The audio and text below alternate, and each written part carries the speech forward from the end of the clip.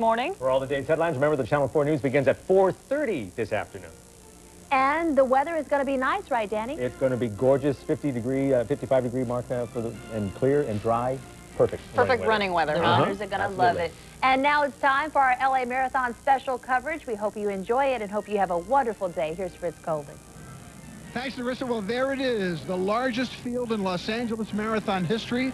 25,000 registered runners, all from various aspects of life. We have your neighbors who are hobbyists in jogging. We have the fastest humans in the world, both male and female, all in one pack, all that kinetic energy ready to burst forth at about 8:30. This is NBC4's first year to bring you this presentation. We're very proud to be doing that. We have some great and some inspirational stories to bring you. Now, weather is a key element.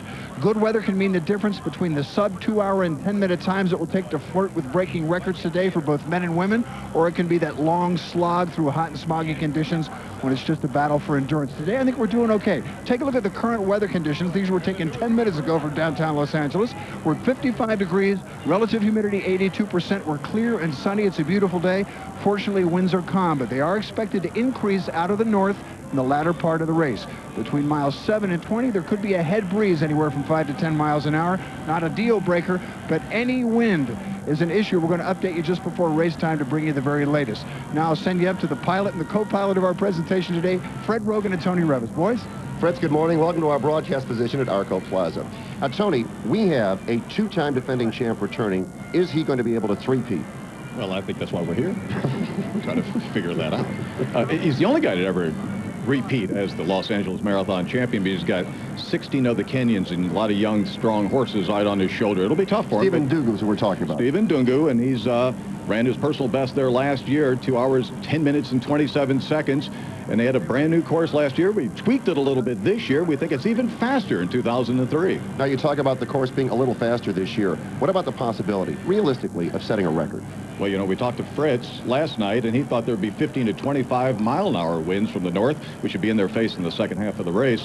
Now we're down to calm with maybe 5 to 10. The field is very strong. If the winds stay calm, we got a pretty good shot. All right, Tony, we'll check with you a little bit later on as we get ready to go. Now over to Patrick Healy. With us here right now this morning is the runner in the field with arguably the best shot at setting a world record today. 90-year-old Ernie Van Leeuwen, also the oldest runner in the field. What's your target time, and do you think you can do it? Well, under 7 hours, but yes, I'm going to strive for the record. 6:45 for a world record. Are you feeling strong today? Yes. Now, what advice do you have for the younger, less experienced runners in the field today? Start out taking it easy. Build up to it gradually. Don't try to work too hard at first. And you're going to go out like 12, 13-minute miles? Yes. Try that at the treadmill at the gym. It's not easy. Ernie Van Leeuwen, one of the inspirational stories of the day. Chris Schabel has another. Patrick, I'm here certainly with the Casada family. Definitely one of the most inspirational stories you'll find in this marathon. This is Joe Casada. Joe, why do you and your family run? Well, 2 years ago, my sister passed away from Lou Gehrig's disease right up the street here at Good Samaritan Hospital. At the time the marathon was going on and she was battling the disease, she had been battling it for seven years. So we were inspired by the runners that were going by. We could see it outside the window, and we were inspired by that she had fought so hard for her life and ultimately passed away that night. But we see the runners, we see the pain in the pain that they were enduring, and we were inspired by the runners and also by her. And here we are today, second marathon running in her honor. All right, last year 7 of you ran, this year 13. How do you train? Well, you know, most of us do the Los Angeles Road Runners, and that's how we do most of our training on weekends. During the week, sometimes we train separately, but ultimately, you know, we're a family and we're always together. All right, Casada family, high fives all around. Give it to me. Give me some love. Go out there and do great. And Fritz, take it away. It's going to be fun to watch the Casada family support one another during the race. Really, one of the exciting parts of any marathon is the wheelchair race. Somebody said it combines the Olympics with stock car racing. And we have a guy who's done it and won it twice, Bob Malnati, who in just a few minutes is going to start the exciting wheelchair race. That and a lot of very inspirational local stories when we return. Please stay tuned.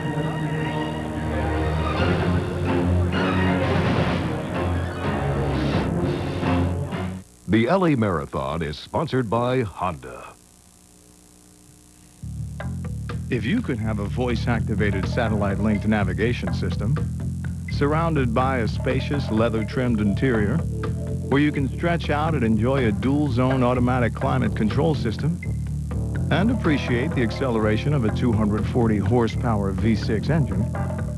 And if you could have it all in a Honda Accord, why wouldn't you? The all-new 2003 Accord EX V6 from Honda.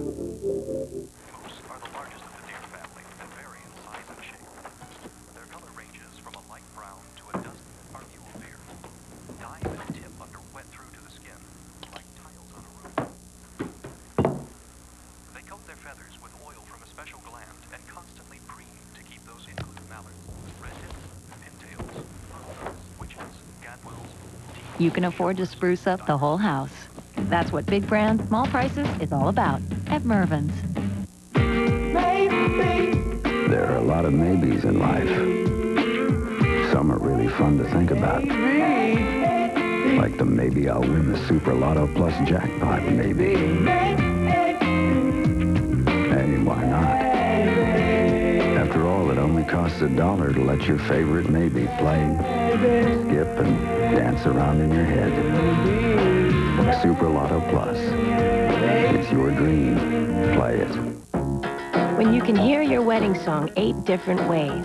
When you can see sunny skies ahead. When you can pick tulips over roses and chicken instead of beef. When you can get a reminder of why you're marrying him. When you can do all this with a calling plan starting at $19.99 a month. That's M-Life from AT&T Wireless. Right now, get a free Motorola 120T phone after $50 mail-in rebate. Hurry in or call 1-888-MY-M-Life today. Welcome back, everybody, to NBC4's coverage of the 18th Los Angeles Marathon. And Mario Solis is here, and he's going to introduce a lady who we've come to know and love here from our many years of Olympic coverage on NBC4, Jackie Joyner. Mario? Thank you, that's right. I get to hang out with celebrities today. No red carpet, however, just asphalt. Jackie Joyner. Most athletic programs for kids want to keep kids off the streets, but you want to keep them on the streets, running. Well, on the street in a positive way. American Honda has been the sponsor of the Student Run LA, and each year their run grows, and the kids are very enthusiastic about running in the marathon, and it's just really exciting. So, yeah, we want to keep them on the street running and having fun, though, in a positive way. Now, this morning, you had the tough assignment of giving a motivational speech to over 2,000 kids. Yes, it was over 2,000 kids, and they have the volunteers, so many people that come out and help with the Student Run LA, and it truly makes a difference, and you can see their faces, and they're excited, looking forward to it. And this one we were doing, the clips you saw before that was when we were stretching about 2 months ago. The kids had already accumulated almost 18 miles, so now they're ready for the 26.2-mile marathon. You have to show them how to tie their shoes? No, I have to show them how to tie their shoes. They know how to do that. You know, if they can do a marathon, that's something I can't do. So maybe I need to check and see if I can tie my shoes. And it's going to be easy to identify the kids running today, right? Oh, yes, because you see them in the neon hats, and they have the Student Run LA on their hats. And I just really want to thank American Honda because they give back to the community, and they're giving back to a very, very special group, our future. Okay, Jackie, thanks a lot. Back to you, Fritz. It is my great pleasure to introduce to you now the Mervyn's Essay Contest winner. She's Diane Wing, a Long Beach Memorial Hospital nurse. Diane, how did you win the Mervyn's contest? I was nominated by a lot of family and friends for this award. And Who thought you had the most inspirational marathon story? Thank you. You've run all of the marathons 18 years. All 18. This will be the 18th year. What does running the marathon mean to you? It's an adventure. It's a demonstration of courage and getting out and training and doing things that you don't normally do and sticking with them.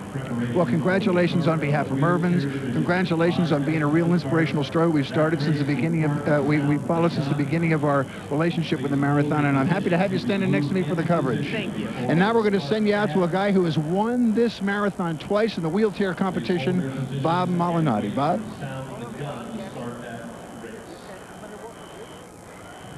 Hey, well, it's a really good thing they've got me on a motorcycle this year because that's the only way I'd be able to keep up with the athletes of today. But listen, we've had great races here in LA, year in and year out, and last year was no exception. Saul Mendoza was taken right down to the line by Ernst Van Dijk of South Africa, and it was lights out. Van Dijk took the race. Last year, they both fell on hard times at the end of the season. Saul broke his leg, was unable to train. Van Dyke had personal issues at home to handle. But they're both back this year, and they've told me they're ready to go. 26 miles is going to answer a lot of questions.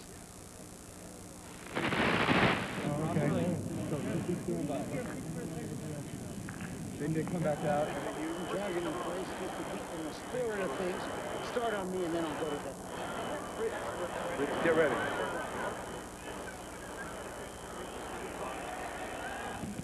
Okay. All right, now we'd like to pitch to the Honda Choir for our national anthem, ladies and gentlemen. Ladies and gentlemen, it is now my pleasure to introduce a fabulous group of singers, the Sounds of Honda, who will sing our national anthem.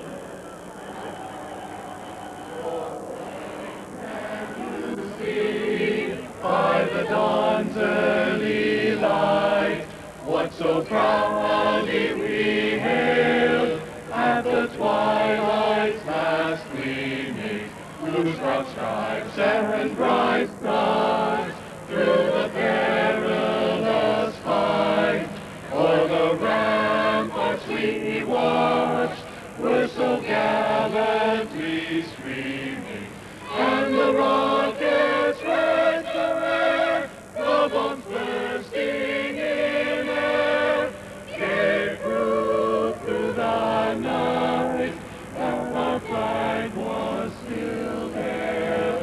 Oh, say does that star-spangled banner yet wave for the land of the free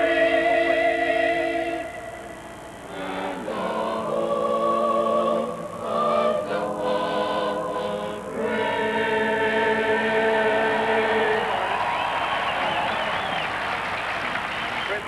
All righty, here we go. This is a very exciting moment. There is a lot of determination and a lot of training goes into this race, and it really can turn out to be some of the most exciting moments in marathon time is the start of the wheelchair race.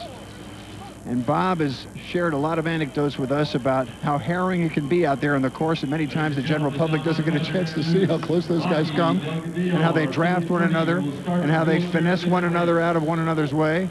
It's a lot of fun. We're just seconds away from the start of the race. There we go. Courage inspires the streets of Los Angeles. Let the streets of Los Angeles inspire you today.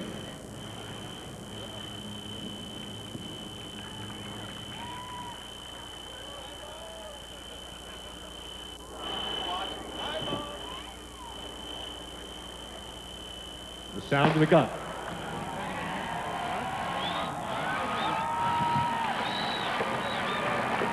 There they go, the start of the wheelchair race.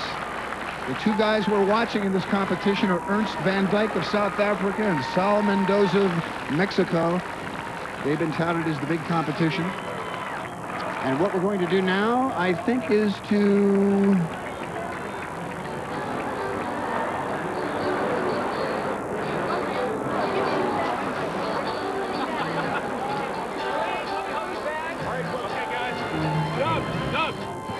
We will be back in just a couple of minutes with our continuing coverage of the 18th Los Angeles Marathon. Don't go away, folks. All the excitement still to come.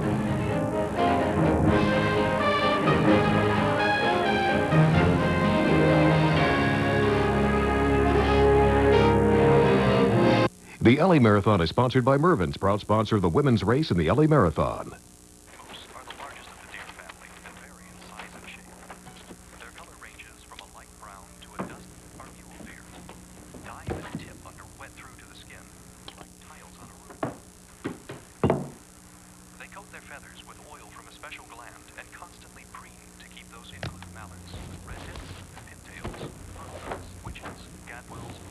You can afford to spruce up the whole house.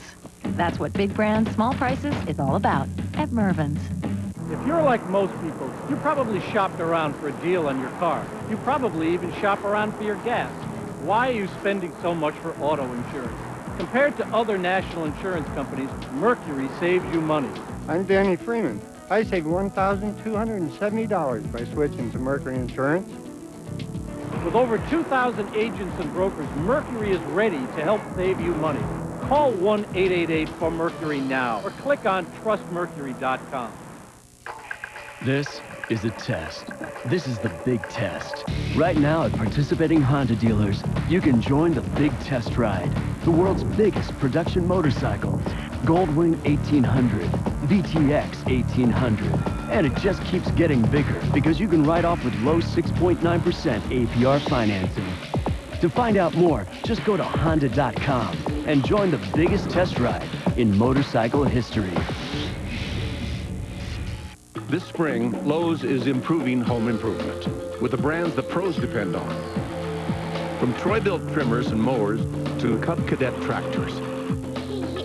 Lowe's has factory-trained professionals on hand 7 days a week to answer any question you might have. And Lowe's promises low prices every day, guaranteed. Lowe's, improving home improvement. Come visit our 2 newest Lowe's, now open in San Dimas and Moreno Valley. Welcome back, everybody. I'm Fritz Coleman. It's the perfect marriage of man and machine. The wheelchair competition is still underway, and they've been out of the gate for 3 or 4 minutes and still a tight pack. Let's go right over now to Doug Kriegel. Doug? I've been running in place, actually, all morning just to get in the spirit, but I'm not going anywhere. What a sight it is. 20,000 people in downtown LA in their underwear. Quite a spectacle. Now, we have some special guests here from Orange County, Garden Grove. Leola and Cameron Logan, a grandmother and granddaughter. Now, wait a minute. Which one's the grandmother? Which? Oh, that's you, Leola. Now, understand you got a little money on the line in this race? $100. $100? Yes. I promised her that she ran the race, and I would give her what she wanted, and what she wanted was $100. So that's to go shopping. Well, what about you, Cameron? Are you going to try to beat your grandmother? I am going to beat her. I am. Really? For that money. You going to win that $100? Yes. So you got into this from your grandmother, is that it? What a deal, what a deal. Well, thank you very much. Good luck, ladies. Now, good luck navigating the streets of downtown Los Angeles. Who designed this traffic flow? Boris Yeltsin? After 4 days of vodka? Well, we get an answer to that, maybe, because Chris Chauvel's got the mayor. Maybe he can answer that traffic flow question, Chris. Well, Doug, all the mayor wants to talk about is how great this is for the city of L.A. Mayor, so great to have you here. Jim Hahn, what is it about this event that keeps it growing, now at 25,000 people? Well, the Los Angeles Marathon really brings everybody together in Los Angeles, but we get people from all over the world. Certainly, it's the premier marathon here on the West Coast. We think it's one of the premier events in the world, but it's such a great city. Yes. That's why everybody comes here. They love seeing all the different neighborhoods of Los Angeles, and Los Angeles has got a lot of great neighborhoods to see. How about the weather? Well, the weather, unbelievably perfect. It's a nice, crisp, about 60 degrees now. Hope it doesn't get too warm for the runners, but we'll try to keep it under 70 so that they're going to have some record times. And in just a few minutes, the mayor will be popping that starter's gun. All right, let's go to Mario. Great, thank you. Love is in the air. 5 years ago, this couple met at mile 6, running the LA Marathon. This is Brian, Marine. Now, when you spotted her, you had to chase after her for 20 miles, is that correct? Yeah, I never quite passed, but she did. Yeah. Yes. So I take it you like fast women. This one. Okay, so then you guys set up the date, and last year, you got married at the same spot. Right, mile 6 by the Rose Garden across from USC. My goodness, so you've made it a whole year. Yeah, yep. Yeah, and I made that. Yeah, I made that promise. And still running. Promise to the Rose Garden. And who are these lovely people? This is a family and wedding party.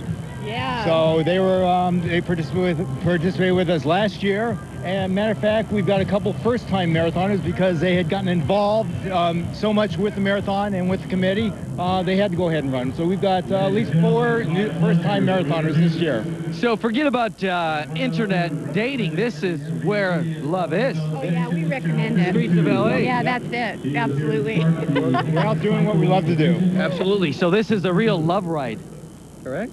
Yeah. I would say so. At least for you it has been. All right, so far so good. First wedding anniversary, so congratulations. Well, thank you. We hope to see you here every year. Well, we shall. All right, we'll keep an eye on you guys. Great. Thank you. All right, okay, back to you guys. Well, regardless of your running skill level, the determination is the same. The sacrifices you've made over the last year, the getting up for the jogs before work, the denying yourself the best foods in life, the going to bed early, the determination is the same. And in just a few minutes, all of that comes to bear. The official start of the 18th Los Angeles Marathon, 25,000 strong, 2 of the lead wheelchair runners right now underway. We'll be back with more of this exciting coverage in just a few moments. Stay tuned.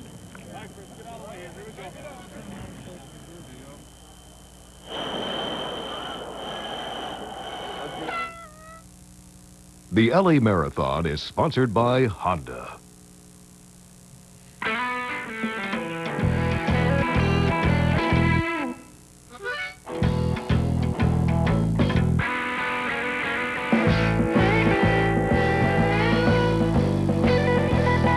The same performance and reliability you've come to expect in our cars is also available in Honda generators, mini tillers, string trimmers, and lawnmowers.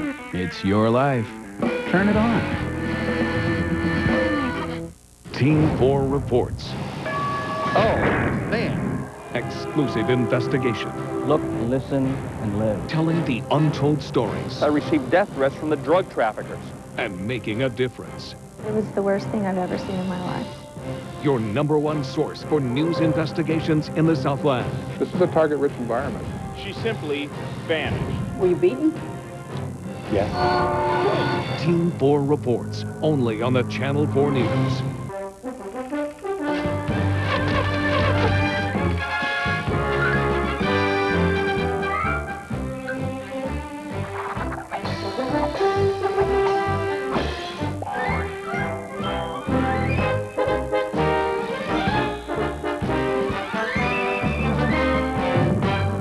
Another rollback. Dares to save you even more. Walmart. Always low prices. Always. Mr. Watson, come here. I want to see you. 2 years after the telephone was invented, a telephone company was born. 125 years of sweat, of building networks, of getting the job done. After 125 years, we are just getting started. Looking back, moving forward. SBC.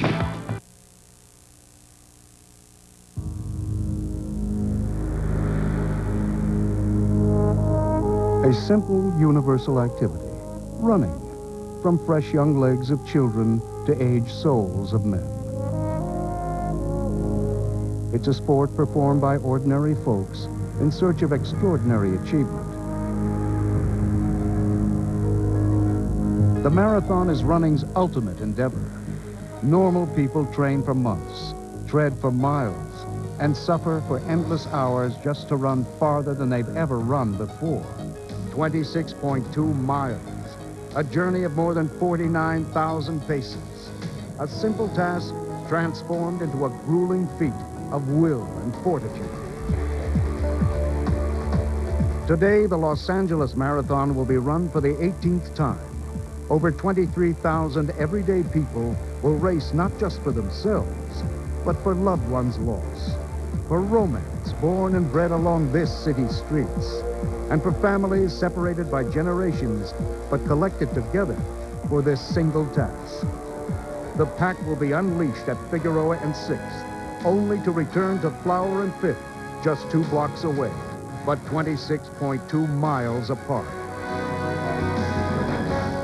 And whether it's run in world record time or walked in untimely fashion, the finish line is the common goal sought by real people in this most human yet incomprehensible act of athletic brilliance.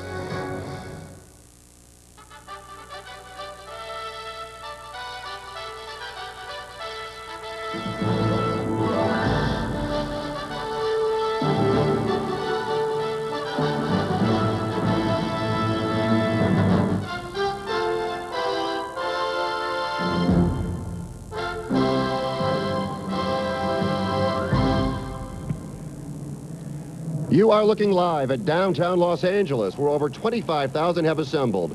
These people are your friends, your family, your neighbors, all with one common goal, to challenge themselves in the quest for excellence. Welcome to our broadcast position at Arco Plaza and the 18th Los Angeles Marathon. If you've never done it, it seems insane.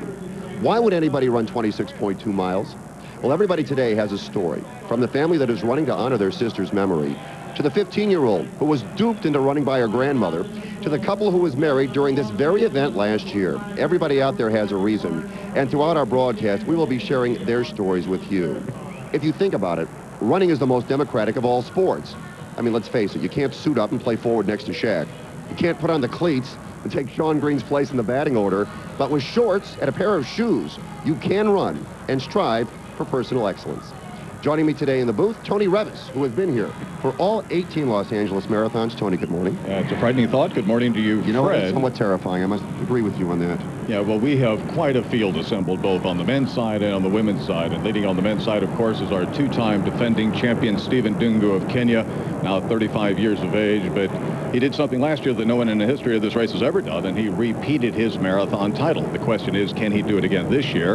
And if we look at his contenders, number 2, Peter Chibets, just 21, but he ran his debut marathon, 2:09, just last fall in Milan, Italy. And we also have number 6, Mark Yadic, who was second here in 2000, but he's coming back on full form after being injured last year. And then Charles Kibowat, who was training with the guy who finished second in this race last year, and then later on went on and run the Berlin Marathon in 2:06. So Kibowat thinks, I'm a 2:06 man, just waiting. I think I'll run well here in Los Angeles as well. You know, what's interesting is you run at a certain level while you practice, and then you believe you're unbeatable because of the competition you're practicing against. Everyone talks about the Kenyans' altitude training and living at the altitude, but it's not altitude. As we look at number 1, Stephen Dungu, getting himself really prepared, anxious for that starting pistol to be shot off. But the question is, it's their attitude. They train. We were over in Kenya in January.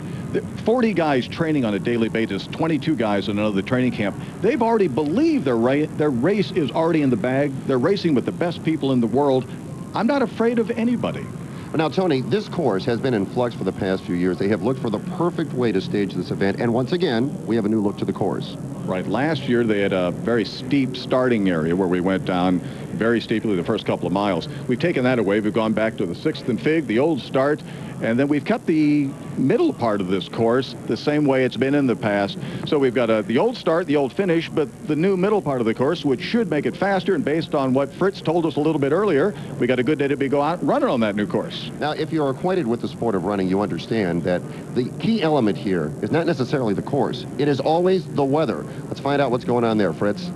Freddie, we'll get a quick look at the current conditions. Coach Pat Conley, the official Los Angeles Marathon coach, told me optimum circumstances would be overcast, 44 to 54 degrees at the start of the race, and no wind. Well, we're going to try to supply a little of all of those things. Let's look at the current conditions. We're at 57 degrees, 71% relative humidity, and winds are variable at this moment. But over the next hour or so, may evolve out of the north, be less than 10 miles an hour.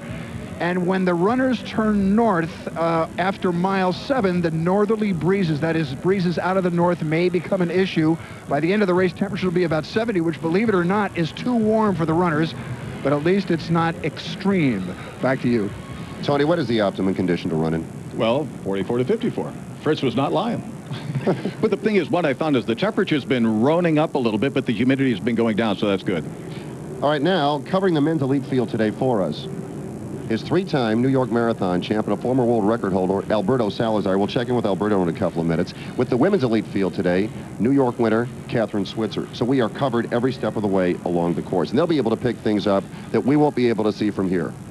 Well, again, the Kenyans, there are 16, 17 Kenyans, plus 2 pace setters, and they're all sort of getting themselves together. Now, it's not a team. There must be Kenyans from 4, 5, 6 different training camps. Plus, there's 3 major tribes being represented here, the Kikuyu, the Kamba, and the Great Kalenjin, where 75% of the great Kenyan runners come from. So we've got 17 in number, but we've got many different variations on that Kenyan theme. All right, now with the men's elite field, let's get out to Alberto Salazar. Alberto, good morning. Good morning. I'm at about the 1 mile point here. Obviously, the race hasn't started, but we're excited to see those runners coming down the hill. It'll be a fast start. We've talked about the weather. What kind of race do you anticipate today? Well, Tony, it is warming up a little bit. For most of the Kenyans, still, this is pretty good conditions. They don't mind running in anywhere between 60 to 70 degrees. So I think we're going to have a first half of the race is going to be pretty fast. The big question will be how much do runners slow down as they start to feel the heat over the second course. All right, Alberto, we'll check with you. You'll be out there every step of the way. Now, you can see the 3 Kenyans lined up. They're the ones we're going to be keeping an eye on today. And they've been very busy here in Los Angeles. Well, I'm holding in my hand, as we're looking at number 3, David Kirui from Kenya. He's one of the favorites in the race. He's run a 2:09:40 marathon in Paris a couple of years ago, but he and Ibrahim Miti went and took the trolley by themselves into Hollywood from the hotel, didn't tell anyone, just went over there, and they ended up going into one of the studios and getting some pictures taken of themselves, and we'll show that a little bit later on, but here it is right here. This is Miti and Kirui as the men in black. And to come to think of it, the entire lead pack will be the men in black as the 18th Los Angeles Marathon is underway.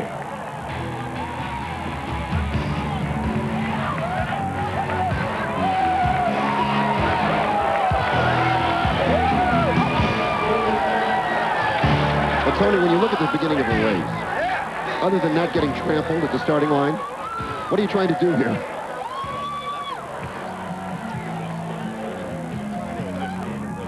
Find a rhythm. The whole idea is to find a pace that you can just lock into and not think about for the next several hours, depending on, you know, your level of expertise.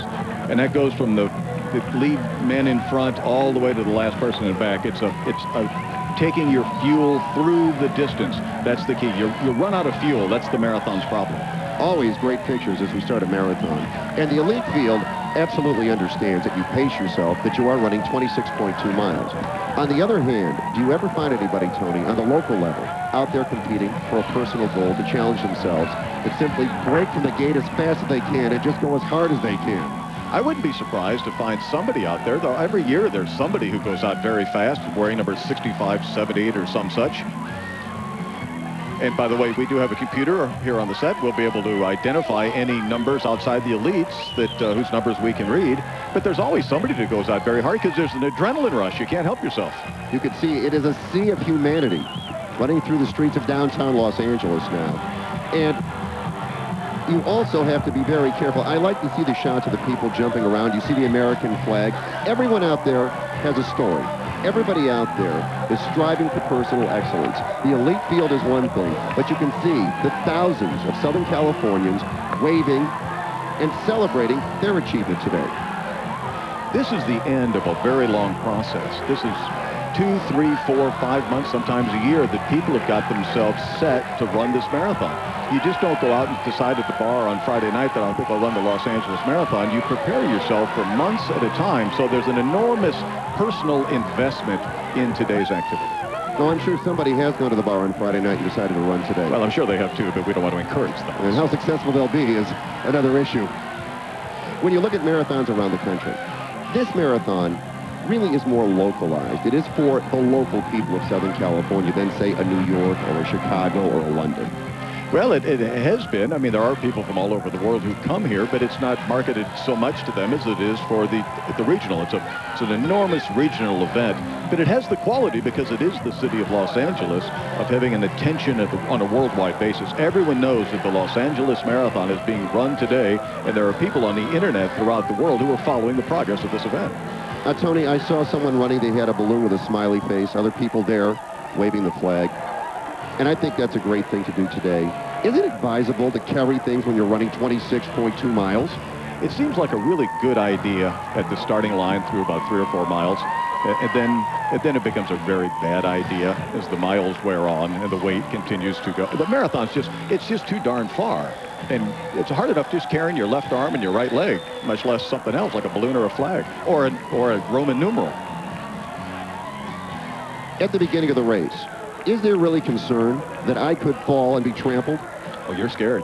You are. It's frightening. You're in a huge mass of humanity where you don't have a lot of leeway. I mean, people are very nervous about that, and the officials have done a great job down on the site of telling everyone, be calm, be easy, don't rush, don't push, because when one person goes down, I mean, it could get ugly, but it's not. It's a beautiful start. And now we have the lead men's already breaking away just a tad bit, trying to establish themselves in the race. The 2 men in front are our designated pace setters.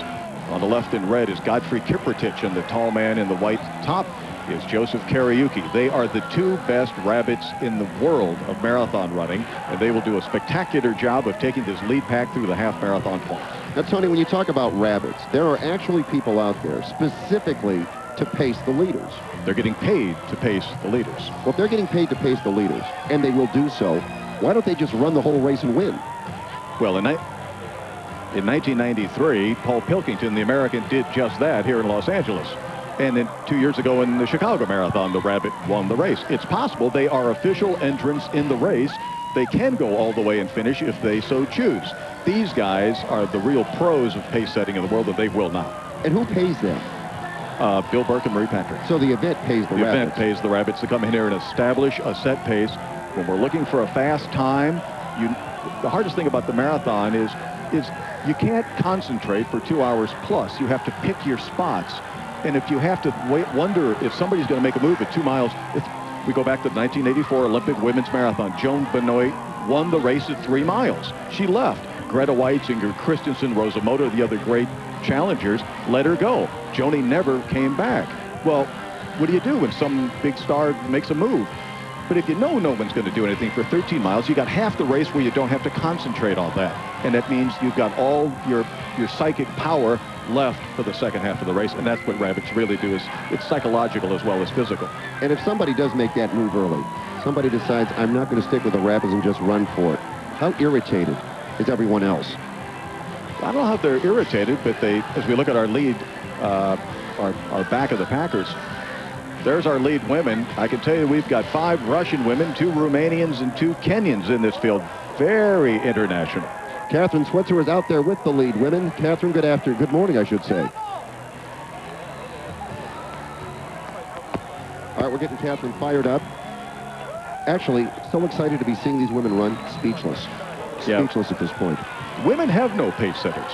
See, they have to be wary at all times. That's why I say it's a little bit more likely for the men to set a course record, because they're being helped, they're being set up. And it's interesting because the women are told during the technical meeting yesterday at the hotel that they're not allowed to have any assistance, and yet the event brings in 2 rabbits to assist the men. I just don't get it. Now, why is that? It's odd. We have had disqualification in the past here, not for assistance, but here are our 2 pace setters just rolling down the highway. They're supposed to go out in 64.5 minutes. 64.5 minutes is the time they're supposed to hit. They've got the wind. Now the question is, will the field go with them? You see the field at the 18th Los Angeles Marathon, and our coverage will continue in just a moment.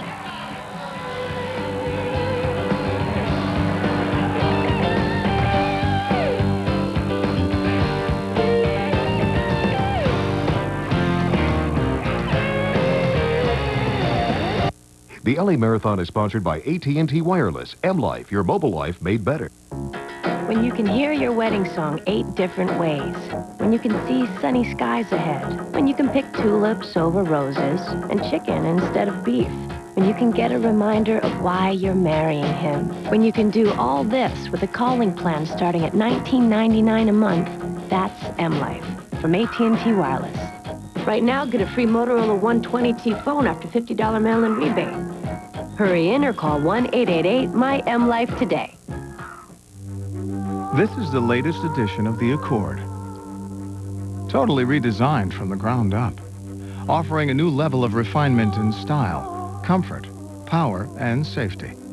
Attributes Honda has always been known for. But don't let your eyes deceive you. After all, affordability is also our heritage.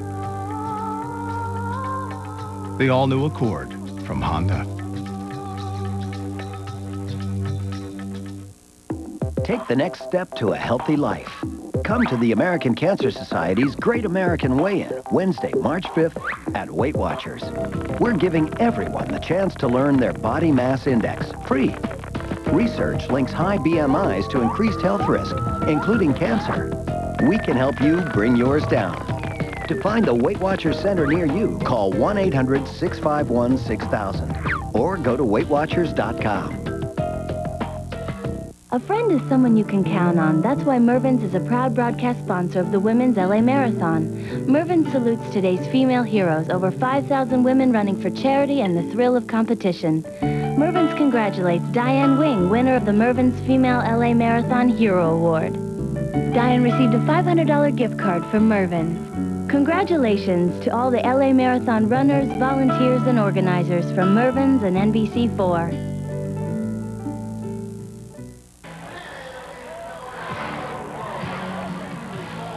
Well, about 10 minutes ago, the 18th Los Angeles Marathon began. Everything went well, no problems at the start line, and there you see the Kenyans leading the way.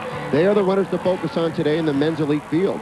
You see that little yellow box on the side, the little maps the runners are running over. The Los Angeles Marathon was the first marathon internationally to use these computer chips, which are on the shoelaces of the athletes, so that when they start, and here we go to the live start with our rabbits who've been joined by Augustus Kuvutu from Kenya, a young man that I saw take third place at the Armed Forces 30 kilometers, that's 18.5 miles, championship in Kenya. And you can see that he's a very animated, look at, he's got a high back kick, very high back kick the way he runs, and that's a tough thing to carry for 26.2 miles.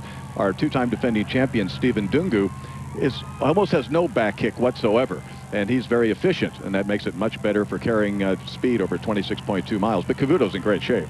You mentioned Stephen Ndugu, the two-time defending champ. He is the man considered to be the leader today.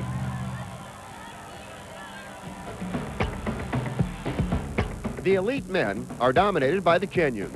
Stephen Ndugu has won the past 2 LA marathons, and his countrymen aren't far behind. They're the best in the world and fly specially to the United States to run. Ndugu, of course, is the favorite and made a bold prediction of who he thinks will win today.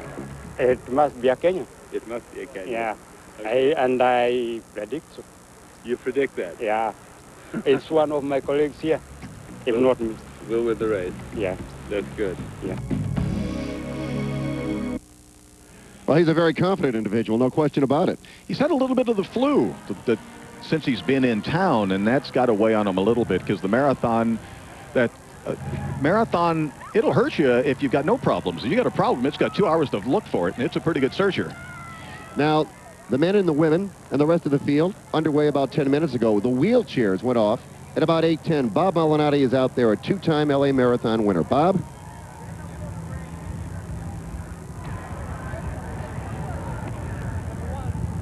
Well, guys, at 2 miles into this race, these two gentlemen decided to make this a personal battle. The man we're looking at wearing 101 in the red, yellow, and blue skin suit, that's Ernst Van Dyke, last year's winner. The man just in front of him in 102, Saul Mendoza, 5-time champion of this event. Now, these guys have been really racing well together. They just went through the fastest part of the course, which is largely downhill, but now they've hit the hillier section of the course, and automatically Mendoza created a little bit of a gap, but I don't think it'll be a serious gap.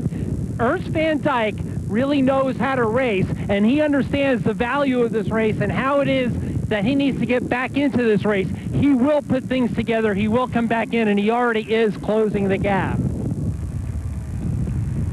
Bob?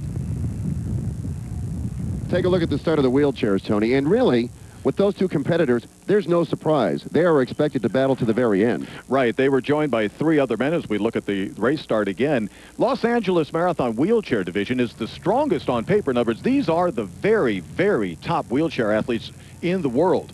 This is every bit as, this is better than Boston, better than New York, better than Chicago. And Saul Mendoza, who was leading and is a 5-time champion, but he got beat last year in a sprint. Here is the lead change, and Saul is the best hill climber in the world. That's his big advantage, so he's got to take advantage of that. Let's take a look at the lead change, and there it is. Well, now Ernst is going by him. Ernst Van Dyke is the man closest to the camera. He's going by Saul Mendoza. Ernst told me that if they can get it away, that just these 2 guys, they have a good chance at Heinz Fry's 1996 course record of 1:27.10, but they needed just a breakaway with those 2 guys. All right, back on the course now to the lead men. And here are 2 rabbits, and I'm wondering where Augustus Kuvutu is, who was with them, in fact, a step ahead of them, and that's the huge mistake.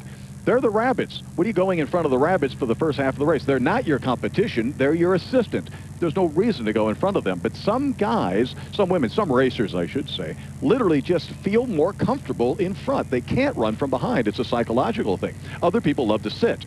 And if you're a sitter, this is perfect for you. If you're not a sitter, you're just anxious. You're just antsy. You want to get going.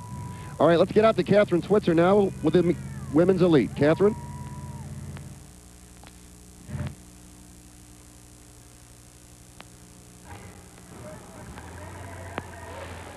All right, we're going to get Catherine in here. And she's out there with the women's elite field. Yeah, you were mentioning those that run ahead of the rabbit. But, Tony, if you think about it, it really doesn't make much sense. The rabbit is there to pace you. All you're doing is burning yourself out early. Yeah, it sounds logical, but sometimes logic doesn't come into play, and people just are the way they are. But it looks like Cavuto's not with them, and I can't imagine he would actually be trying to break away from them right now. Although when I saw him, we see him in third place now. Cavuto, when at that 19-mile race in Kenya that I saw him in, he had a 17-second lead at 4 miles. Now, 2 guys caught him, but he still hung on strong for third place. So he's very, very strong, but he's got to run intelligently in order to win these things. And you see them now running past the sports arena. And as our leaders are progressing, we still have many local people. Wow, at the start line. I'll tell you one thing. Those folks are in no hurry. As well they shouldn't be. They got a long way to go, and I think they got nothing else planned for the day. I mean, realistically, if you are not in the elite field, how much time should it take you to finish this thing? Well, I mean, there's a guy here, Joshua Small from Santa Clara. He's in the elite bib list. His goal is to get the Olympic qualifying standard for the American Olympic Trials, which is 2 hours and 22 minutes. That's his goal. So that's a very high-end, but yet not quite professional goal. Very high-end. Other people, like our 90-year-old gentleman, is looking to break 7 hours or 6 hours and 45 minutes. And that's the beauty of this sport. Everyone has that personal goal, and somebody like Stephen Dungu wants to win for the 3rd time and finishes 3rd, but someone else does break his personal record. Who really won on the day? It gives you the opportunity for everyone to be a champion on the given day. Those are the folks leading the race right now. When we come back, we will meet the women's elite field as we continue with the 18th Los Angeles Marathon.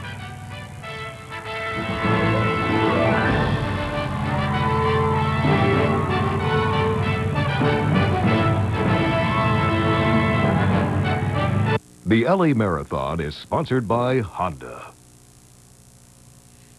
Roll sound. It's going to take one. Okay. How many marathons have you run? Technically none. None. 0. 3. 4. Uh-huh. Let's see you run. What am I running from? Bang! Oh, yeah. And say hi to your friends. What's happening? I'm running! Hey! Leg cramp. Oh. Oh! Okay, that's enough. Actually, I do have a leg cramp. And you cross the finish line. And victory dance. Only in L.A. Oh, yeah. The Los Angeles Marathon, presented by Honda.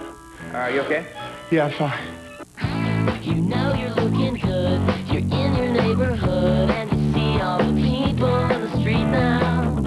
You know you're feeling fine. You're out in the sunshine and you feel the grass beneath your feet now. In my mind I can see your picture. You are smiling and waving at the camera. In my mind I can see the colors you are wearing, not like any other. At Mercury, saving money is no accident. Mercury's convenient auto repair program and pre-approved repair shops will save you time and reduce claims costs. This saves our customers money on their policies, too. I'm Danny Freeman. I saved $1,270 by switching to Mercury Insurance. You can trust Mercury to give great coverage, great service, and save you money. Call Mercury today at 1-888-4MERCURY or click on trustmercury.com.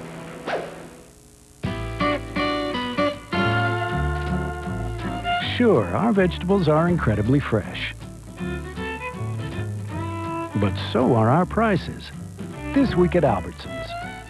Fresh asparagus, only 97 cents per pound. Fresh boneless beef top sirloin steaks, just $1.97 per pound. And Huggies Jumbo Pack diapers, only $8.99. Looking for thousands of bonus buys? Albertsons, it's your store. Back live in downtown Los Angeles, the wheelchair event continuing, and this is a battle from very early on. Yeah, that's Ernst Van Dyke, defending champion, and Saul Mendoza, 5-time champion and second here last year, making the move to break away from the other guys. Ernst Ernst told me that last year they were on record pace through about 20 miles, but then they had 5 guys together, all who thought they were good sprinters, and so they started to get real tactical in the final miles, and they lost the record. Tony, you can see right there, a pass is coming up. And what's interesting here is this is very much like NASCAR. They draft behind each other and then make their move. Well, right now, see, they're both so wary. They race against each other 20 times a year all over the world. These guys know each other magnificently, and everyone takes their share at the front, because if you don't, other people yell and scream at you, and they say some very nasty things about you. But right now, Saul's back in front as we go back to our lead men, and we can see the man in white. That is one of our 2 Japanese runners who is in there with the 16 different Kenyans, and that's Toshiya Katayama, who was 6th at the big Fukuoka Marathon in December in Japan, one of the great marathons in the world. All right, we've talked men. Now let's take a look at the elite women's field today.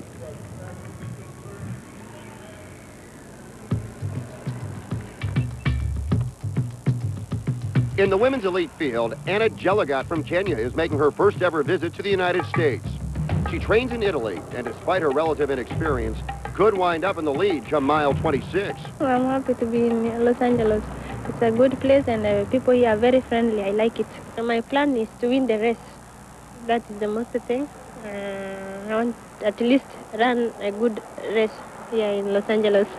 Erica Eklupi from Riverside will also run in the elite women. The former swimmer ran her first marathon just over 2 years ago, but already her time of 3 hours and 6 minutes has her within reach of the Olympic trials qualifying standard of 2 hours and 48 minutes. This is definitely something that I'm interested in doing. I do work full-time, so it's not likely to become a career. But, you know, making the Olympic trials would be an unbelievable achievement. And, you know, I'm right there. I just need to add a little bit more to my training, and I think I can get it. And there you see the lead women and elite women leading their pack. All right, now we've talked about local runners today. We want to introduce you to as many as we can. They are our local heroes. Oh, and there's Patrick Healy on the course. Patrick, can you hear me? Hey, Fred, we're at mile 2. We're running 9-minute miles with a group of LA road runners. Joan, where are you from? Why are you doing the marathon? I'm from Glendale, and I love to run the marathon. This is my 7th for LA. And your group's targeting a 9-minute mile time? Yeah, about a 4-hour marathon. Now, isn't it tough to run as a group for a whole marathon? Especially at the first mile, when there's so many people. Now, running is not supposed to be a contact sport, but there's a lot of pushing and shoving in here. It should break up pretty soon. We'll be great. Mile 2 of the marathon, we're still having fun. The pain is yet to come. You know, we told Patrick that he could ride and didn't have to run. We'll see if he sounds that good at mile 25. Yeah, he looks really good right now. All right, coming up, we'll get back to that wheelchair race as the 18th Los Angeles Marathon continues on NBC4.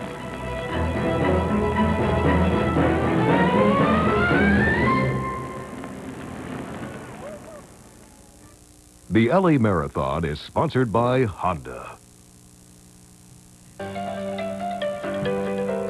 Behind them is a 19th century cabin with a 19th century roof.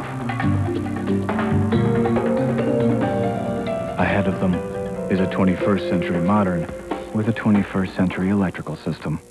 But right now, life is perfect, thanks to a clear sky, a smooth ride, and the electronic four-wheel drive, 260 horsepower Acura MDX.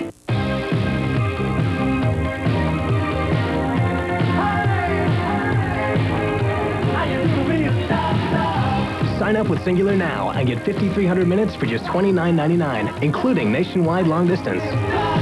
So you can talk and, well, talk some more. Plus, you can get a free phone, too. 5,300 minutes? That's a lot of talk. Talk. But you gotta hurry. This offer ends soon. Singular Wireless. This spring, Lowe's is improving home improvement. Lowe's has certified nursery specialists who will help you choose the perfect plant, or flower, or planter from our bountiful selection. And with our Green Thumb guarantee, you can turn an ordinary backyard into your very own private park. And Lowe's promises low prices every day, guaranteed. Lowe's, improving home improvement. Come visit our 2 newest Lowe's, now open in San Dimas and Moreno Valley. Don't know why you left me out alone. In the dark and lost inside my home. But I'm looking for the answers. Trying to find my way back to you. The guacamole bacon $6 burger. New at Carl's Jr. Could a popular health trend turn your skin blue? Monday at 5. The wheelchair division is among the most competitive and intense groups in the LA Marathon. Bob Molinati won the event in 1986 and 1988. What I had to overcome and what many of the other athletes have to overcome, those are the real story on the inside. Getting to the tape is great. It's how you get to the tape. That's what makes it feel really special, the hard work. Notice he won in a chair with 4 wheels. Today, racing chairs made with 3 wheels are lightweight and aerodynamic, built especially to race. Wow, I mean, honestly, I'm jealous when I look at what they race in now. 4 wheels versus 3, old steel, big, heavy 4-wheel chairs versus these sleek, lightweight 3-wheel aluminum chairs, cutting edge, state-of-the-art carbon fiber wheels. Amazing. And with the new high-performance chairs, now more than ever, this race is not unlike a high-octane NASCAR event. There's a real parallel between NASCAR and wheelchair racing because a lot of the same techniques are applied. The aerodynamic qualities of the racing chair, tucking in behind one another and trying to save energy, what we call drafting and what they call drafting in NASCAR too. Who doesn't want to be champion of the LA Marathon? I mean, that's a big deal. And if you got a guy sitting behind doing what they call wheel sucking or riding someone's tail for too long, he's going to show up at the final sprint fresh and ready to go. Well, the guy at the front, he's done all the work, taken all the punishment, and then he loses by 3 or 4 inches. So the intensity is real. Couple the racing spirit with the scope of the marathon itself, and you have the Daytona 500 of wheelchair racing. It provided me with a memory that'll last a lifetime. Winning an event of the magnitude of the LA Marathon, well, that just burns inside forever. You can bring that back when you need it, and it's really special.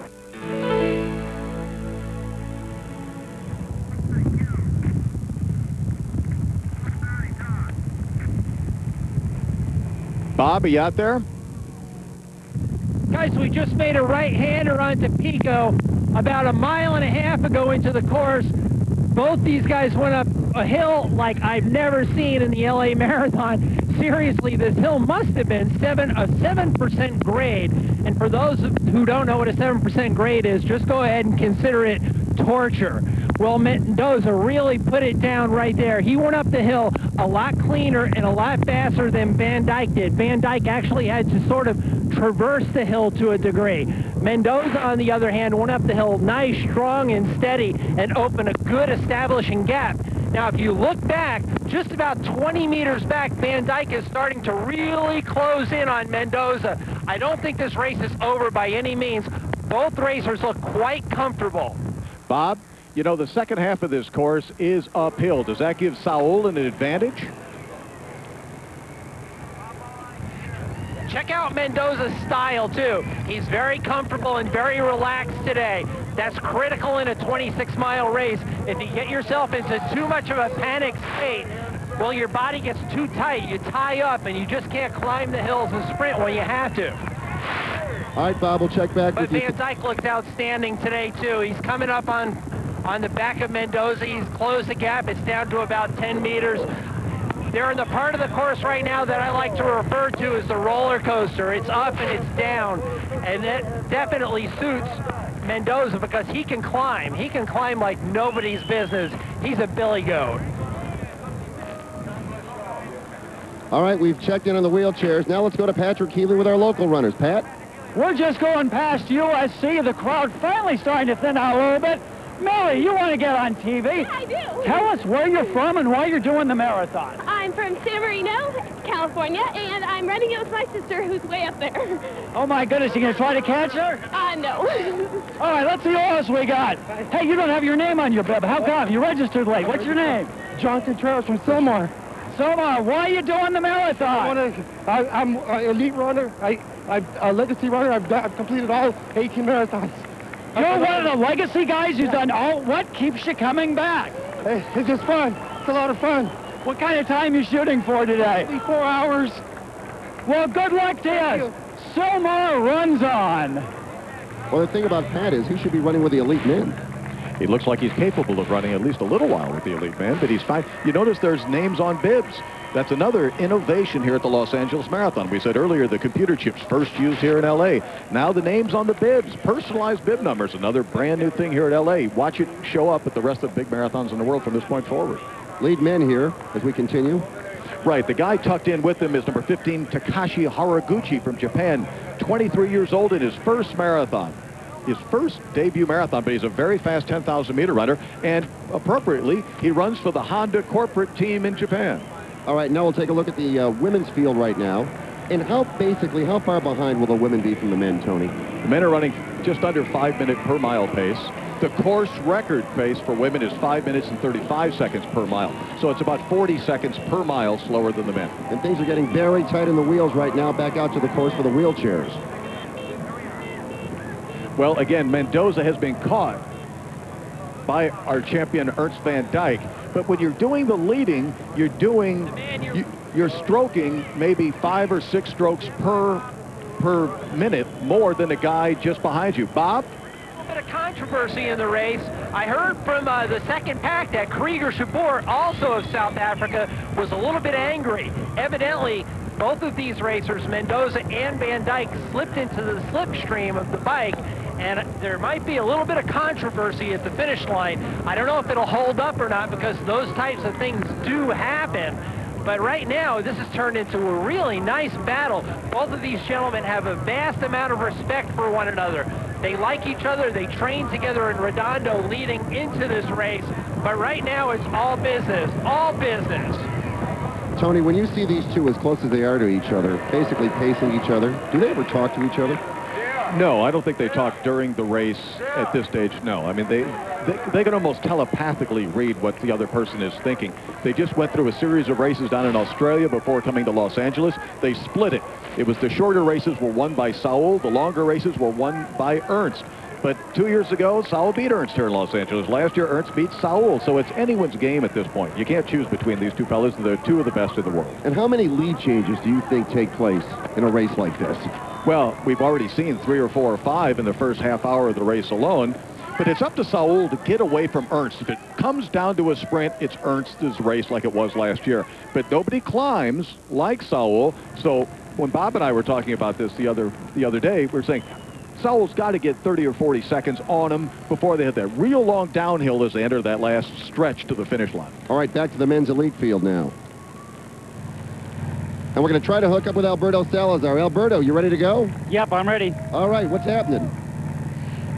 We're just past the 6-mile point. The interesting thing to me has been that the pace setters, Kiprotich and Kariuki, have been doing a great job of pace setting an even pace, but the pack has often let them go. Only one runner, and that's the Japanese Takashi Haraguchi, is the only one that has stayed with them throughout. And if the others aren't careful at one of these times, they're going to keep going and they're going to make a final break. They've got about 30 yards now in the rest of the field. Chibet was up there for a little bit, but now he's back in about 12th place. So most of the other favorites are content to stay back in the pack about 30 or 40 yards behind the pace setters and behind Haraguchi. Well, Alberto? Yes. You know that but the Japanese fella, Haraguchi's in his first marathon. Do you think it's wise for him to be the only guy up at the Rapids? Because when they pull off, he's going to be all alone with no experience. Well, you know, Tony, he's been looking at his watch a lot, and he looks like he's a smart runner. He runs behind them. He lets them break the wind for him, and I think he's very cognizant of the pace that he's running, and he probably, through his training, knows he can run a certain pace, and he must feel confident, even though it's his first one. He knows he's done the training, and he's going to let those pace setters do the work for him. Well, Alberto, as you well know, there is no nation more in love with the marathon or more scientific or more diligent than the Japanese. Yeah, no doubt about it. They are very much students of the sport, scientists of the sport, and this runner looks to me like he knows what he's doing. Again, he has always moved right behind the pace setters. and seems to be very aware of the pace, so I don't think he's in over his head. He may find out he is with a few miles to go. But Alberto, at the same time, he's got those big quadriceps, good for the downhills, good for the uphills, but he's also a good shuffler. He's very economical. Yes, no doubt about it. I mean, he reminds me a lot of Toshihiko Seiko, the great Japanese runner of 20 years ago. He's short, compact, looks very strong, very efficient looking, doesn't have excessive knee lift.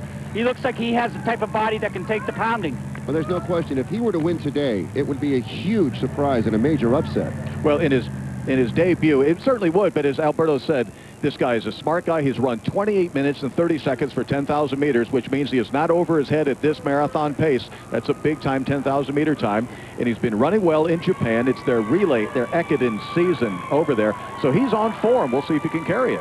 We'll keep an eye on him, and our coverage of the 18th Los Angeles Marathon continues. We'll be meeting a local family running in the memory of their sister.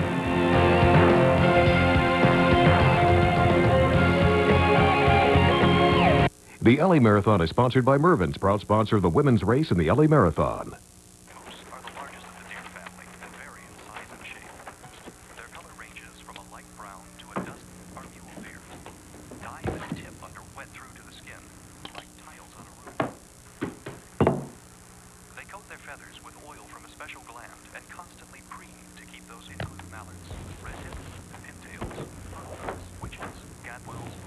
You can afford to spruce up the whole house. That's what big brands, small prices is all about at Mervyn's.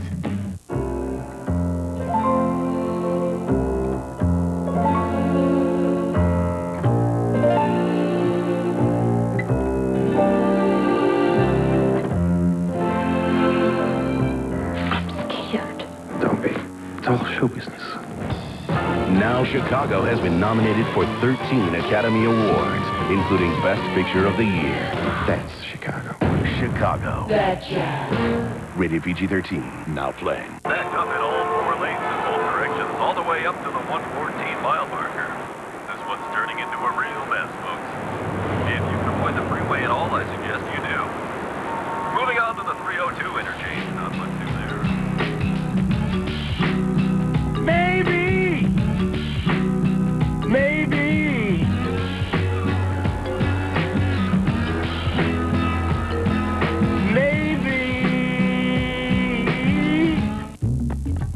From power to refinement, it's the best Accord yet.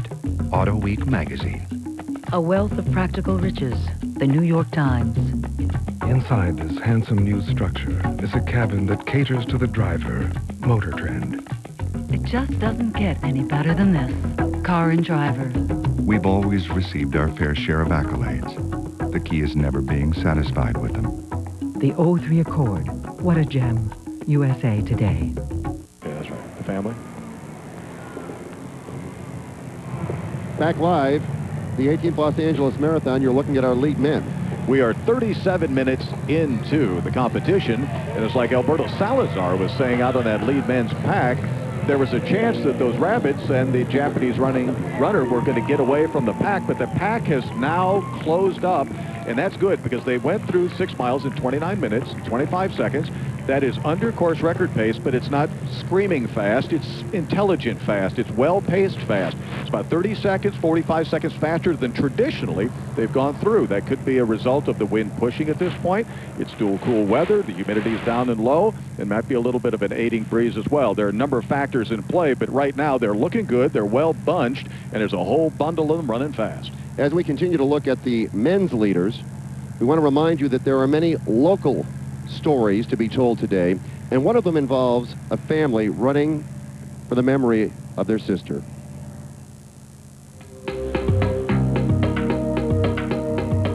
Nearly 25,000 runners and walkers will compete in the 2003 LA Marathon. Everyone has a story, a reason to run.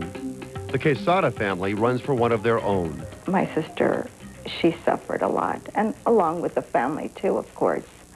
And this is how we carry her memory. March 4th, 2001, the day of the LA Marathon. As thousands struggled through the final miles, Joe Quesada and his family sat by his sister Bertha's bedside at Good Samaritan Hospital. Bertha was dying of ALS, or Lou Gehrig's disease. In her final hours, Jo looked outside the hospital window and found inspiration. You could see that these people were not giving up. In that sense, with what my sister laying there and trying to hold on, and also trying to hold on and trying to stay alive, is when I basically decided that it would be a good idea to run this marathon so that I can pay tribute to her and go through some of this pain and agony. Bertha passed away later that evening.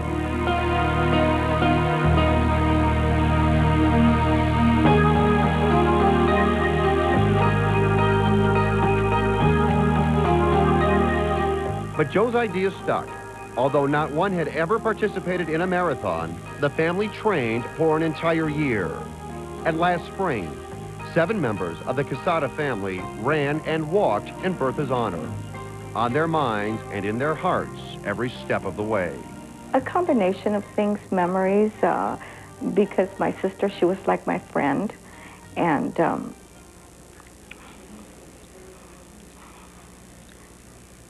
just her suffering.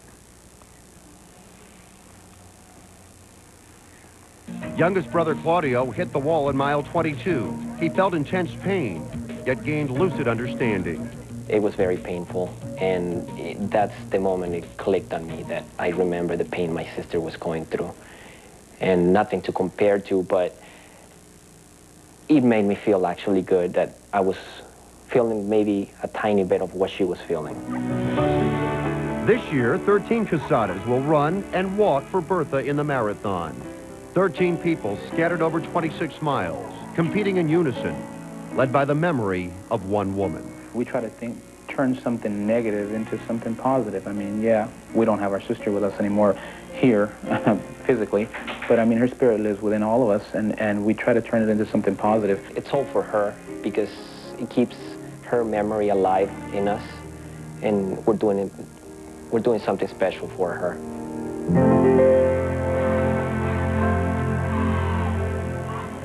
The Quesada family turning personal tragedy into family inspiration. All right, let's get out to the lead women now. Catherine, you there?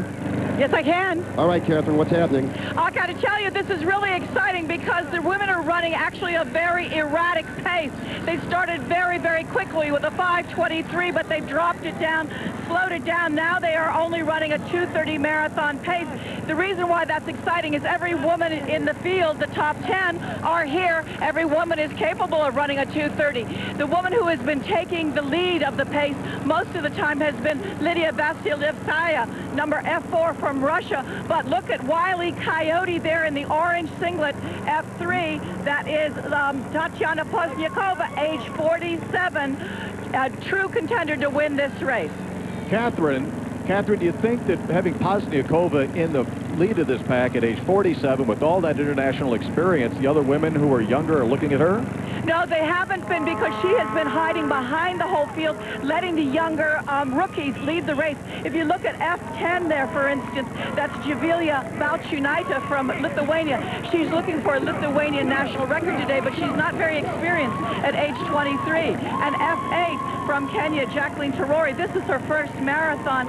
I think she's making a rookie mistake going this fast, and she's already sweating an awful lot. So who knows? I think that Tatiana has decided, hey, listen, let's spread this out a little bit. All right, Catherine, we'll keep an eye on the women's elite. And when we return, more of our local runners from Southern California as the 18th Los Angeles Marathon continues on NBC4.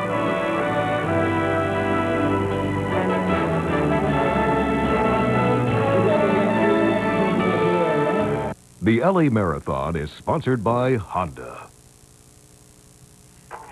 This is a test. This is the big test. Right now at participating Honda dealers, you can join the big test ride. The world's biggest production motorcycles. Goldwing 1800, VTX 1800. And it just keeps getting bigger because you can ride off with low 6.9% APR financing. To find out more, just go to Honda.com and join the biggest test ride in motorcycle history. Moose are the largest of the deer family and vary in size and shape. Their color ranges from a light brown to a dusky are mule deer. Dye and tip under wet through to the skin, like tiles on a roof. They coat their feathers with oil from a special gland and constantly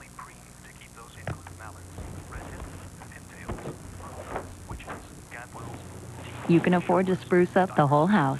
That's what big brands, small prices is all about at Mervyn's. I have never been to a Grateful Dead concert. I don't own a car. I don't want to be an actress. I have never taken a mud bath. But I'm still a Californian. So I always look for things grown right here. Right here. Right here. In California. Because I know that buying California-grown products is good for California. It's good for California. And that's good for me because I'm a Californian. Makes sense to me. Be Californian. Buy California grown. Hi. I have to get copier, laser, and inkjet, paper sizes A3, A4, toner, printer ink, letter size envelopes, legal envelopes, padded shipping envelopes, memo pads, legal pads, stickies, labels, and pens. Okay. Come right this way. We've got everything all together over here. You've got your ink and toner, paper, laser, inkjet, copier, envelopes, memo pads, files, file folders, stickies, pens, ballpoints, felt tips, highlighters. We've got it all right here so you can get going fast.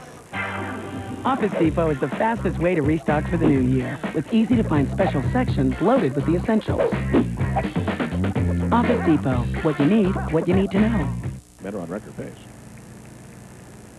We are back at the 18th Los Angeles Marathon. We went for the men, now we're at the women, and it's a very dense lead pack, all the favorites, and we've only got 2 men in the wheelchair division, but they're 2 of the greatest champions this race has ever seen.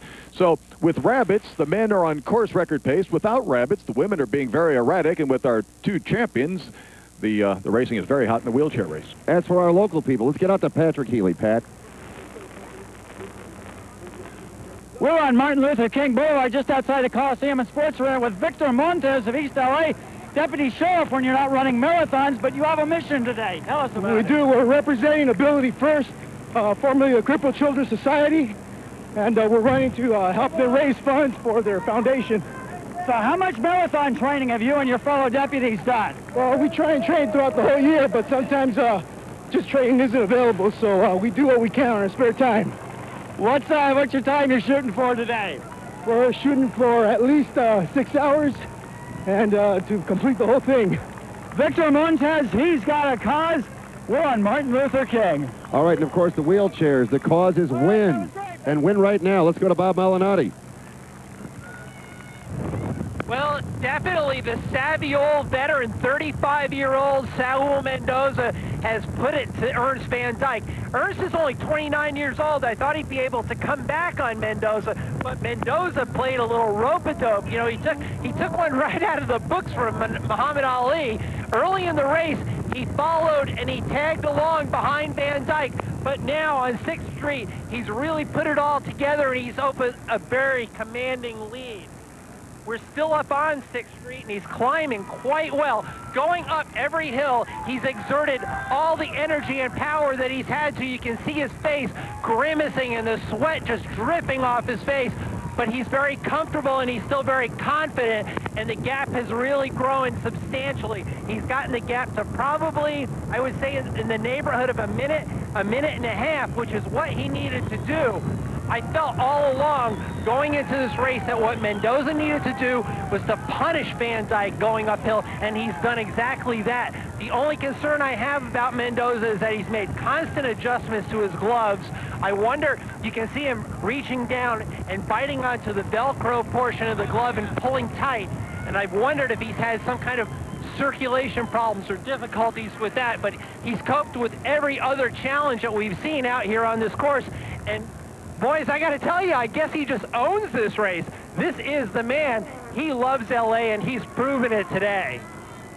He just got remotivated after last year's second-place finish, and he's looking like he's got the gap that's going to get him his 6th Los Angeles Marathon title. A legend out on the streets, Saul Mendoza. Things pretty tight in the men's event still. Well, we've got a new player up there running along in 3rd or 4th place, depending on how you want to look at it. As we look at Takashi Horiguchi, the Japanese fellow who is young and untested in the white singlet. But right with him now is his friend and teammate, number 9, Toshiya Katayama from Japan, who's 29 years old, but he has run a 2:11:22 marathon in his past. And he has got experience, and he's tall and long-legged, and he knows what he's doing as well, but he didn't go up with the rabbits at the beginning of the race. He has slowly moved his way up, as we're now about 48.5 minutes into the competition. Tony, could we see a course record today? Yeah, they're still on course record pace, definitely. And the fact, the more people you can bunch together late in the race, which means there's still racing to be done. A lot of times course records don't come out of time trials with one guy. It comes out of racing where you don't think about it. You got to run that fast to win the race.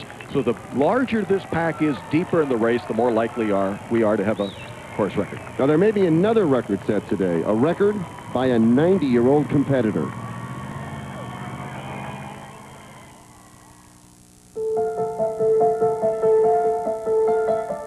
It's often said that age is only relative.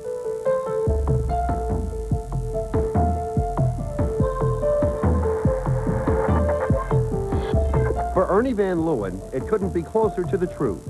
As most people his generation take it easy, Ernie's just taking off.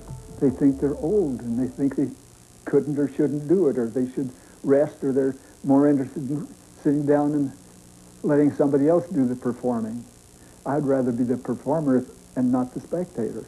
At 90, the Encino resident will be the oldest competitor in the 18th running of the LA Marathon.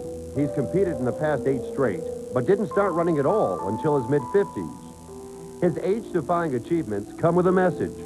Ernie grew up in Wyoming and is passionate about the environment. We've got to be more careful about the use of our resources. And so many people, oh, you've got a good idea, but just so long as there's enough for me, that's all I care. That makes me mad. I would like to know that there's something left for the kids. As Ernie keeps on chugging, his competition fades away. His peers have simply stopped. And if they've noticed Ernie, he isn't listening. Not aware of any comments. Guess they're sort of used to it. Oh, Ernie's ultimate goal, run the LA Marathon when he's 100. But really, Ernie, aren't you too old for this? No. No, I'm going to go after Methuselah's record. Legend says that Methuselah lived for over 900 years. Today, that name is a synonym for longevity. Perhaps we should say it's just Ernie. And we will catch up with Ernie a bit later on. Now let's get out to Catherine Switzer with the lead women. Catherine.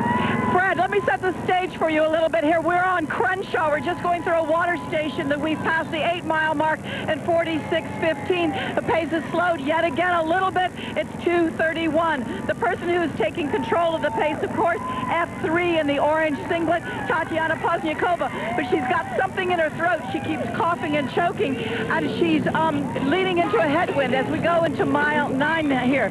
Let me just say it's a mob scene right here. All of these guys who are with the women are trying to run the 2:30 pace. They know that they are predictable and they can get a really good time, except they're really pushing them and bothering them. There's nobody in front of us. There's nobody behind us. Just a mob scene right here. They will not be here at the finish. So we will see how these women shake down, but they're all here. All of them are in contention right now. Catherine, when you competed and you were in one of those mob scenes and you had the men around you pushing you and bumping you, how annoying was that? Well, one of them turned around and just shoved the guy, and I even gave him a yell and said, hey, give him some room there. They also want to be on camera. This is a big moment for them, but it's very annoying to them because there's a social distance in marathon running, and the women aren't getting it. All right, Catherine, thanks. We are coming to you from our broadcast position at Arco Plaza, and if we look at the men, I don't know if we can pop up the lead men because... Oh, there's the lead. They're right now. No, the actual Amazing lead men.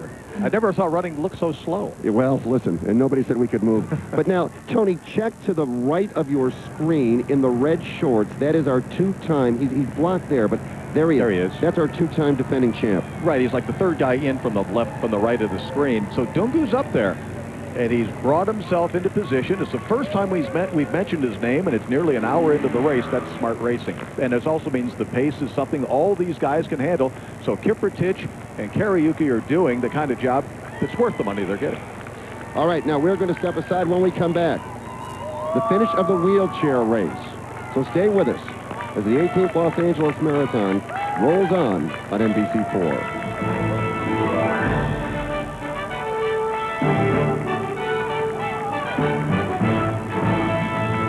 The LA Marathon is sponsored by Honda.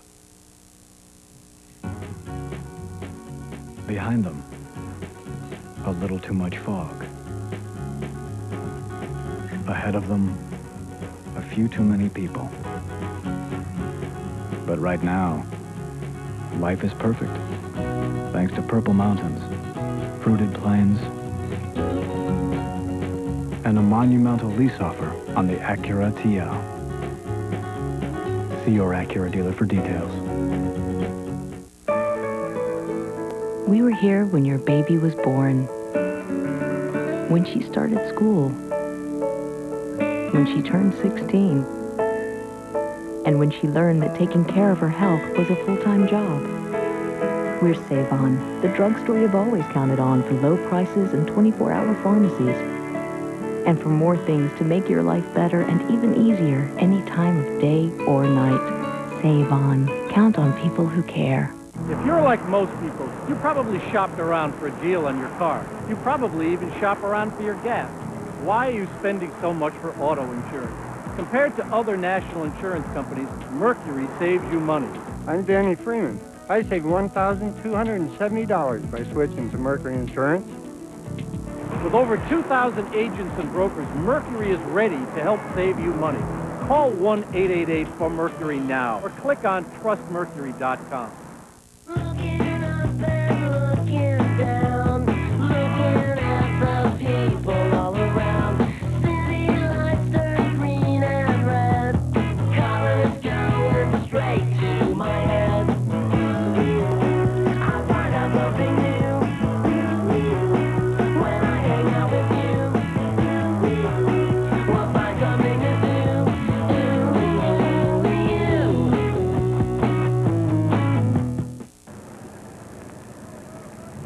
The 18th Los Angeles Marathon rolls along at 55 minutes into the competition. Our leaders are many. Here are just some of the names: Horiguchi, Kariuki, Katayama, Ndungu. They all sound either Japanese or Kenyan. They're both. Yeah, there's nobody from Woodland Hills in the lead for the men. Not yet. No, okay. And now we take a look at the women's leaders. Jacqueline Terori on the left, and there she is in our lead. Tatiana Pozniakova, Olga Kolpotina, and Lydia Vasilevskaya. I got to tell you something. That was very impressive. Not only knowing who's in the lead, but being able to pronounce their names. Let's get out to Bev White. Good morning, Bev. Good morning. We are at the mile marker number 3. That would be Figueroa at Martin Luther King, where you can still see some of the 25,000 people here in the marathon, still competing, still going strong into the 3rd mile, coming past Exposition Park. Now with me is Rafael Osuna, who just completed the bike race, which started at 6 a.m. Again, that's also a 26.2 mile marathon, albeit on a bicycle. Rafael from Upland. Why did you compete? It's just fun to be out here with everybody. It kind of unites the whole city. When you go through all the neighborhoods, everybody's applauding for you, and it's just a beautiful thing. That's right, and speaking of all the applause, you can hear it behind us as the bystanders give much support and love to those dedicated runners who continue even as we speak. It takes a long time for 25,000 people to pass any given point. We've been watching them continuously for quite some time here at Exposition Park, where it's expected some 10,000 people are standing by as well to cheer them on to victory. Reporting from Expo Park, I'm Beverly White. Back to you. Hey, Bev, before we let you go, is it warming up out there? Oh, definitely. I started the day in a windbreaker, and now I'm down to my polo shirt. I think that's as far as I go, but I've noticed some of the runners are peeling layers as well. They've been throwing clothes to their friends and fans in the audience here on the sidelines, and it's a good spot, I think, for acceptance of the weather, because the sun is out, it's warming up considerably, and they're getting comfortable with the run. Nobody appears to be winded, frankly. We've seen nothing but continuous striding, very dedicated, determined people, having a great time on a beautiful Sunday morning. All right, Beth, thanks very much. We're getting ready for the finish of the wheelchairs now. Let's get out to Bob Malnati. Him to take this thing home for the 6th time. This would make him one of the greatest champions in any division in LA Marathon history. Saul Mendoza looks very comfortable right now. He's putting together very nice stroke patterns. Just 1, 2, 3, checking back, making sure Van Dyke isn't closing in. Sometimes on the long stretches, you can look back and you can see Van Dyke, but he's just too far back. I think this great champion Mendoza put the dagger in at about 20 miles, and he twisted it really nice going up a couple of the hills, and Van Dyke just gave up. This is the heart of a champion, ladies and gentlemen. Saul Mendoza is going to take this thing home. Barring some kind of a disaster, he's going to win this thing an unprecedented 6th time. Saul Mendoza, unbelievable performance today. Bob, is Saul having a great day? Is Ernst having an off day, or is this just somewhere in between that?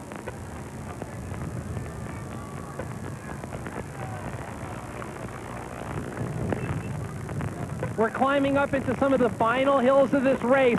These are the tough miles in L.A. Everybody thinks that L.A. is a relatively flat city, but no, it's not, and especially not towards the end of this race. This is where he would have had to have thrown it all down to beat Van Dyke one way or the other, but he's still going to have to keep the pressure down, keep exerting his energy. You see the way he's adjusting his gloves. I have a feeling he might be having some circulation problems in his hand, but none of that is going to matter now. He's only got about a mile left into this race, and he knows, he can see those tall buildings on the horizon. Everybody knows wheelchair racers are very observant. They don't just race with their eyes, they race with a feeling, and they feel the welcoming feeling coming home. Mendoza knows his race. He knows how to win. He's showing that he's a proven champion, and boy, he's really showing it today. Well, you know, we had believed that we were going to actually have a race in the wheels today, and we thought it would come down to the two competitors that would battle right to the finish. But Saul Mendoza was on a mission and opened this thing up very early.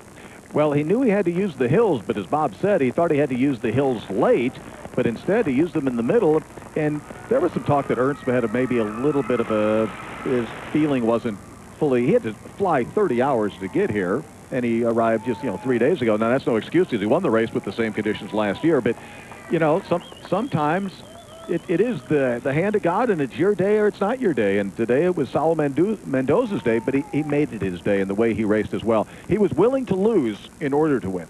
And there has to be something very exhilarating about knowing you are this far ahead, that you have gone out and you really wanted to stamp it shut, and you've done it. Well, yeah, on top of which he knows he's also beating a world-class field, and he's doing it in style. It's not like he's just all on his own on a time trial. He had to beat the best wheelchair racers, the guy that beat him last year, but also beat him just a couple of weeks ago down in Australia, the 15-kilometer and a 10-kilometer road race. So there's no guarantee in this race at all, and Saul is really making a stamp. It'll be interesting when Bob has a chance to talk to Saul after the race to see why he decided to go that early. Bob, any reason he went that early? Doesn't factor in. That's not part of the wheelchair division. Saul Mendoza making another adjustment to his glove, dropping down a little bit more energy. His heart rate is going to be going up and down throughout the rest of this race, but there's no doubt about it. The only thing that's going on in this man's heart and this man's spirit right now is the fact that he's about to win this race one more time.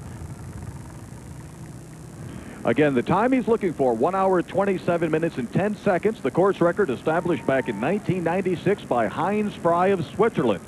But, Tony, this might seem like an uninformed question, but when you're out there, are you concerned about time at this point? Does he basically know where he's at? Is that course record something he is shooting for, or does he just play it out and see what happens? A little bit of both. I mean, he's been a 5-time champion. He's run 128.43 on this course. It's an important course. It's an important course record, but also it's a slightly new course this year, so it's not exactly the same route he's run in his 5 victories or second place last year. So he might be a little bit off of where he is, but he, like Bob said, he knows where the buildings are. He's got a good idea where he is. He knows what his time is. He's aware, I believe, of what the time is and what he's shooting for because he continues to press the issue. Now, as we shift over to the men's race, you can see that no one has really broken away from the pack at this point. We're 1 hour and 2 minutes and 30 seconds into the men's and women's elite competition, and within the next couple of minutes or so, we're going to have our 2 leaders. In fact, I only see one of our leaders right now because Godfrey Kiprotich has dropped from the scene. Our one rabbit and the big tall man in front with the white singlet, Joseph Kariuki, continues to hold forth. But everyone and his brother are in that lead pack. Everyone on our 3 pages of elite athletes numbers are right there, and the racing is all ahead of us. Let's get out to Catherine Switzer with the women's elite. Catherine. Fred, we're on Venice Boulevard. We've just gone down that long, long hill. Never before in the history of the LA Marathon have we had 10 women together like this at 10 miles. They've dusted off almost all of the, well, shall I say, annoying guys, the guys who were not in this league. They're no longer there, but now the mob scene is the women themselves. I have to hand it to the woman here, F8 in the lead, Jacqueline Terori. This is her first ever marathon, and she is running like a champion. I don't know if she can hold this pace or not, but I got to tell you, at some point very soon, there's going to be some very dramatic action. In the middle of the race, you see Nudo Olaru. She is limping visibly. She has a very sore left calf, but she doesn't have to run a 2:25 today. Who knows? Maybe she could win this with a 2:32 or 2:33. The point is, it's going to be very strategic, and there are going to be some fireworks very soon when somebody pops out. Okay, back to you. All right, let's get back to Bob Malnati. We're getting close to the finish of the wheels. Bob. 1 hour, 21 or 22 minutes or so into this race, and we're about to cross under the 25-mile banner. 1.2 miles to go. They're tough miles, but Mendoza has the race in hand. The only question at this point is, does he set the record? Remember, it was 1:27.10 set by the great Swiss racer Heinz Frey all the way back to 1996, which was the last time Mendoza hadn't won the race, leading into his 5-time streak. But the course has changed. It's changed over and over again in hopes of making a faster course, but they've yet to do that. We've seen some 128s, some 129s, but nothing that's eclipsed the 1:27.10. It's at hand, it's in hand today as he goes under the 25-mile banner. It's just a matter of how much energy does Mendoza have left. With only 1.2 miles to go. Tony, when you look at Saul Mendoza, and you look at the history of the wheels, overall, where would he rank in history? Geez, he's top 5. He's definitely top 5. I mean, you've got Jim Canal from Long Beach was a great, great champion. Right. And Mustafa Badid from France was a great champion. Heinz Frey, a monster. But, yeah, Saul was 6 here, you know, and he's been solid all over the world as well. You can't, you got to put him up there. He's someone who's very well respected amongst his competitors as well. He's a good guy as well as being a great racer. So as he approaches the finish line now in the final mile, with no one to push him, he only has himself to push. Yeah, but as he says, he's a professional athlete. Day in and day out, he pushes himself for this moment. This is what he lives for. This is what he trains for. This is no problem. He hurts, and it's painful, but you train for pain, and that's what he's done.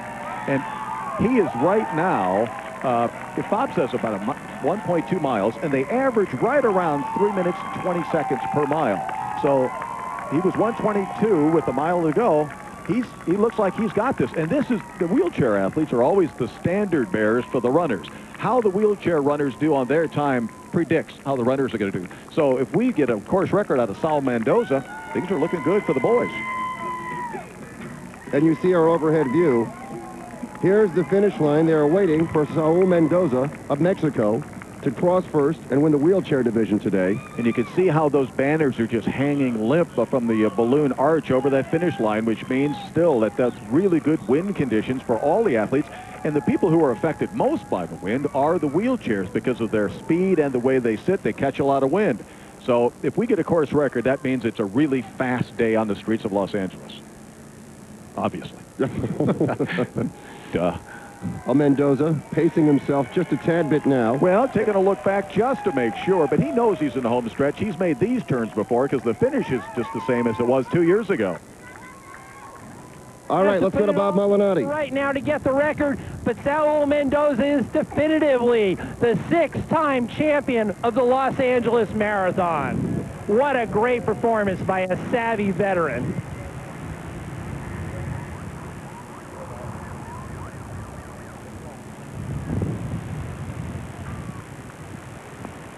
The clock is in sight, I think. You've got to take time to get those muscles loosened up. You're leaning over, you're cranking all that time. That's why you see him sit up, regather himself, stretch out those muscles a little bit so he can go back to another series of pushes. Here he comes. And we can hear the crowd behind us, and he's going right behind our location, and we're just less than a half a block from the finish line. As a hand crank goes shooting by. There's 2 divisions in the wheelchair. There's like the push rims and also the hand cranks. And it's much faster because there's gears on the hand cranks. It's much slower, but the elite athletes are in this division, the hand rim division. Bob. together now. He's grimacing, he's struggling, but he wants the record. What's the time, Bob? Oh, ladies and gentlemen, this has been one heck of a performance. He's done it all for us today. Passing through 7th Street, just 1 block to go. It's a fairly steep hill. The crowds are cheering. They love him. Go Mendoza. You can hear it all around. This community loves this man, and he loves them too. Passing through Wilshire, 1 block to go. The crowds are thick. The cheering's loud. The performance has been outstanding. He's trying to raise his arm in victory. He's got the victory. Does he get the record today? Saul Mendoza. It's going to be close. It's going to be very close. But it's that last hill at the end really takes some of the snap out. All you got is momentum. You can see the officials showing him right to take the correct path, the correct line to the finish. Mexico, Saul Mendoza, 1:27.08, a 2-second course record if the time stands. That's incredible. That is absolutely incredible. He made his move early on. Wow. Today, he was going to win this race and win it in definitive fashion, and he certainly made that statement. Saul Mendoza of Mexico, winning the wheels at the Los Angeles Marathon. Our coverage continues.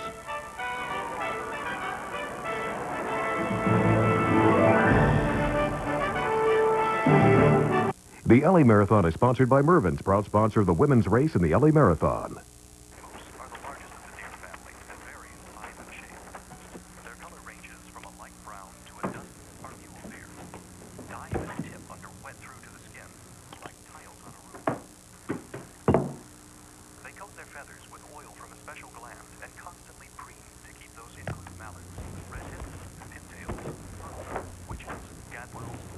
You can afford to spruce up the whole house.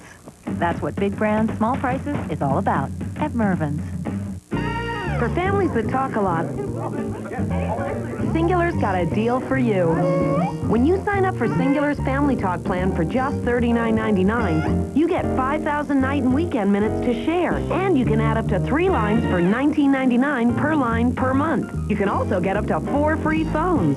And if your family really talks a lot, you'll be glad to know that you can call each other for free with unlimited mobile to mobile.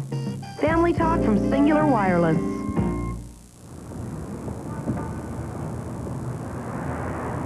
AC on. CD play, disc 4. Find nearest Chinese restaurant. The voice-activated navigation system responds to 180 commands. Order Mushu pork. That's not one of them. The all-new 240 horsepower Accord from Honda. Like a lot of people, I used to have a problem with my weight. But not anymore. Not since I discovered Xenadrin EFX. With Xenadrin, losing weight is so easy. And I've never had this much energy. Millions of people use Xenadrin EFX because it delivers dramatic results without ephedra. Xenadrin's the #1 weight loss supplement because it works like nothing else. At GNC. 18th Los Angeles Marathon. We've got a wheelchair men's champion. Now we're looking at the men's race, an hour and 12 minutes into it. And taking a quick look over his shoulder, Augustus Kuvutu from Kenya. A hard-charging young man who we keep saying was aggressive when we saw him in Kenya in January and is aggressive on the streets of Los Angeles. He waves to the crowd. He's very animated. And at some point, this comes back and bites you in the butt because you can't carry that animated form for 26.2 miles. It's just too far. There are 2 types of runners. There are floaters and there are drivers. This guy's a driver, and he just uses more energy per stride. All right, now you talked about floaters. Let's go to Patrick Heaney. Patrick. We're coming up on mile 6. We've got Ernie Van Loon who's going for the world record. Ernie, I got you going 12-minute miles. You're way ahead of pace. You still feeling good? Yes, I am. Now, you have to do only 15-minute miles to get a 6:45 to go for the world record. You got your pace, man. You going to be able to turn down the wick at some point? I'm going to try for it. What keeps you going? This is your 10th year of marathons. What's the inspiration? Well, many things.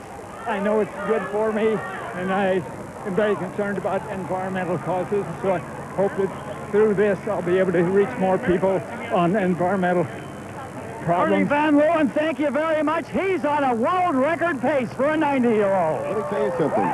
Ernie's 90 years old, and he's not in the back of the pack. He's right there. My dad's 91, and it's beyond comprehension what Ernie's doing. It really is. It's more impressive than what Cavuto's doing, I'll tell you that much. Alberto. Yeah. Hi, this is Alberto. We're at about just past the 15-mile point, and we got right now, this is number 5, Augustus Cavuto. He just ran a 4:45 mile, gapped the rest of the field by about 8 seconds. He's looking really fresh. He really looks like he's more a fast 5 or 10K runner on the track. He's got a very high knee lift, very long stride. Al, how good, that doesn't speak well for the marathon, does it? I'm losing you guys, I can't hear you. All right, well, we didn't ask anything very important anyway, did we, Tony? No, but he's reinforcing it. Very high knee lift, a lot of drive in the young man. 4:45 this mile. You want to do this at 22 miles, not at 15. We'll see. Maybe he's going to prove us wrong. We'll find out if the pace continues, if he can hold on as we continue from downtown Los Angeles.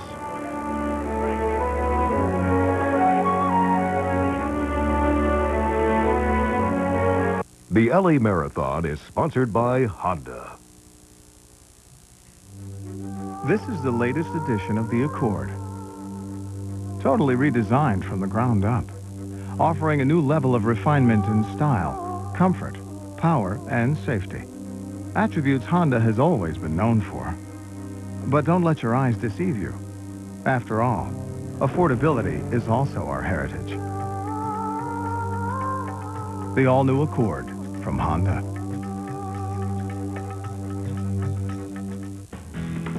Honey, I'm home! Make your home comfortable with great furniture from Levitz.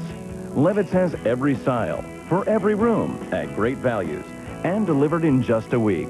It's one-stop shopping for home furnishings. Right now, Levitz invites you to save on our entire selection of bedrooms and kids' rooms, along with hundreds of dollars in savings throughout the store. And there are no payments for 1 year. Levitz makes home fashion affordable. Levitz, the comfort that welcomes you home.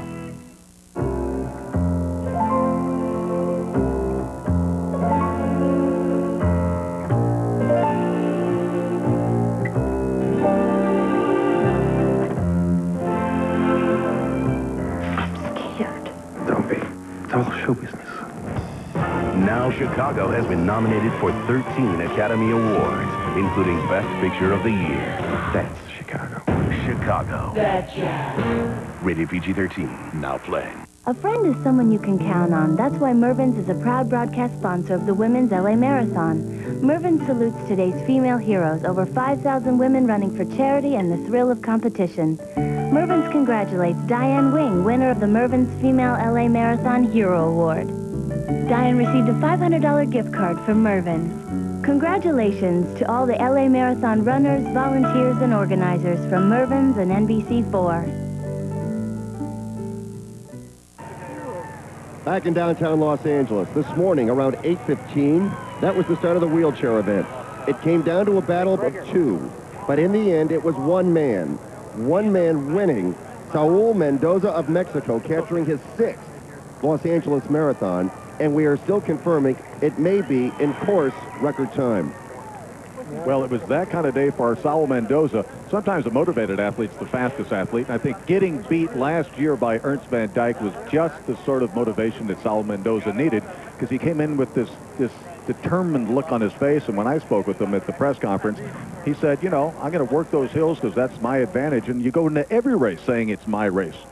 Because I said, after 5 wins, do you think this is your race? And you got it taken away last year. And he said, every race is my race. That's how an athlete has to think, and he proved it out there today. Yeah, today was his race. All right, let's get out to Denise Valdez. Good morning, Denise. Good morning, Fred. This is a really exciting time. We just saw the arrival of some of the men's elite runners and some of the last few of the wheelchair competition runners coming. Now, this is actually the home to the Honda Water Station. We're along Pico Boulevard, just east of La Cienega. More than 150 Honda volunteers here. Actually, behind me is all the water stations. In front of me, all the Gatorade stations. And in fact, one of the hardworking volunteers is with me, Lou Staller, who actually ran this race last year, taking a year off to be a volunteer. You're seeing it from a different perspective, aren't you? Absolutely. This is fantastic. It's great running it, and this is just as cool, helping everybody running. And talking about helping, you've got friends who are actually running in the race, and you've got some important equipment here. Yeah, this is a special energy mix that they mixed up, and I'm going to be here for them when they hit the mile marker right here. And importantly, too, you've got them marked with times and their names, so you know exactly when they're going to be passing through. Absolutely. It's for the individual and the time that they should arrive. All right, Lou, have a good time, and we'll see you next year running in the race, right? I hope so. Great. Okay. Thanks a lot. All right, back to you guys. Thanks, Denise. Augustus Kavutu, an hour 19 minutes into the Los Angeles Marathon, has established quite a lead. I can't quite see the runner in second, but he has broken away as well. So the race is definitely on the men's race. Kavutu constantly looking around, waving to the crowd, wasting a lot of energy, but he's dead fit, and he's training with the best Kenyans in the world back home. All right, we'll keep an eye on Kavutu. Now let's go to Bob Molinati. Bob. 1:27:04, new course record holder, six-time winner of the LA Marathon, Saul Mendoza.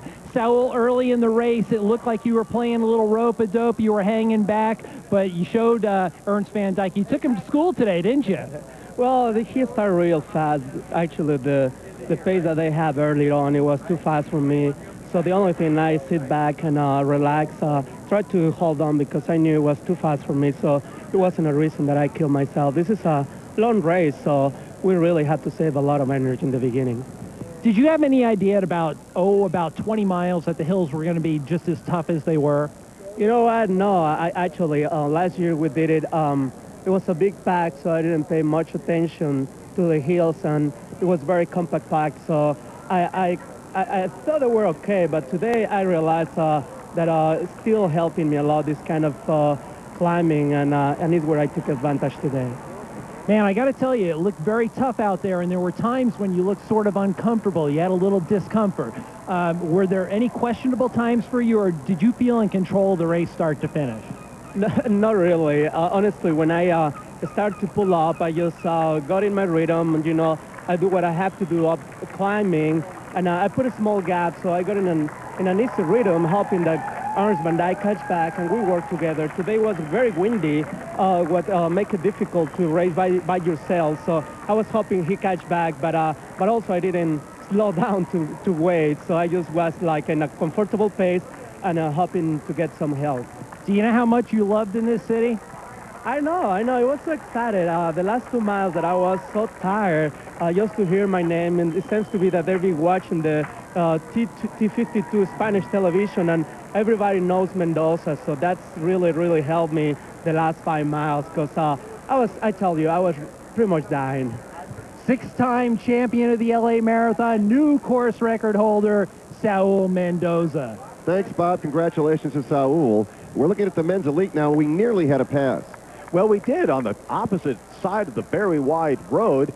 I still haven't picked up the number. It has the form of Mark Yadic, who was second in the race in 2000. Now we're going down a steep downhill, and Kavutu continues to move forward.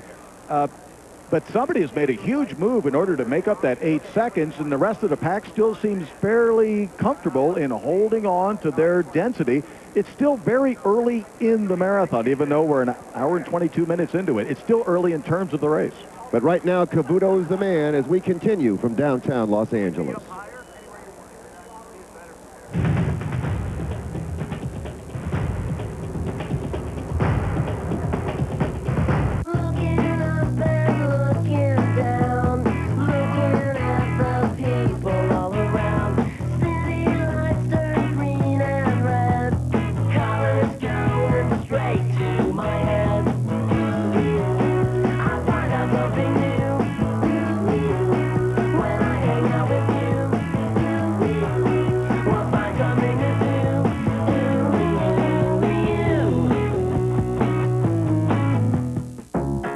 You can hear your wedding song 8 different ways. when you can see sunny skies ahead, when you can pick tulips over roses and chicken instead of beef, when you can get a reminder of why you're marrying him, when you can do all this with a calling plan starting at $19.99 a month, that's M-Life from AT&T Wireless. Right now, get a free Motorola 120T phone after $50 mail-in rebate. Hurry in or call 1-888-MY-M-Life today. Behind them is a snippy maitre d' and a wilted Caesar. In front of them is a family drama playing itself out. But right now, life is perfect. Thanks to a full moon, a powerful engine, and the Autobahn-tested suspension of the Acura RL. Stop.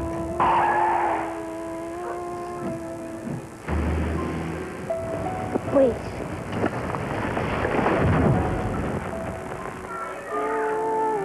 Don't eat the cake. Whatever. Yeah, right. Oh, no!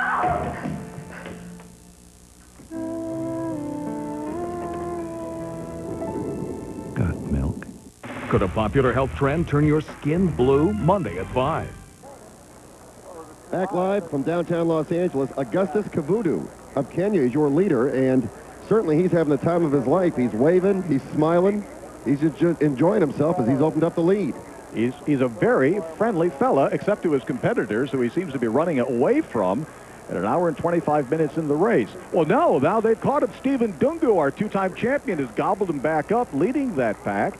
Gabriel Machuri, also Horiguchi, in that lead pack as well. So we have the race in full flower, and now this big train is basically single file, which means Dungu's pressing the issue, and now Kavutu, if he's smart, is going to get on the back of that and just do some resting and let it just be towed for a while so he can rest. He used a lot of energy for no good purpose those last 4 or 5 miles. Tony, they basically came out of nowhere because he had opened up a good lead. Well, he had, which means either they pressed the gas or he basically decided to calm down from that 4:45 per mile piece. Well, right now, they're all Kenyan in the lead. I spent 3 weeks in January in Ethiopia and in Kenya, and it is a very special place that breeds very fast runners. Opportunities to compete on the roads in Kenya are few and far between, especially for young, unproven talent. The Armed Forces 30K Road Championships then serves as the Kenyan version of Star Search. For the last 3 years, the winner of the Los Angeles Marathon has emerged from these Armed Forces Championships. 2 years ago was an unknown Benson Beatty taking second here in Nairobi, then going on 2 months later to win in Los Angeles. Last year, Stephen Dungu took third at the Armed Forces 30K and then defended his title in Los Angeles in a personal best 2 hours, 10 minutes, and 27 seconds. This year, the Armed Forces 30K turned into a 3-man battle in the final 5 miles, including L.A.-bound Augustus Kavutu in white. In the end, after leading for 15 miles, Kavutu came home in third as his final tune-up for L.A. In 11th position comes Stephen Ndungu, 2 minutes behind the winner. Not a good day for him. I've seen my weakness, and within the 2 to 3 weeks, I think I'm going to rectify my problems, and maybe in the 4th week, I'll be perfect and ready for LA. You know, there's no immaculate aid stations in this race. There isn't any pre-race pasta party. They'll even stop the traffic as if that were possible in Nairobi. But if you're looking for the seeds of Kenyan greatness in distance running, all you have to do is look into the eyes of any of these young men who only ask for an opportunity to showcase their talent.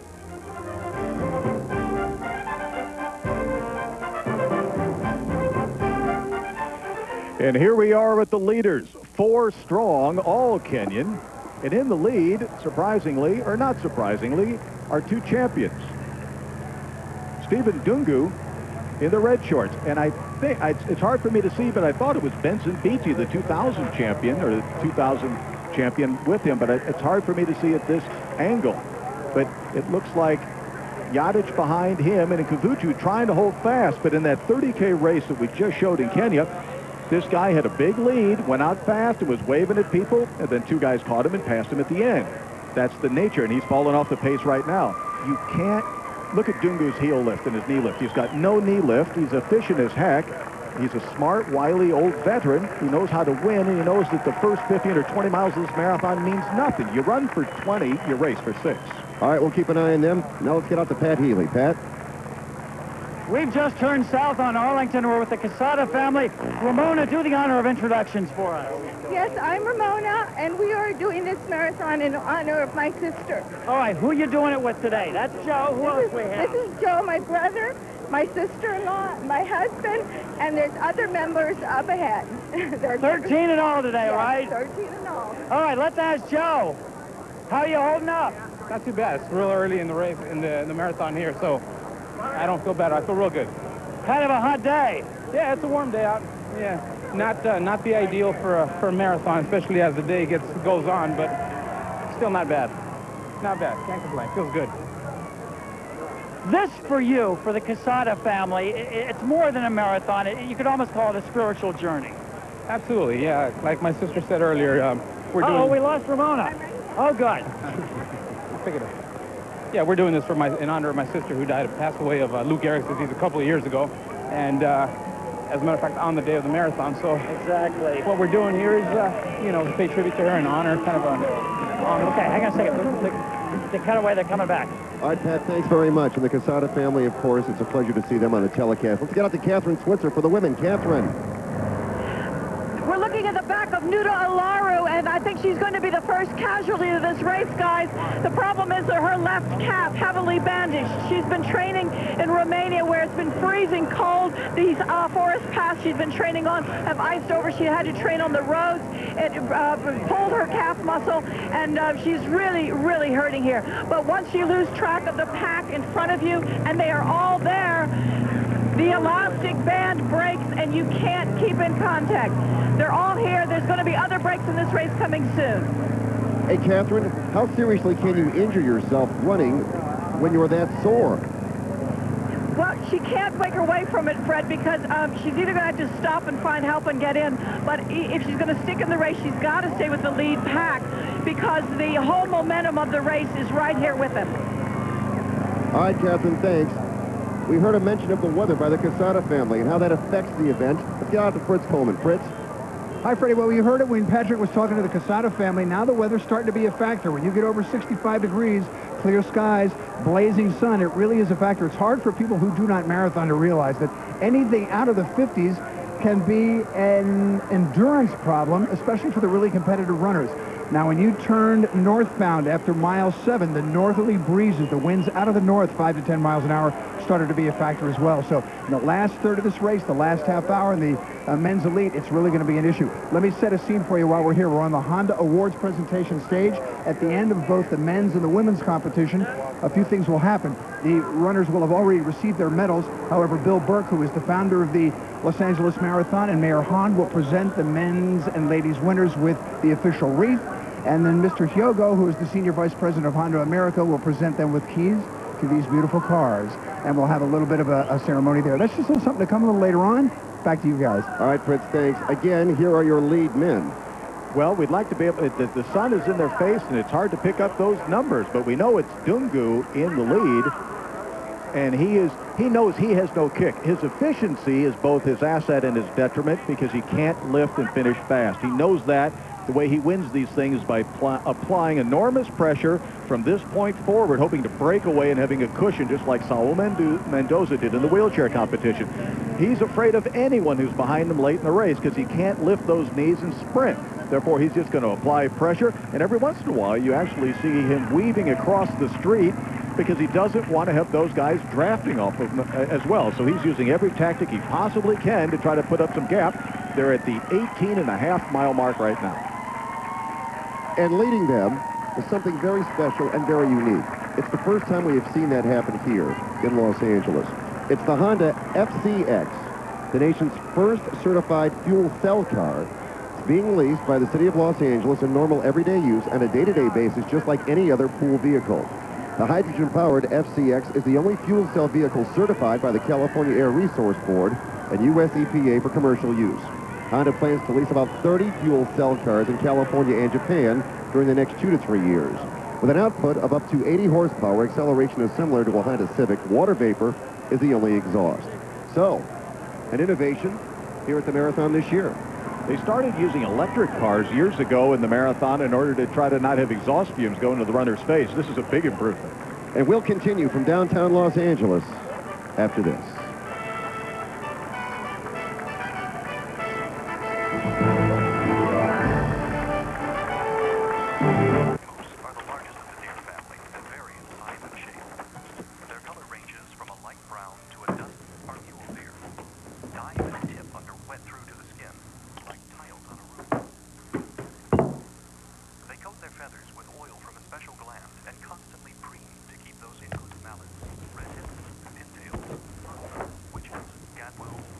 You can afford to spruce up the whole house. That's what big brands, small prices is all about at Mervyn's. Roll sound. Okay, take one. Okay, how many marathons have you run? Technically none. None. 0. 3. 4. Uh-huh. Let's see you run. What am I running from? Bang! Oh, yeah. And say hi to your friends. What's happening? I'm running. Hey. Leg cramp. Oh. Oh. Okay, that's enough. Actually, I do have a leg cramp. And you cross the finish line. And victory dance. Only in L.A. Oh, yeah. The Los Angeles Marathon, presented by Honda. Are you okay? Yeah, fine. If I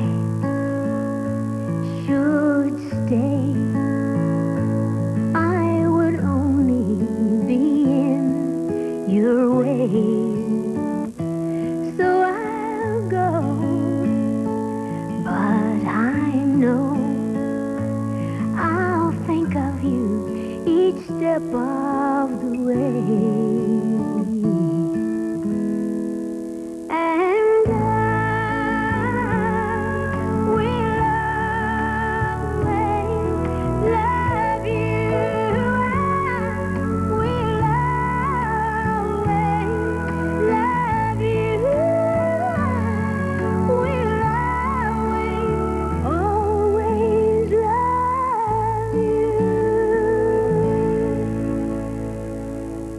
Verizon. Make progress every day.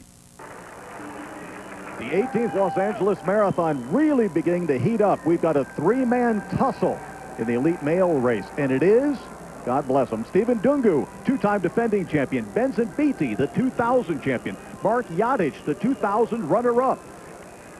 And Alberto Salazar is with our leaders, but he's got as good a credential, better than any of these guys, three-time New York City Marathon champion and former world record holder. Alberto. Tony, we're coming up on about the 20-mile point. We got three runners running together. We got Stephen Adungo, the defending champion. He is showing why he is the defending champion. He ran very conservatively over the first 15 to 16 miles, was always sitting way back in the pack, biding his time. Very efficient runner, like you've all said. He runs very low knee lift. Number 11, kind of a surprise to me, is Benson Mabithy. He actually looks the best of the three runners still there. And finally, trailing in third was another favorite, and that's Mark Yadic. Although he looks strong, his form is by far the most suspect of the three. But right now, I think Stephen Adungo is looking very good, but I'd have to go with Benson Mabithy. He looks very strong. His face looks very composed. I don't think that he's working very hard. Alberto, you know, is Benson Beatty starting to come up on the shoulder of this guy? Is anyone who is actually controlling the issue at this point?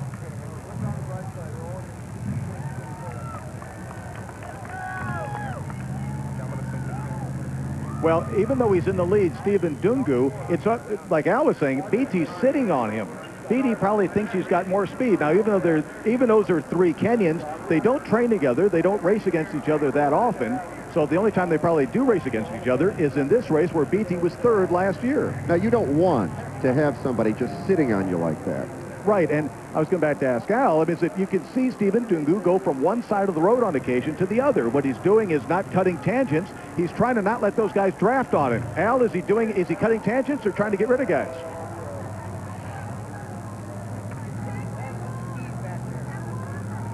Okay, this is Alberto.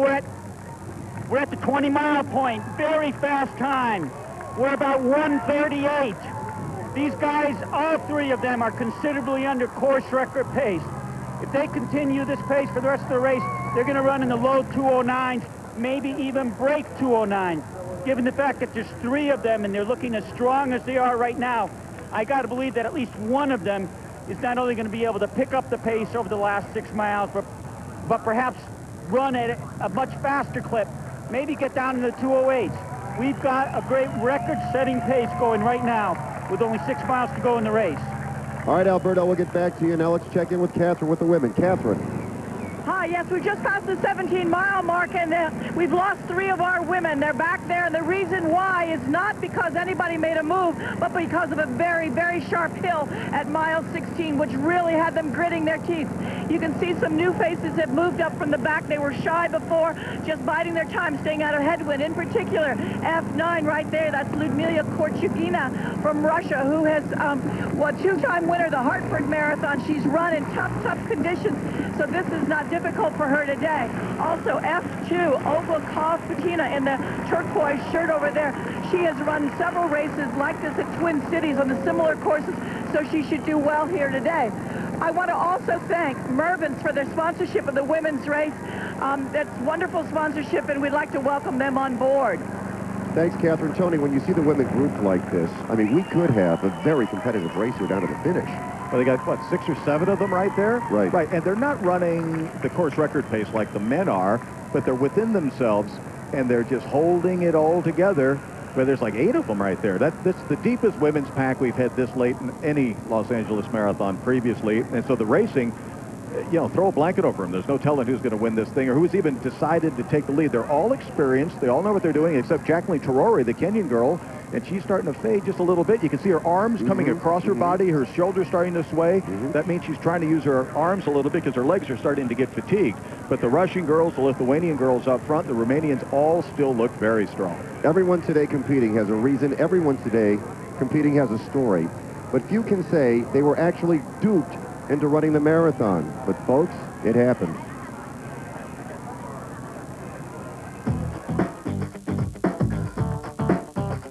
There are many motivations for running a marathon. Lose a little weight, get into better shape, go that extra mile. Yet the most unlikely reason is that you were tricked. Well, actually, I hate to say it, but I conned her because she doesn't like to exercise. So what I did was I first called her and said, Cameron, I said, could you do Grandmommy a favor? And she says, she was real quiet for a second. She says, what? I said, well, it's not much. I said, will you run the marathon with me? And I was like, yes, because I thought it was just like a one-time thing. Like, we're going to run that day. Leola Logan fooled her 15-year-old granddaughter, Cameron Logan, into training for a marathon. It wasn't an easy sell. You don't see as much younger kids, like, doing that. Like, when I went, it was, like, all older people, and I was kind of, like, embarrassed at first. But I get used to it after a while. And since August, Cameron and her 52-year-old grandmother have gotten up at 4:30 a.m. in Garden Grove on Saturday morning to train with the LA Roadrunners in Venice. An incredible commitment, especially for a teenager. I feel more mature. I mean, I was mature before this, but I was just, you know, mature to a bigger level. Because I'm out here doing it for me. And then, like, when you're immature, you know, you're just, like, messing around. But I'm doing it for me and my grandmother, so... On March 2nd, 2 family members, 2 generations apart, will run together. Cameron brags that she'll beat Grandma, and the 2 giggle like sisters. That was Leola's goal when she first tricked her granddaughter, to develop a bond and give her something she'll never forget. That's what I told her. I said, you know, when we would leave, I said, you're not going to appreciate this now. I said, but years and years and years and years when I'm no longer here, and I said, you have children and grandchildren of your own. I said, you'll remember this. We're coming south on Arlington with, guess who? It's the Logan family. Leola and Cameron. We got to start with Cameron. Has reality setting in yet? Yes. How tough is this? It's really hard. I thought it would be easy, but... Well, the fact that it's so hot today doesn't help. Okay, let's go over and talk to Grandma. Come on over here, Grandma. How are you doing in this heat? It's pretty warm. I'm doing fine, though. It's a blessing. I'm okay. I thought I wanted mist, but we don't have that much, but it still isn't bad at all. And a lot of people have sprayed their hoses out. Yes, they're taking and spraying us, and it's all really nice of them. And everybody's just so nice. It's a blessing. I like this. Leola, thank you so much. Cameron, good luck to you. Just think, you've got only, what, 18 more miles to go as the LA Marathon continues.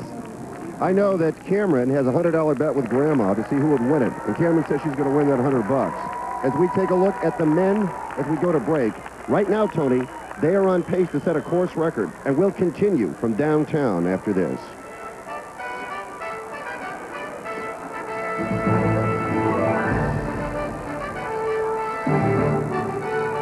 The LA Marathon is sponsored by Honda. You know on your driver's license where it says hair color? Yeah. What do they put if you're completely bald? I don't know. Not applicable. Yeah, that's probably it. I think they just go by your eyebrow color. When you drive a car you never have to think about, what will you think about? Pacific from Honda. Do you want to hang out in the daytime? City sounds all around. Do you want to hang out in the nighttime? City signs in a line. How do you do? How do you do? Happy to meet you. How do you do? How do you do? Happy to meet you. Mom, Dad, we have something to say. Claire and I didn't meet in France. The truth is we met on Match.com, and we think it's the greatest thing to ever happen to us. But what about Paris? What about my Eiffel Tower? We picked that up at a garage sale. We've never been to France. I'm actually from Long Island. Oh, Cheers. that's nice. There are 8 million people on Match.com. Are you matching? NBC Tonight. Keep your voice down. Boomtown is back with a case that made headlines. Home invasions. These people are not in this for the money. There's something else going on here. They strike while everyone's home. We don't know why these families have been targeted. To catch criminals like this, they'll have to set a tasty trap. You want to use this as bait? It's so cool. How good is it?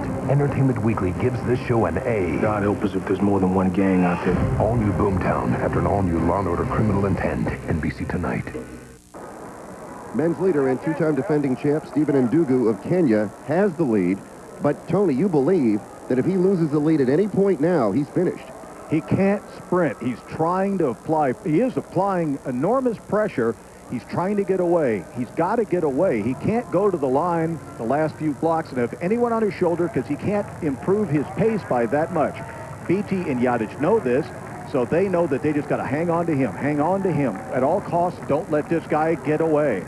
There's Benson Beatty, the 2000 champion, third last year, and he's in better shape. He hadn't done much since his 2000 victory. He needs to get his name back on a winner's list to get his marketing opportunities back before him. Yadic ran his personal best in Berlin last September, yet the book on him is he doesn't finish well, even though he's probably got more talent than the other two guys. And you see the clock up in the corner. We are on course record pace. By 1 minute at 20 miles, but as everyone says a million times in the marathon, the first half of the marathon is all your training until the 20-mile mark. The second half is those last 6 miles. The weather will play a key. Fritz. All right, Freddie, we're updating the weather. It's already too warm. Last third of the race, weather could be a factor in both temperature and in winds. We have north winds at 7 miles an hour this hour, 60% relative humidity here in the downtown coastal plain, and 70 degrees. And I will tell you that north wind at 7 miles an hour after mile 7 turning northbound, especially coming back on Flower toward the end of the race, could be an issue. And, Tony, I'll bet it's never been 70 degrees during the Boston Marathon.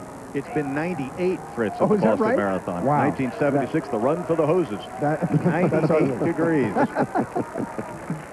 Yeah, so Boston could be 30 and snowing, or it'd be 100 degrees and broiling. Stephen Ndugu still the leader. When he took the lead, that was his moment. He said, from this point to the tape, if I can do it. So the question, Tony, as we watch, did he make his move too soon? Not for him. He's an awfully knowledgeable guy. He didn't start running marathons until he was 30 years of age, and that was in Berlin. His first one was a 2:11. He knows that throughout his career, he doesn't have any speed. He did not run as a youngster. He was just in the Army as a soldier. A good friend of his, John Cogway, two-time New York City Marathon champion, eventually convinced him he should start running, and slowly he began to improve. But he knows that he's a pure marathon runner with no speed, and he just has to go from far out. He's a long-out kicker because he's got no speed at the finish. But right now, you can see the smallest of little gaps with Beatty, and Yadic has been sitting back there. Yadic's got those long old legs. He won a half marathon just last weekend in Firenze in Italy, so he's got a lot of confidence coming in. But both these guys in front of him have run faster marathons than has Yadic. Well, as you watch Stephen Ndugu continue to lead our race, but we're getting very close here. No, Ndugu's going to hold on there. Earlier today, the bikes were out on the course for the Acura bike event.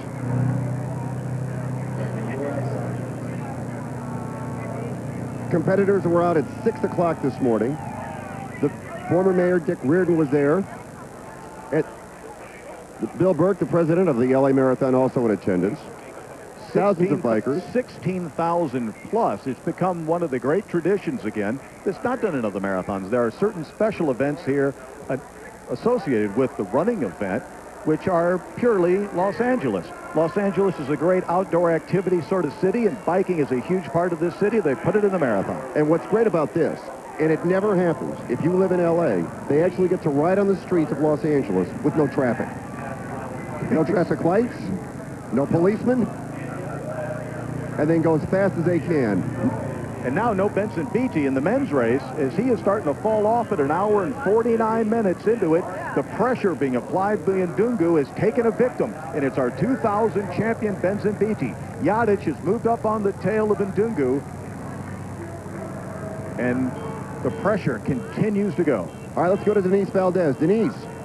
Okay, you guys, we are back here now at the 15-mile mark along Pico, just east of La Cienega, and now we are right in the thick of the runners, a steady stream of runners as I step out of the picture here. Take a look. You may recognize a friend, a co-worker, or perhaps a colleague. Now, it's actually getting fairly warm. I've taken off my jacket. These runners are actually facing the sun. We are at the Honda water station, where, as you can see, the road is just littered with these water cups, and periodically when there's a break in the pack here, they'll come in with a big broom or a rake and try to clear those cups, try to clear those streets for these runners. Now, as I mentioned, we're here near the 15-mile mark, so at this point, most of these runners realize they are more than halfway through, but they still have quite a ways to go. The water here is an important element, important to keep them hydrated and important to keep them motivated.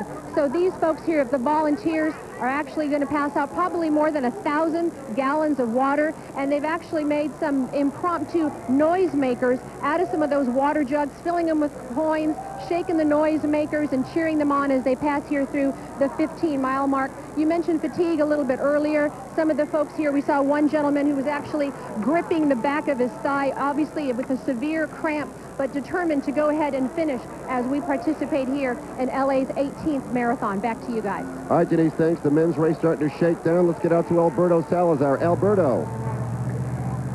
We're coming up on it, just past the 22-mile point, and I can say this, we can say goodbye to the LA Marathon record. We got 3 guys that look great.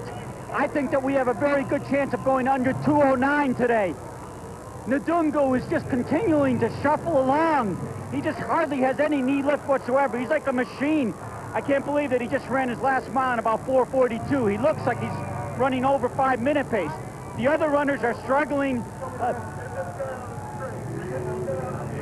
Nabithi has fallen back now. He's in 3rd place.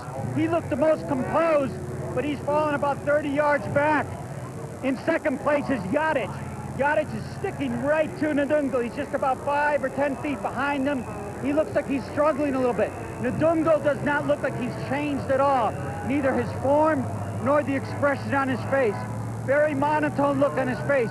He's just continuing to go along. He has not changed in the last 10 miles. I think he's looking very strong right now, and he's definitely going to continue to be able to run this pace. I don't know about Yadic. With that sort of long and elongated stride that he has, he might tie up a little bit, but it's going to be up to Ndungu falling off the pace for Yadic to have a chance. All right, we'll keep an eye on that. Let's get over to Catherine for the women. Catherine. There's a big, big break in the women's race, and it happened just where it happened last year. This is on 6th Street between 18 miles and 19 miles, and this is Kurchagina, Ludmila Kurchagina from Russia. She made her surge. A couple of women tried to go with her, but they couldn't. The race is really broken up. It reminds me of putting like hot oil into a frying pan, and all of a sudden the bubbles go every which way, and that's exactly what's happened here. Kurchagina is for real. She won the Hartford Marathon twice, and she told me before this race her objective was to come here and win, and has been training. Okay. Catherine, thanks very much. We'll keep an eye on that. Let's get out to the local runners and Pat Healy. We're on the course going through Lamart Park with Sherry. You've got your daughter and an auntie along today. What's the plan? This is Natalie, and that's my daughter, Kobe. The plan is just to breathe and finish. It's tough. Tough enough finishing a marathon, but to push the stroller? It's very easy because we're rotating. I do 1 mile, she does another mile, and her auntie up there does the next mile. Oh, we got another auntie. That'll help out. Your first LA Marathon, give me the vibe. What's it like out here? It's like gumbo. It's just a lot of mixture, a lot of flavor. Very positive. What did you say, Cody? What did you say about all this? Merry Military. Yeah, that's it. Well, you've got that. It's the gumbo metaphor for the LA Marathon. Carry on. All right, Pat, thanks very much. And there's our men's leaders once again. You know, Tungu, like Al said, doesn't look like he's running fast, but at 4:42 per mile, the guy is flying, and he's setting a personal best. He's on course record pace, but there's no guarantees yet. We'll continue from Arco Plaza in downtown Los Angeles after this.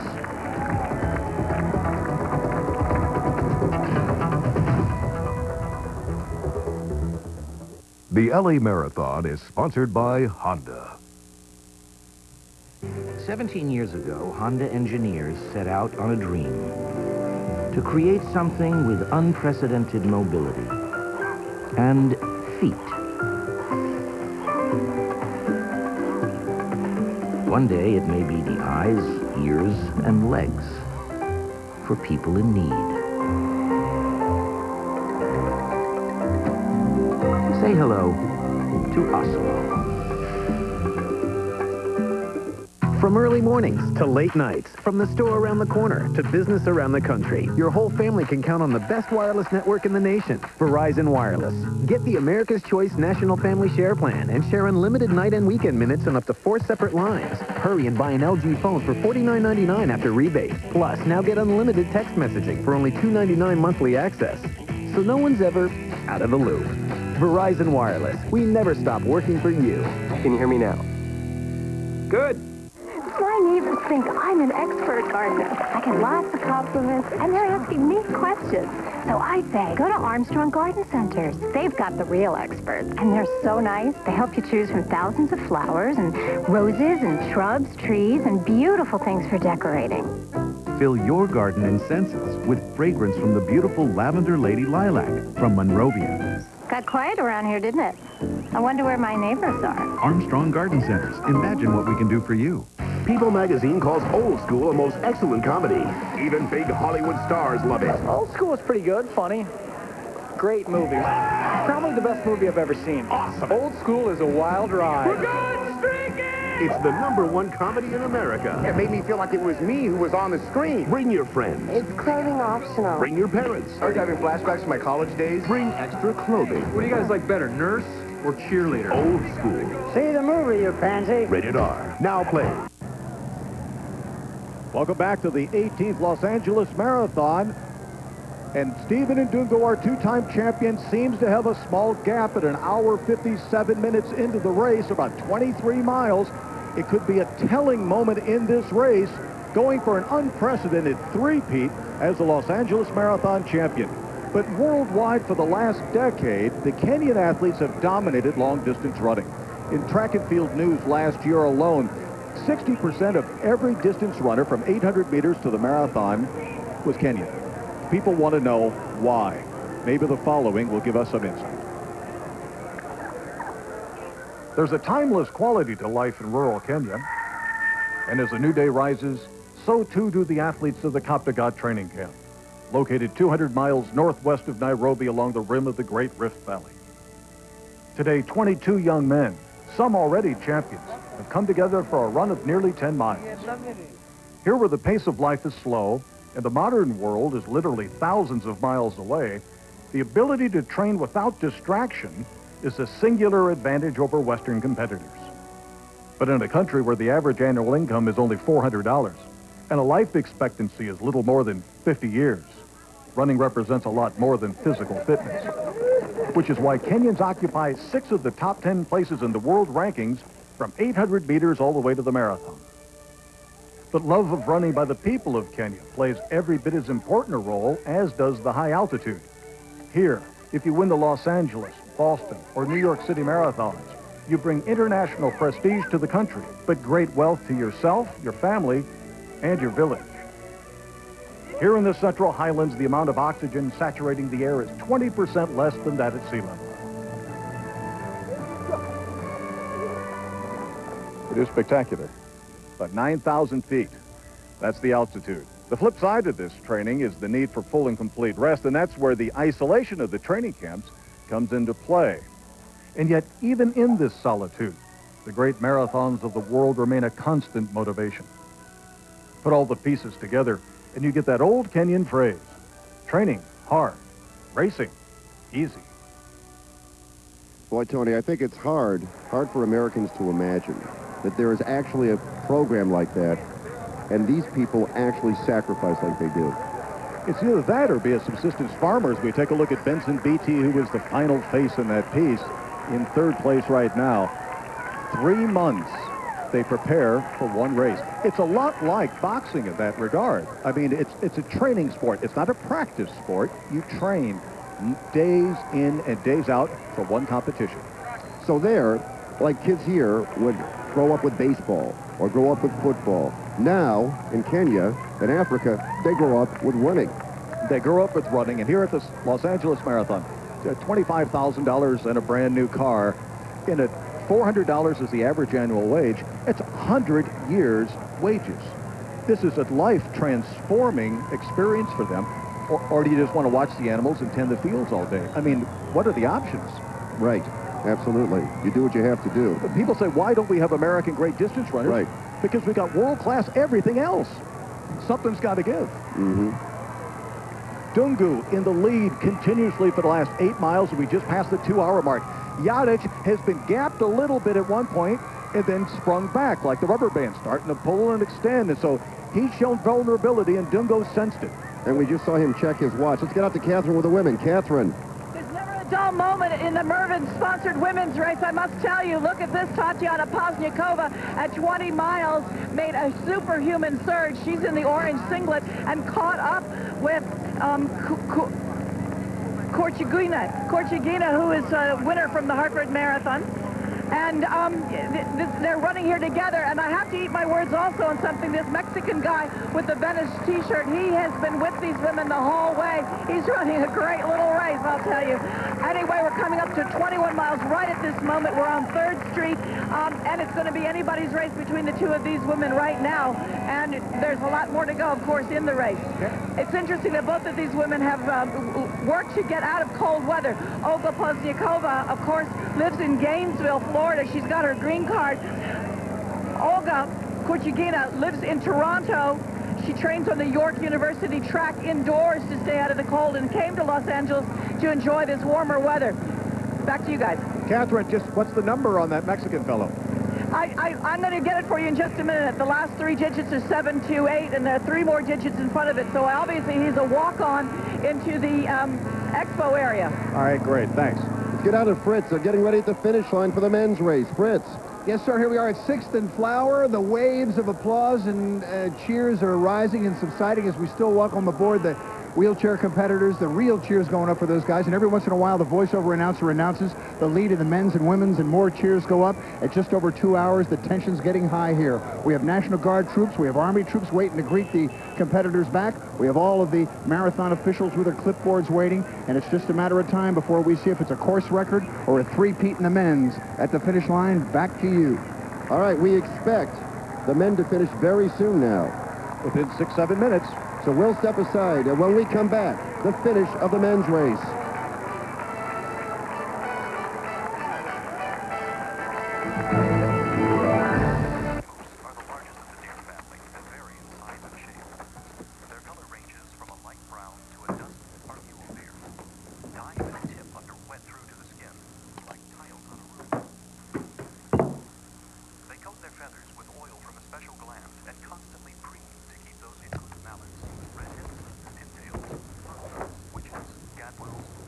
you can afford to spruce up the whole house.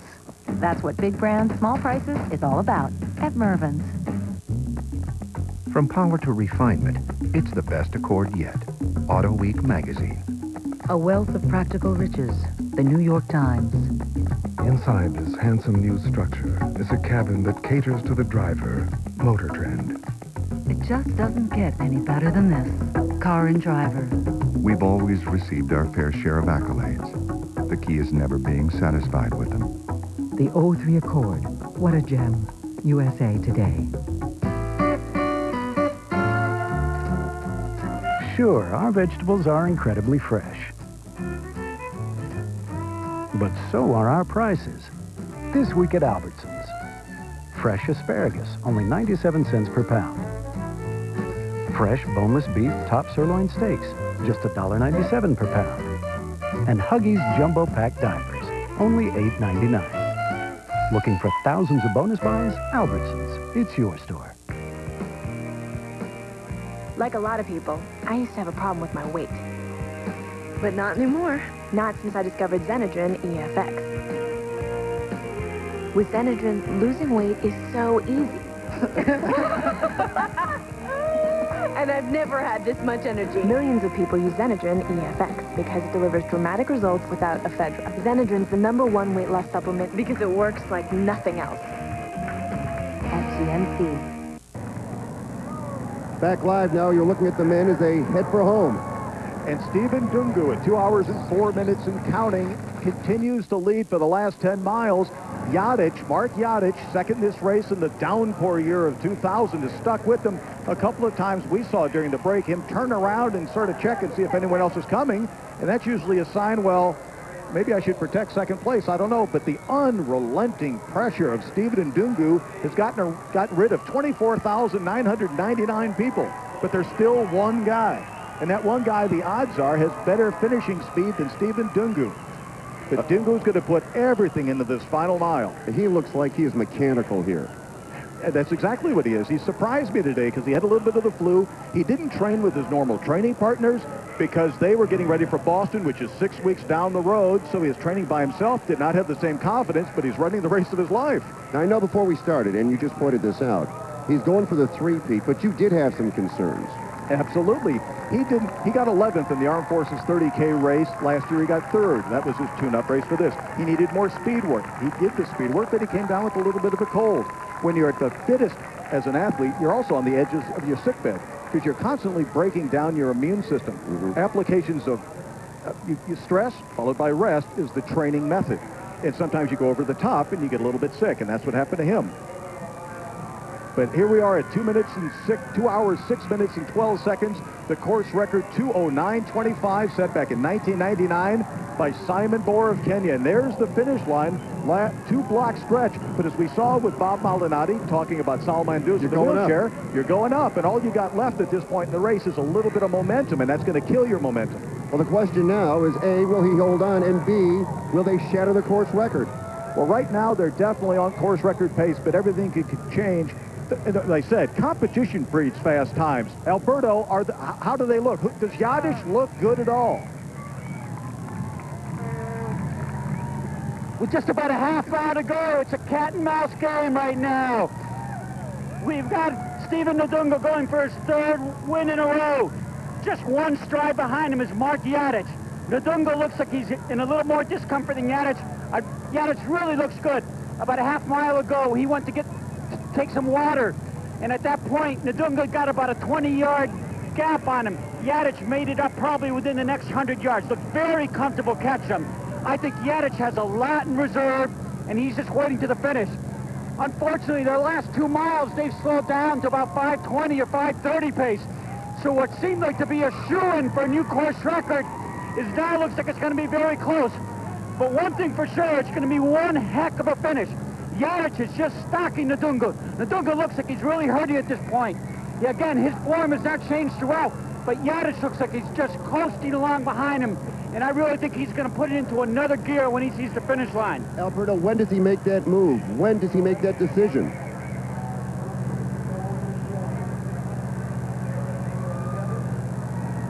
I'm sorry, I can't hear you guys. That's how deep the crowds are, really. I've been out there for many, many years, and it's really, the crowd senses that they're near the end, and they really start to pick up that energy. Tony, when does he make that decision? He makes it as late as possible when he feels comfortable. You sense, you have a sense of what is going on out there. You're at a heightened sensibility as an athlete at speed. And right now, he senses how strong Dungu is. He's taken Dungu's best stuff, and he knows that he hasn't been broken. Dungu tried his best a couple of miles ago. It didn't happen. So right now, Yadic is just waiting to pick his point, because Dungu doesn't have that speed. Yadic knows it. Dungu knows it. And Yadic, as he said, you go through good feelings in a marathon, bad feelings, good patch, bad patch. And we thought that Yadic looked a little bit bad about a mile ago. Now he looks better, more animated, more up on his toes. In the year 2000, he was like one of the great road racers in America. He won the biggest, like 7-mile races in the country. I mean, that's where all the big dogs were running. He won both those races, and he hasn't really lived up to those expectations. Now he's back on form and starting to show. This would be an enormous break in his career. Now we're within minutes. We're within seconds. 2:09.25 doesn't look like it's going to get broken. The course record doesn't go, but who wins the race? Well, if he's going to make his move, he'd better make it now. Dungu and Yadic. Can Dungu hold him off? Yadic's got his hand up in the air, which means he's more than confident. But when's he going to go into that gear? We're running out of time for Yadic. Yeah, Yadic had his arms up in the air, which means no problem. Here he comes. No problem. Mark Yadic, as late as he wanted to, saved so much that he might have missed the course record. But Yadic in 2:09.50 unofficially takes Los Angeles 2003. And Dungu is maybe an outlet at least for towing the guy like a AAA record for about the last 10 miles. Oh, I want to hug you. And we'll hug somebody else, pal. Exactly. And Yadic looks like he's still got gas in the tank. Well, the thing is, he had plenty left. And when he found out at around 24 miles that, no, the hills are passed, this guy's not going to get away from me. No one else, when he turned around, he was looking to see if anyone else didn't have to worry about. And we saw in the shadows, arm up in the air, which means it's mine, kids. Just alerting the crowd, have your cameras ready, because I'm going by. Take another look at the finish now, Tony. Yadic, not known as a great closer in the marathon in the past, but look at those, look at the lift on those knees, look at those hands pumping. This is Mark Yadic, the man we thought was going to be the great champion 2 years ago, and boy, the emotion, you can see what that means to him. I mean, he's almost knocking down poor Stephen Dungu. He's saying, I'm sorry, I didn't mean to make you hurt. Yeah, and Stephen was not pleased. Well, no, I mean, God bless Stephen Dungu. I mean, that's as honorable a defense of a title as you ever want to see. But Yadic answered the promise that's always been there.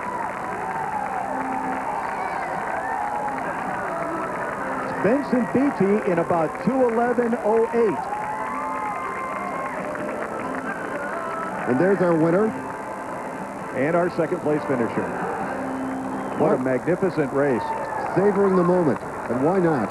Well, you know, historically, when they changed the course from over at the Coliseum and they brought it here to starting in 6th and Fig and finishing 5th and Flower, the first 2 years they did that. We had great sprints to the tape. I mean, forget about time. These are great races in Los Angeles.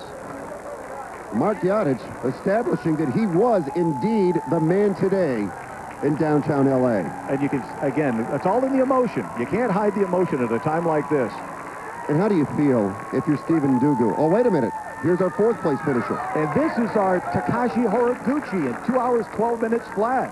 And that was very impressive. His first big-time marathon. It's his first marathon, period.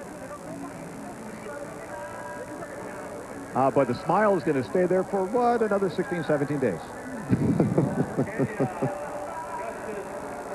All right, we've finished with the men. Still to come, your local runners, plus the finish of the women's race. We'll continue. Pazviakova. All right, we'll continue from Arco Plaza in downtown after this.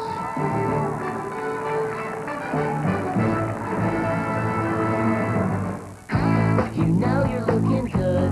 You're in your neighborhood and you see all the people in the street now. You know you're feeling fine. You're out in the sunshine and you feel the grass beneath your feet now. In my mind I can see your picture. You are smiling and waving.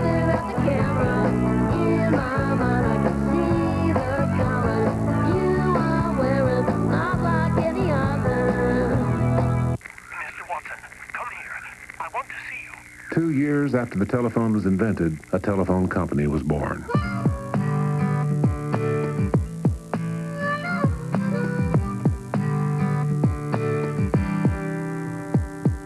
"125 years of sweat.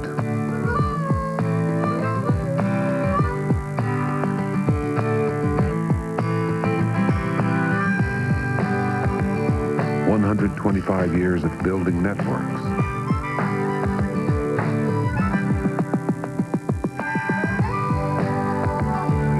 "125 years of getting the job done.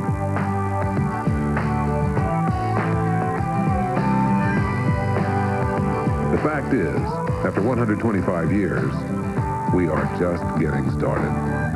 Looking back, moving forward. SBC.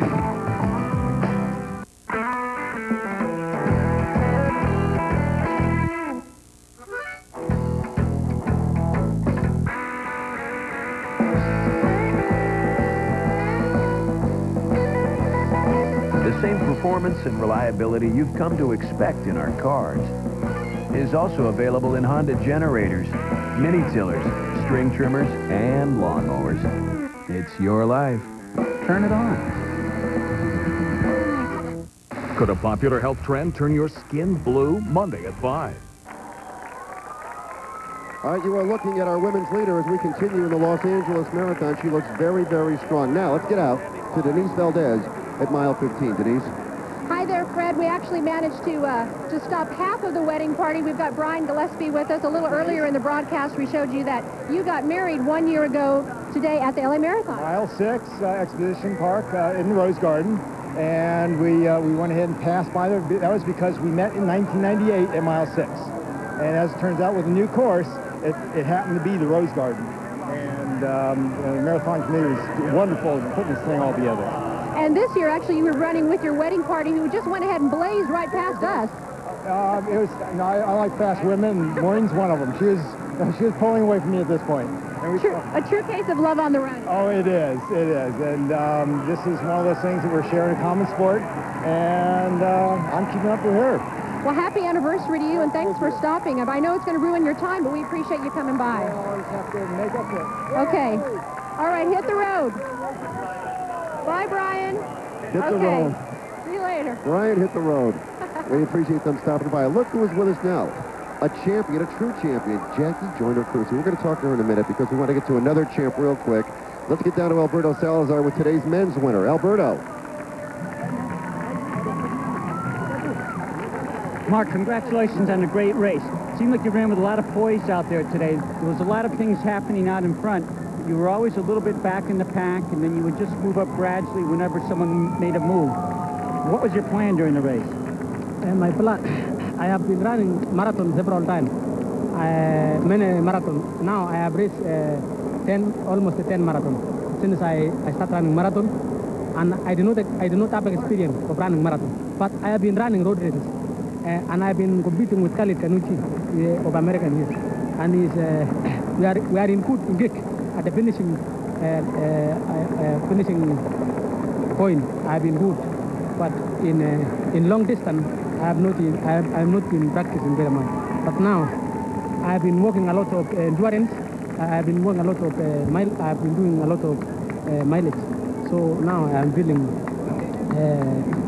strong because I have been doing a lot of long run because I am good in speed. But now I am well prepared. So training with Khalid Kanuchi, the world record holder in the mile, who's feared for his finishing kick, did that give you the confidence today? Yes. Over the last 3 or 4 miles, it seemed like you were just waiting for the finish, just stalking Stephen Ndungu. Yes, because I was confident of this marathon because of the mileage, you know, the long distance, you know, to run a marathon, it's not like running 10 kilometers. It's a different because it's a very long way. So I have been doing. In my workout in home, I have been working a lot of long mileage.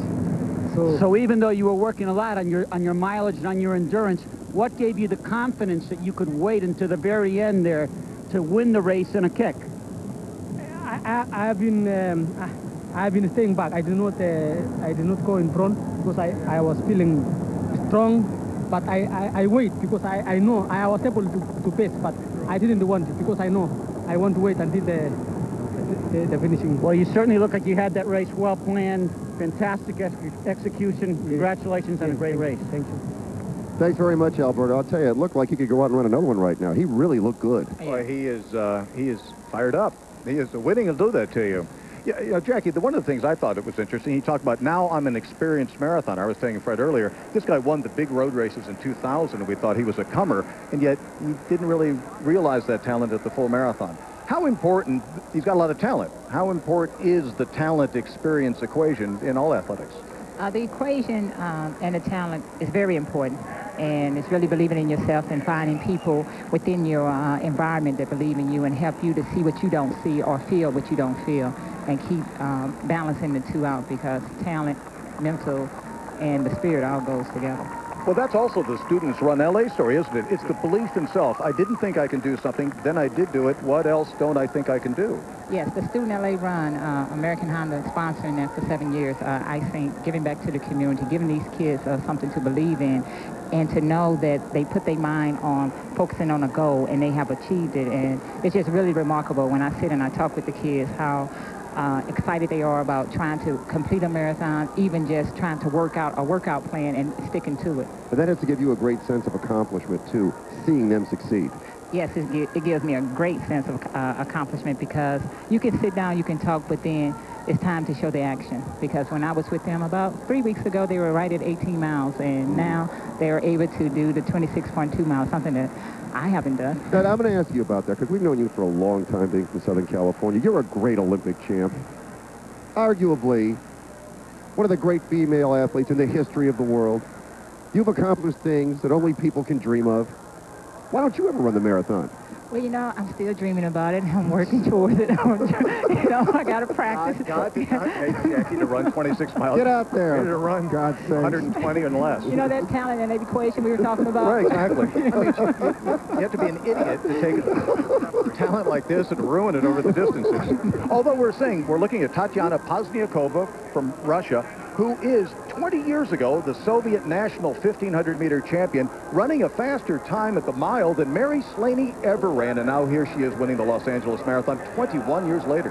Did you mention, that's unbelievable. Did you mention she's 47 years old? She's 47 years old. I mean, anyone who's an athlete like Jackie, everyone just gets jaw-dropping that this is going on. Yeah, but the dedication and sometimes with distant runners, the older you get, the better you get. At 47?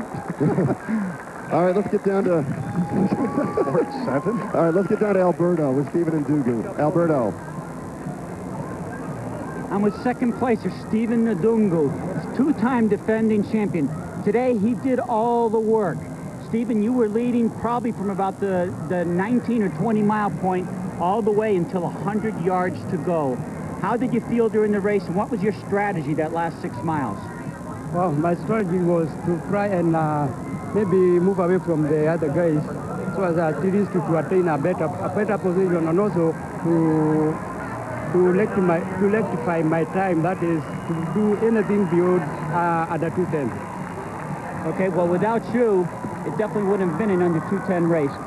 Over that last mile, did you know that was Markiadich behind you, and what did you feel you had to do in order to get away from him, or did you feel that you were just going to try and out-sprint him at the finish?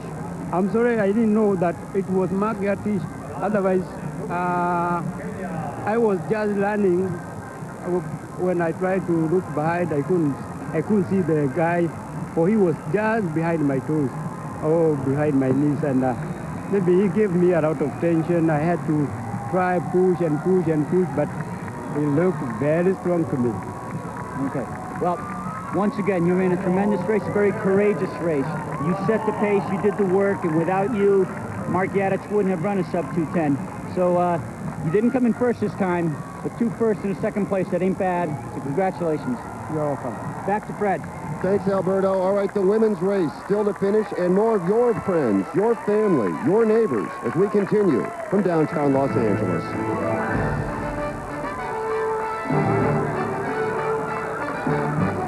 The LA Marathon is sponsored by Mervyn's, proud sponsor of the women's race in the LA Marathon.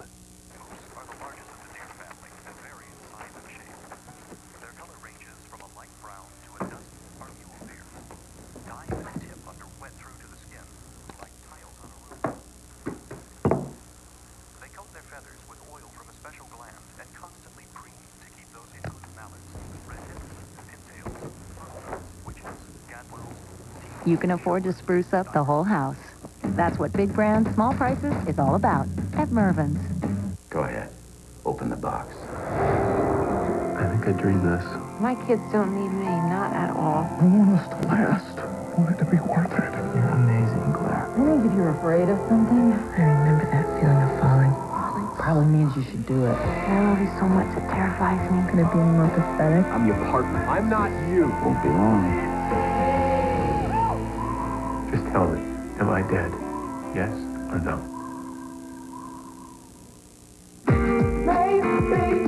There are a lot of maybes in life. Some are really fun to think about. Like the maybe I'll win the Super Lotto Plus jackpot maybe. Hey, why not? After all, it only costs $1 to let your favorite maybe play, skip, and dance around in your head. Super Lotto Plus. It's your dream. Play it. Your car may have 4 doors, comfortably seat 4, run on 4 cylinders, have 4 wheels, or even be a 4x4. But you'll get where you're going safer and sooner with Channel 4's Traffic on the 4s. Every morning when the clock says 4, you know, 5:04, 5:14, 6:24, Channel 4's Paul Johnson will forewarn you about sig alerts and shortcuts throughout the Southland. Hey, with over 24 years of experience, he's the foreman of LA Traffic. Traffic on the 4s every morning on Today in LA. Back live now, getting set for the finish of the women's race. Let's get up to Catherine Switzer. Catherine. I'll tell you, the drama on Olympic Boulevard is absolutely tremendous. Anytime a 47-year-old wins a race outright is world headlines type of stuff. This woman has a 16-year-old son, Eugenie. There are women in this race who are young enough to be her daughter. She has passed Korchagina at 22 miles. Korchagina is still 50 to 60 yards back, simply cannot catch her. You've got to admit that Pozniakova, laying it out on 22 miles, has picked up the pace all the way along. She has utilized every single downhill to her advantage. She is probably going to finish this race in about 4 more minutes. She's looking to try to get a time bonus here. Back to you guys. Well, Catherine, any chance that she's going to fall apart or somebody like Korchagina is going to come get her, or does she look pretty solid? I'm sorry, say again? Does she look pretty solid, or is there a chance at Korchagina? There's about 60 yards back on Korchagina. Korchagina is working very hard, but she simply cannot catch her. This race is all Pozniakova's. She's looked back several times to see the distance. She knows she's got it in the bag. She's going to go now as fast as she can now to try to get a time bonus in addition to the $25,000 first prize. Now she's on flour. She sees the finish line, and she's going to go as hard as she can. This is really incredible testimony to how the aging process can be forestalled through exercise if you can possibly prevent injury. Go to the finish. And Back you to can guys. see now the shot at the finish line. She ran 2 hours, 30 minutes, and 26 seconds last year to take second place. At the time, it was a world age group record for 45-year-olds. Now she's 47, and she actually went on and took second place at the Ocean State Marathon last fall in New England and Rhode Island. In doing so, ran her personal best of 2:29 flat. Tony, you would think over the years you'd slow down. There'd be some diminution, but she loves to run. She just loves to run. And and we were talking how as we look back from the finish line, she's not far. Again, she's looking for a personal best. That 2:29, she got lost a couple of times out on that course, and so she thought she could have run a little bit faster. But 47 years old, she just keeps being more and more remarkable. Her son ran his personal best yesterday in high school for 1,500 meters, but he's nowhere near Mom's family record. How old is her son, do you know? 16. 16 years old. Sophomore at Buckholz High School in Gainesville, Florida. Well, it's been quite the day, and you can see the distance between our leader and the second place runner. Well, Korchagina doesn't have the international credentials that Pozniakova does, but then neither does she have about 20 other years. Tony, let me ask you something, because you've seen so many of these. Don't you hate it if you're in second place and all of a sudden you see the camera car move in front of you? Just psychologically, it breaks the line. Right. You can't try to draw yourself. Yeah, everything like that, it makes an enormous difference psychologically, because late in the race, all you got is your mind. The tape is in sight. She is moving inexorably toward another very swift time. Wheelchair men's course record by just a couple of seconds. A near record on the men's side. We're not going to get a course record, but we're looking for a personal best out of Tatiana Pozniakova here, and her first marathon victory in Los Angeles. Well, she is looking very strong. She can see the finish line. And now she's going into some of that old 1,500-meter track form and trying to chew some seconds off. Well, she's coming right behind us at Arco Plaza. Just really thick at Arco Plaza, and they're just screaming at her, and the buildings make that canyon effect. Well, she's just going to miss her personal best. I think that sun rising in the sky over 70 degrees cost her a little bit at the end, but what a stunning performance, and it's the fastest time that she will have ever run on this course.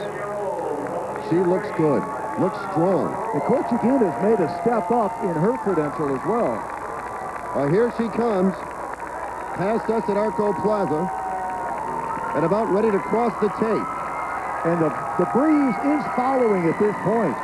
And she's going to go under 2:30 and pick up another time bonus in the process.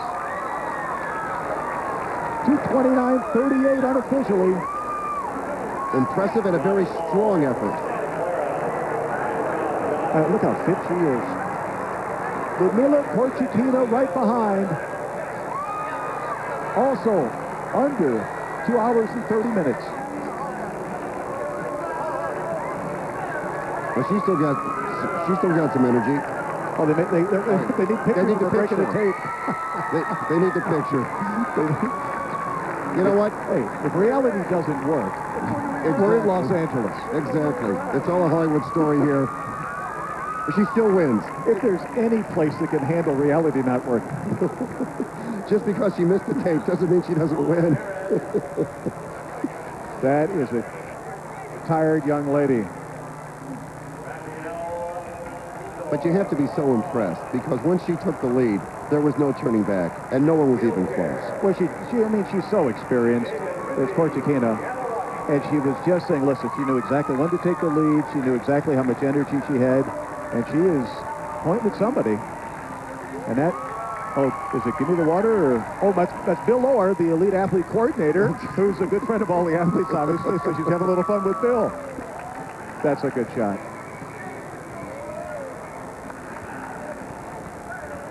Take a look at the finish again, Tony. Her form never broke down. The only mistake she made today, missed the tape. She missed the tape. Right. Right. Oblivious of the tape. Well, I'd say you take the time bonus away. There has to be a consequence. My God, there has to be a consequence. If we don't have rules, Well, luckily they turned it around and pushed her through the tape, and she wins any way you look at it. Our coverage of the Los Angeles Marathon continues from downtown and Arco Plaza right after this.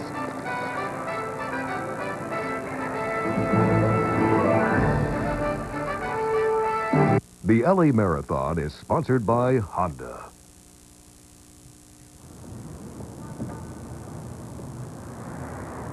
AC on. CD play, disc 4. Find nearest Chinese restaurant. The voice-activated navigation system responds to 180 commands. Order Mushu pork. That's not one of them. The all-new 240 horsepower Accord from Honda.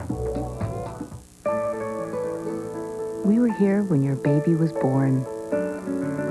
When she started school. When she turned 16. And when she learned that taking care of her health was a full-time job.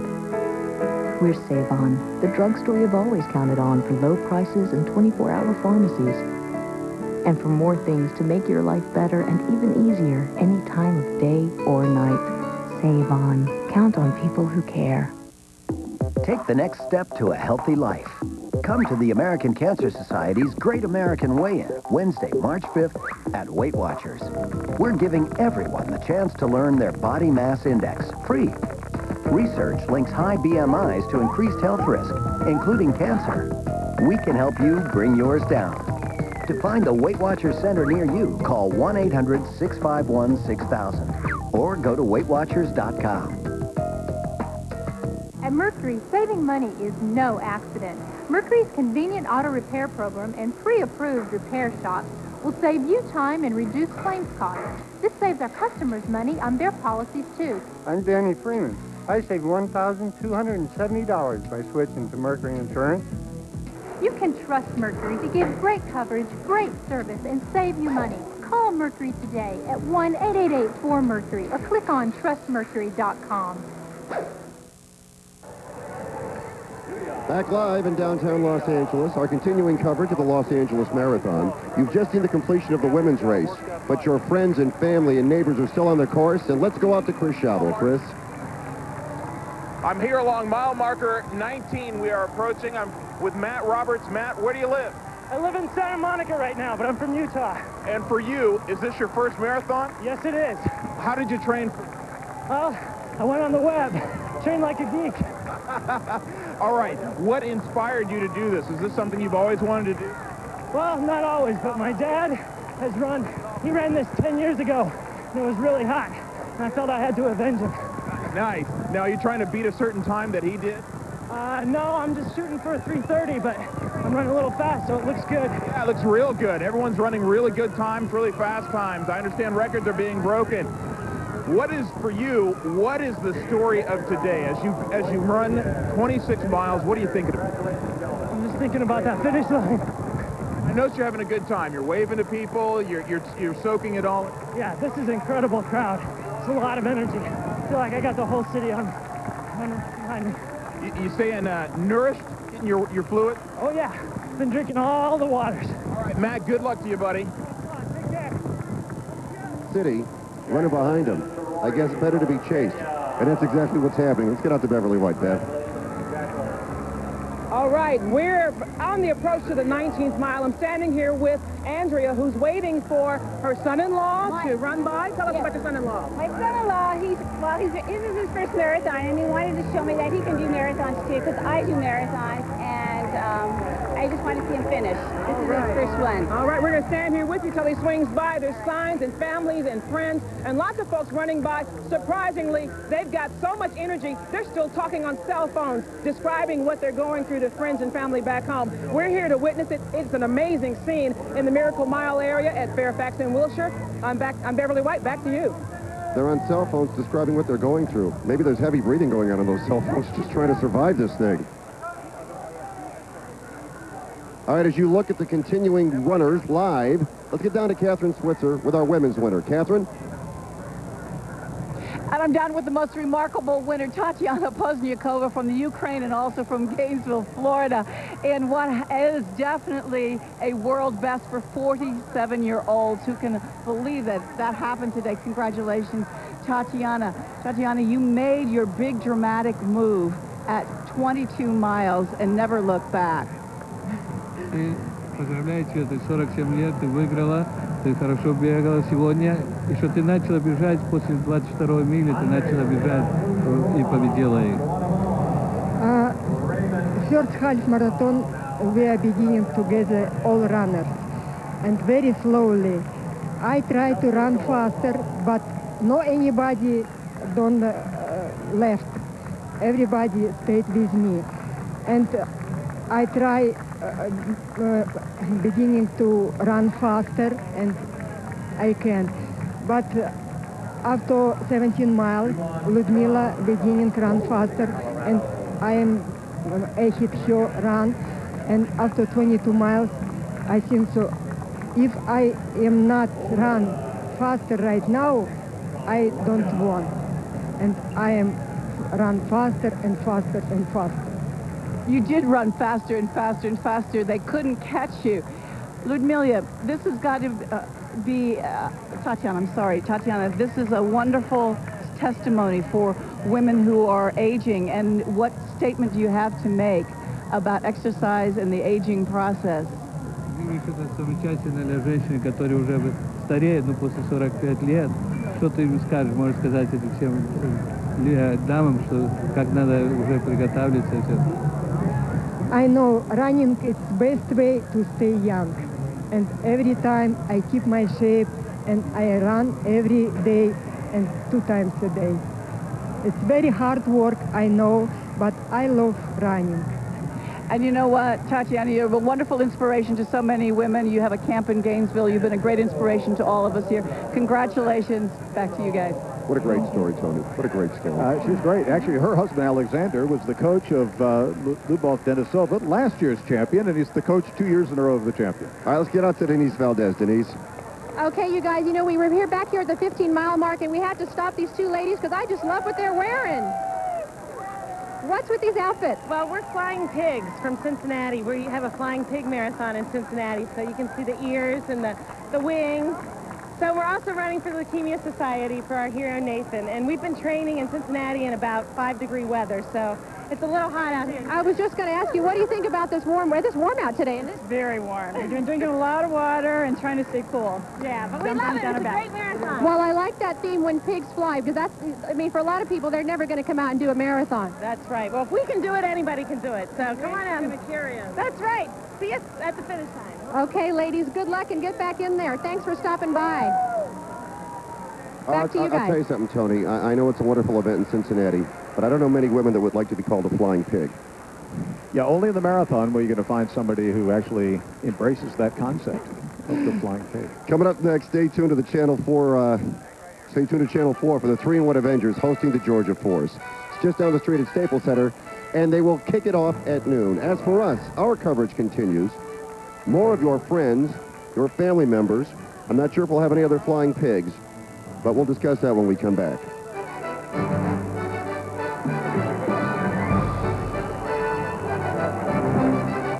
The LA Marathon is sponsored by AT&T Wireless. M-Life, your mobile life made better. When you can hear your wedding song 8 different ways. When you can see sunny skies ahead. When you can pick tulips over roses and chicken instead of beef. When you can get a reminder of why you're marrying him. When you can do all this with a calling plan starting at $19.99 a month. That's M-Life from AT&T Wireless. Right now, get a free Motorola 120T phone after $50 mail-in rebate. Hurry in or call 1-888-MY-M-Life today.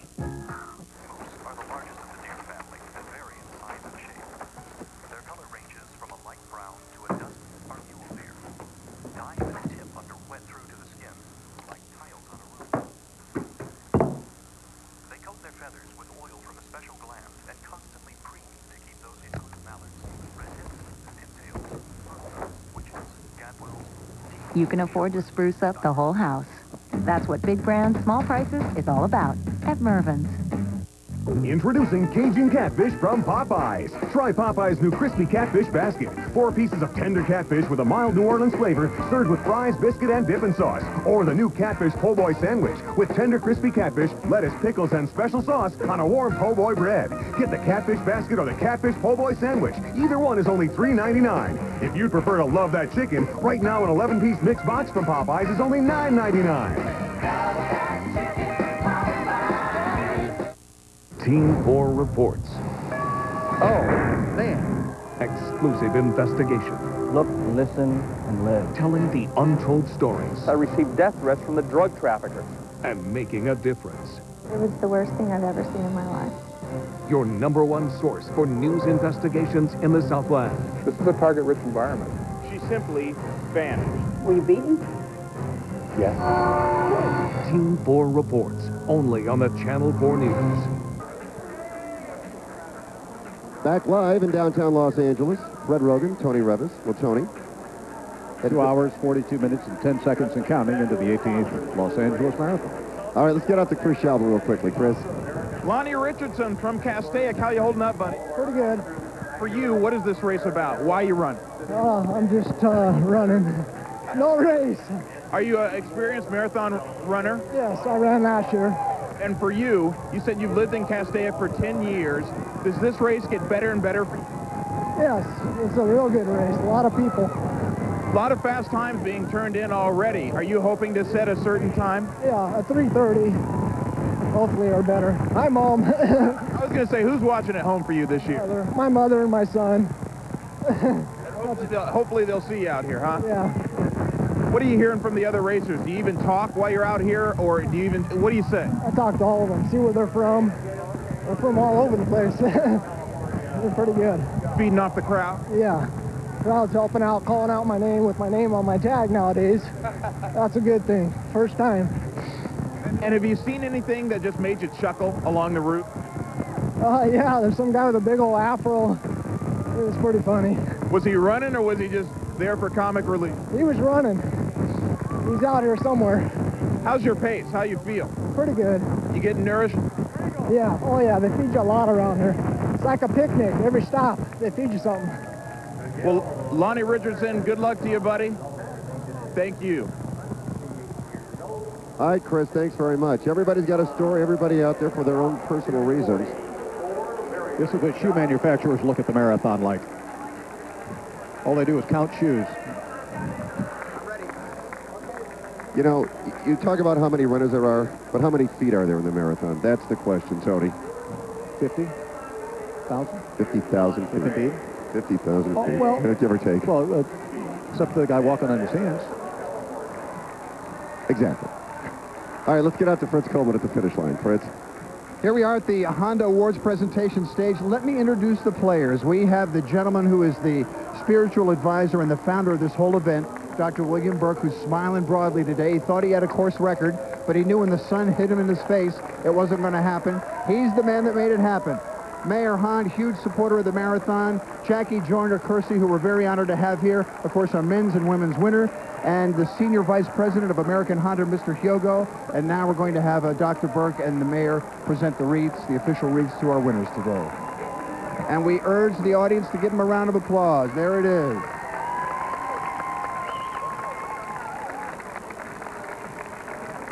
Wow. Just like they were at the end of that Athens to Sparta run, but the sneakers weren't as good. That's pretty exciting.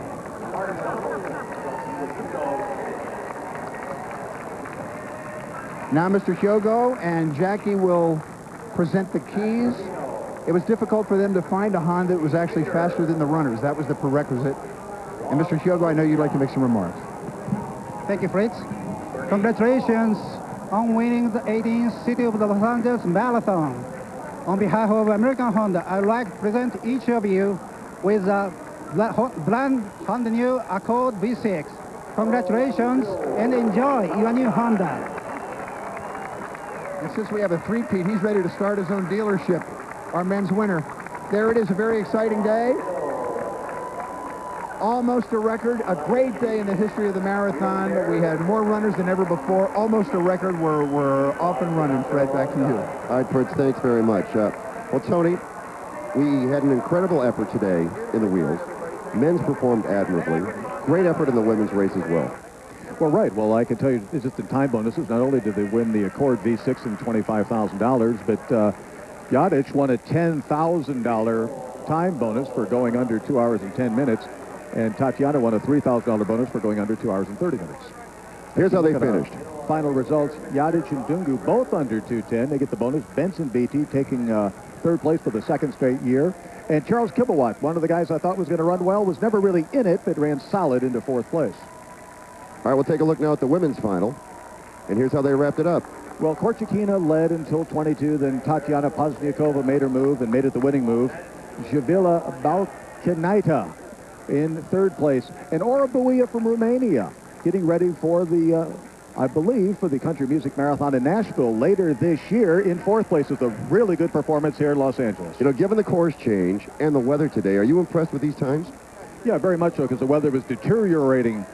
Only in Southern Cal, only in marathoning would you call the weather we're having outside deteriorating as it goes higher into perfect 70 degrees as everyone back in Washington and New York and Boston and Philly is suffering mightily. God bless them. So, yeah, this is a little bit tough near the end, and it'll be tough for the people behind us, the 25,000 people. But for the elites, they start early enough and they get enough miles behind them so they can run really fast times. And plus, the fields, Bill Orr did a really good job of bringing in really well-matched fields. The matchmaker is very important in marathoning. All right, let's get out to Beverly White now. Beverly? All right, we've got one of the runners right here, gentlemen, kind enough to take a breath on the approach to the 19th mile. Gilbert Moraga, how's it going? It's going a little fine, a little tough, but I keep going. I'm running for my grandsons, Adrian, Anthony, and Alex. How you guys doing? And I recognize your face, Beverly. Well, thank you, Gilbert. Thank you for stopping. Okay. I don't want to slow down your time. All right, thank you. Take care, sir. All right, thank you, Gilbert. Another one of the dedicated runners right here in the Miracle Mile. Back to you. It's pretty impressive. He didn't have real time to be on TV. You know, he wanted to set his time. But you see him, the guy before him, Lonnie, he wasn't totally convinced that he was having a fun time. You could tell. How you doing? I'm running. Okay, yeah, it's all right. It's all right. All right, let's get out to Denise Valdez. We are back here at the 15-mile mark at the water station with a very enthusiastic volunteer. You said this is your second year out here. You've got your pom-pom. Where do you come out of? What time? How fun? It's so much fun. Everybody's running, and they appreciate our water, so it's really great to serve the water for runners. Yes. You were saying that the runners thank you because you keep them, you keep their spirits up. Yeah, and they keep saying when they pass the water, they say, right, thank you. Everybody say thank you. It's so great, you appreciate it. You'll be back next year? Definitely, I'll be back. Yes. Get back to your station because these guys are thirsty. I've affectionately called this area the splash zone because you can see cups are just littered here on the streets, and we're starting to get a little bit of wet here, but Junko and some of the other volunteers don't seem to mind because they just want to be out here supporting the thousands of runners here. Now, this is mile 15. We are really shoulder to shoulder now in the thick of things with all of these runners. We have noticed, though, that the pace has slowed down just a little bit. These are people who are not competing. They're actually just competing against their own personal time, running with friends, running with co-workers, running with family members. And we've seen more and more residents who live in this neighborhood along La Cienega come on out to cheer them. They bring in their dogs and applauding. This is really high energy up here. We've got music playing down the street and the volunteers lining up and down Pico Boulevard. The balloons are over the street. It's really a high atmosphere, high energy, and that's what a lot of these runners say they need at this point. This is a 15-mile point. They've got another 11 miles to go, and it's exciting just to be a part of it. So back to you guys. All right, now, Denise is out at the Honda Water Station, and Tony, we actually talked about this before we went on the air today. Everybody talks about how important it is to keep drinking water and hydrating. But now there's a feeling that you can actually drink too much water when you run. Yeah, there's a couple of people have been in trouble in marathons in other parts of the country, and they think it's because there wasn't enough water on the course. As it turns out, they took too much water. And Alberto was talking about this to us the other day, and it throws out your electrolyte system. And too much water can actually be a problem, and people have died because they took too much water. It's counterintuitive, but it's true. You got to be careful with your intake, one way or the other. Too much is just as bad as not enough. All right, more local folks. Back to the course and Chris Schabel. Hi, how you doing? I'm Chris. Hey, Brian, how you doing, buddy? Where you from? From San Diego. And for you, what is this race all about? Oh, just about enjoying a nice day. Being back in L.A. I moved down for a year ago to San Diego. So you're originally from here, then? I lived in Alhambra for 7 years. Oh, wow. And for you, what is it that keeps you coming back? Well, I think L.A. has a great mix of ethnic groups. There's a great population, great weather. People here are very friendly. And for you, how's the race been so far? Are you trying to beat a certain time? What's your goal for today? Well, so far I'm on pace to beat 20 minutes off my last best time. Oh, that's incredible. Is it the weather helping you or just better shape, better train? The weather's doing great. Yeah. Okay, so for you, is there someone at home that is watching this race saying, go, go, go? My wife, Jessica, and my son, Luke. He's 4 months old. Oh, congratulations. First kid? Yep. So you're giving him something to look forward to. That's right. Maybe next time he's going to join me. Well, thank you so much, and good luck. Nice job, Chris. Chris out there with the local folks. And we want to put as many of them on as we can as we continue our coverage before we go off the air. Let's get up to Bev White, Bev. We've got some happy runners going by. Yafet, tell me, how's it going? Oh, it's going great. I'm keeping a good strategy, keeping it, steady and not too fast. All right, good strategy. Not too fast, says the man. All right, Ben, way to go. We've seen a lot of very enthusiastic runners here in the Miracle Mile. All right, more folks running by. Wanted to say hello and catch their breaths approaching the 19th mile. Just thought we'd share that with you. Of course, behind us in the distance, there's an entertainment stage, and folks have been picking up the beat of the music and running accordingly as they round the bend here from Fairfax and Wilshire, approaching the 19th mile. Lots of energy, surprisingly so this late in the race, but again, these folks are dedicated from get-go, and they're having a great time. Beverly White, back to you. All right, Bev. Bev out there with the people, and there are a lot more on the course, a lot we're going to show you, so stay with us. We'll continue with the 18th Los Angeles Marathon.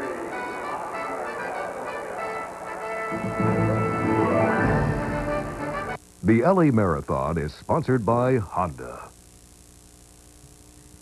Roll sound. Okay, take one. Okay. How many marathons have you run? Technically none. None. 0. 3. 4? Uh-huh. Let's see you run. What am I running from? Bang! Oh, yeah. And say hi to your friends. What's happening? I'm running. Hey. Leg cramp. Oh. Okay, that's enough. Actually, I do have a leg cramp. And you cross the finish line. And victory dance. Only in L.A. Oh, yeah. The Los Angeles Marathon, presented by Honda. Are you okay? Yeah, fine. If this is the year you're going to lose weight, do it with Xenadrin EFX. I'll never look like that again. Xenadrin means business. Xenadrin EFX is the first diet supplement of its kind, clinically proven to deliver dramatic results without ephedrine. Believe me, this stuff really works. I can't believe that was me. How's this for results? Xenadrin EFX, the guaranteed easiest and fastest way to take off the weight. Finally, something that works. At GMC. You know you're looking good, you're in your neighborhood, and you see all the people in the street now. You know you're feeling fine, you're out in the sunshine, and you feel the grass beneath your feet now. In my mind I can see your picture, you are smiling and waving at the camera. In my mind I can see the colors you are wearing, not like any other. I feel like she hates me right now. I'm going to try to give her another call again. If you want to go, Verizon voicemail, you have. Catherine I home. didn't care if you hung around me. I didn't care if you went away. All I need is a miracle. All I need is you. All I need is a miracle. Verizon. Make progress every day.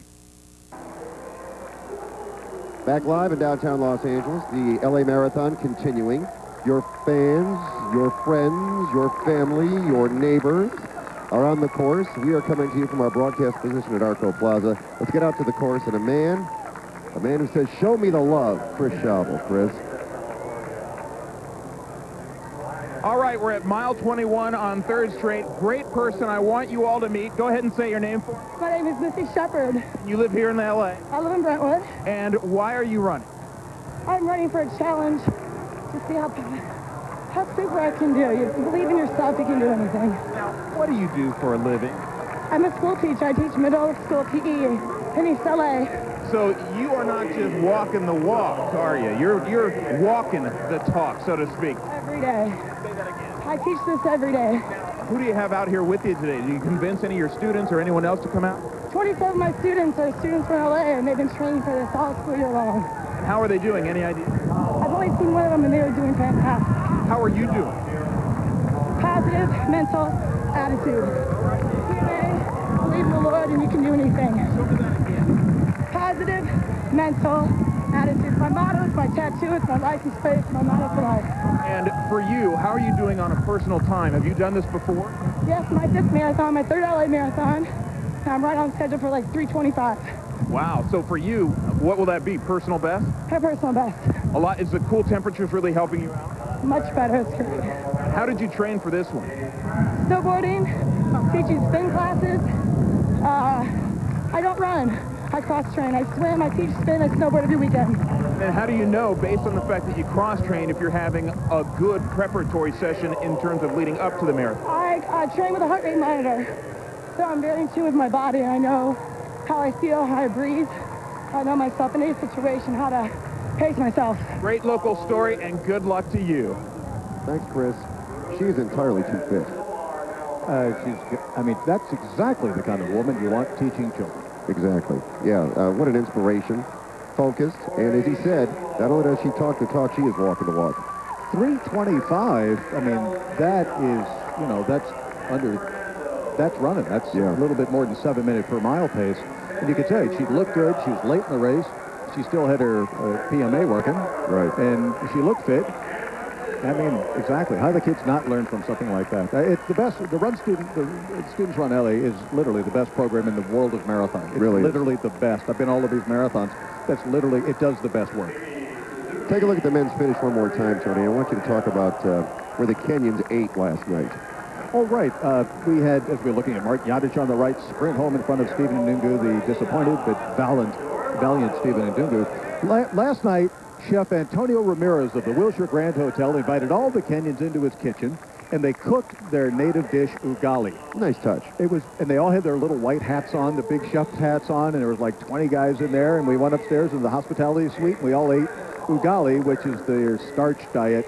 They eat it every darn day. Every day they eat it, not because they like it. It's because it's bland enough where it won't upset their stomach. They are willing to give up interesting tasting food so that they don't ruin their training. That's, again, how focused they are in this marathon business. So they invited him in. Whip it up yourself. Exactly. They didn't know how to make it. Let's go on to Denise Valdez. Denise. Well, Fred, I think this is one of the first runners we've seen. This is Blanca Sanchez from Southgate, and you're running with your cell phone? What's that all about? Talking to my husband and my kids and my grandkids. Does it help pass the time? Yeah. Now, why isn't your family out here running with you instead of talking with you on the phone? Well, they don't like running. I'm the only runner in the family. You said this is your third marathon. What's your best time so far? 4:30. 4:30. You've been out here for about 3 hours, so you're about on time. Yeah, well, we started a little bit late because there was too many people, so we have to walk. Let's wave to hopefully your husband and your family, and they're watching. Bye, Jerry and Joseph. Blanca Sanchez from Southgate, thanks for talking with us, and don't talk on that phone too much. Unsafe. I'll tell you, she's got a heck of a cell phone battery. Oh, that's exactly what came to my mind. And she's using a lot of minutes, too. All right, I'm here with Skeeter. Skeeter, what's your real name, buddy? My real name is Cliff Thomas. How long you lived in L.A.? 18 years. I moved down here in 1985. And for you, what marathon is this? This is my fifth one for Los Angeles, number 8 overall. I ran one in San Francisco and New York in 1992. And this is probably the best one for me because the weather is great. I'm feeling good. And there you have it. For you, what is the best way to train as you've now done your fifth? Well, the best way to train is to basically run nonstop. I do a lot of hill training. I train up at Griffith Park. I don't particularly belong to any kind of running team, like a training team, but I just run every chance I get. I train on hills, and I push my body very hard, and I apply Dianetics, which basically means that you don't let your mind stop you from doing anything. You can overcome your body, and basically all the marathons that I've run, I basically just hit it hard, and you know, I don't let my body rule me. And you said the weather's really helping you today? Oh yeah, because I like hot weather, and basically so long as I keep enough water going in my body, I don't dehydrate, and you know, the sunshine is brings out the people, and the people get you pumped up. They're very supportive, and that helps a lot. I have to tell you, it really helps a lot, and I tell you, this is definitely the best one I've ever run. You got anybody watching at home? I wish my wife was. I wish my wife Miriam was watching, but anyway, we have to get it on video. Yeah, I was going to say, she's probably like, honey, if you make TV, great. Oh, I can't wait. Thank you so much, and good luck to you, buddy. Thank you very much. See you, man. All right, more of your friends, family members, people you know, and a lot of folks you don't, but you should meet as we continue our coverage of the 18th Los Angeles Marathon.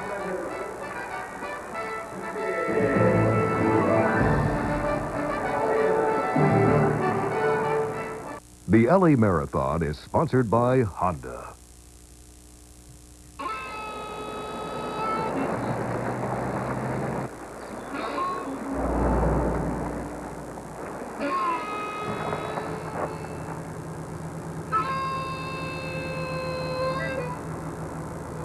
Introducing the Pilot. Built by Honda. With 4-wheel drive and a quadruple 5-star safety rating. Invent a shortcut.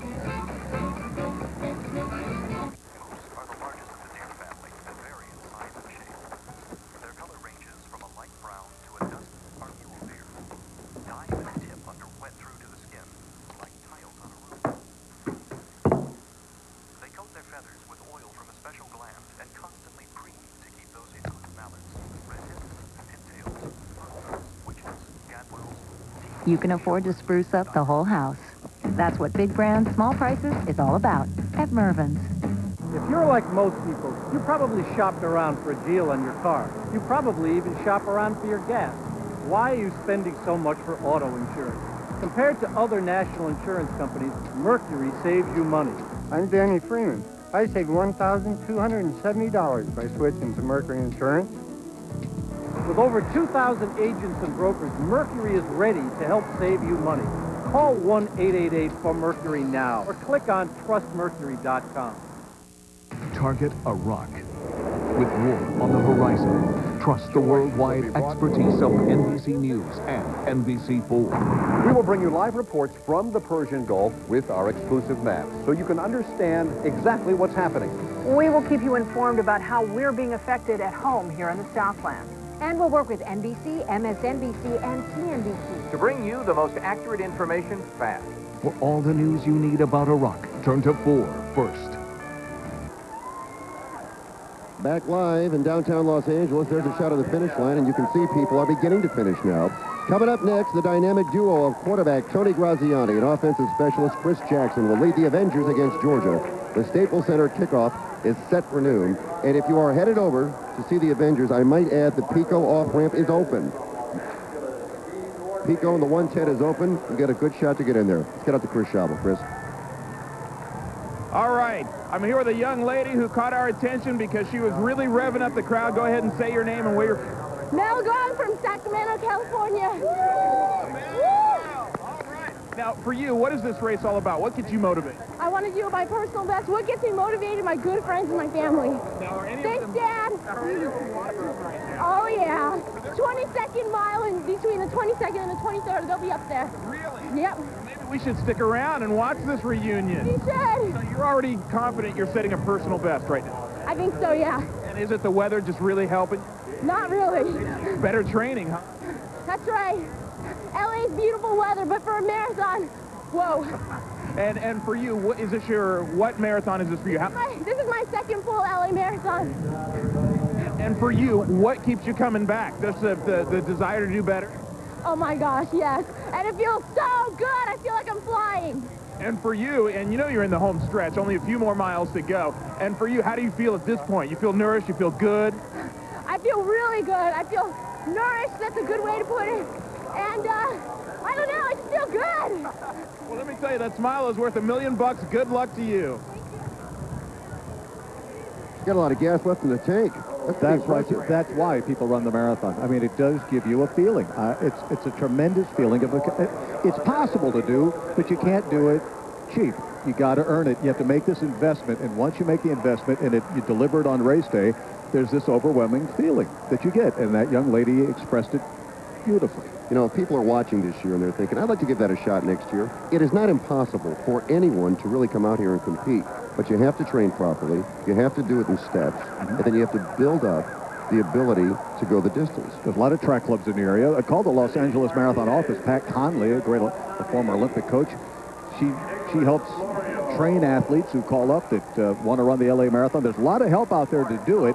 And believe me, it is worth all the effort. It's waking up too early, running too late at night, skipping meals, skipping parties. But when you get finished with it, it gives you a feeling that you just don't get anywhere else. And physically, Tony, because you've been there, physically, what does that do? How does it make you feel? Well, again, it's essentially, it's endorphins. It's drugs. It's the body's opiates, and it's a great feeling, and it just lasts for it lasts on a daily basis, really. All is right with the world. It's that feeling, all is right with the world. And once you have achieved that feeling, once you've experienced it once, it's something you don't want to give up. No, the first time you do a marathon, a lot of times you'll say, geez, I'll never do that because it hurts. But after a while, you say, I can do better than that the next time. And you instantly go back and start training again. It gives you something that our daily life doesn't give us. The Kenyans don't have to do it because they're walking to and from school or tending the animals or farming their fields. But in this modern society we live in, it's hard to get that feeling unless you go out there and do something physical on an extended basis. And marathoning is a perfect goal to have in order to make you do it. In case you missed the finish of the men's and women's races, here's how it ended up. Yadic in a personal best of big victory after a second 3 years ago. Dungu, his streak of 2 victories in a row broken, but not by much. Benson Beatty, third for the second straight year. Charles Kibawat with a fine 4th place. Women's side, Tatiana Pozniakova moved up a step on the podium this year from her second last year in a magnificent performance. Korchikina, that was the best time for her. Ora Buia in third, and Bauchinaita from Lithuania, a young talent moving up in 3rd place. In 4th place, rather. All right, let's get back out of the course now. Are we going to Pat Healy? Let's go to Chris Schabel, Chris. All right, I'm here with a young lady. Go ahead and tell me your name. JJ Little! And where you from? Walker Center / Beverlywood. Now this is fun because these 2 party crashers just jumped onto the course to give you some support. Is it a nice emotional boost? Of course, I couldn't do without them. Pretty good. It's a lot of fun to see all of LA and everything. Now, have you ever run a marathon before? One other. Was that the LA Marathon? Yeah, 2001. And how are you doing in comparison to that? I think I'm on the same pace. Yeah. Now the weather might help you do better. No. You're like, no. I'm in sunburn. How did you train? With these cool girls right here. Now there your emotions. Did you know that they were going to join you near the end? Yep, so looking forward to it, kept me going, knowing that I have them. Now, you got anybody watching at home? My brother, maybe, if I'm lucky. Stevie HS, my 10th grade world history student. If you see this, I'll give you extra credit. Extra credit, remember, on Monday. All right, a history teacher doing the marathon. Ladies, thank you so much. You know, wouldn't it be great if everybody in life had somebody running by him with a fan? Just like 1 out of every 3 people, there's a teacher. Patrick Healy, go ahead, Pat. Go ahead, Pat. All right, this is a real challenge. This is trying to do the marathon backwards. Shadrach, are you crazy? Well, I'm not insane. Now, you've got a magic elixir that helps you run backwards. Tell us about the magic elixir. It includes celery juice. Oh, watch out, we got traffic. I see them. Celery juice, parsley juice, carrot juice, and lemon juice.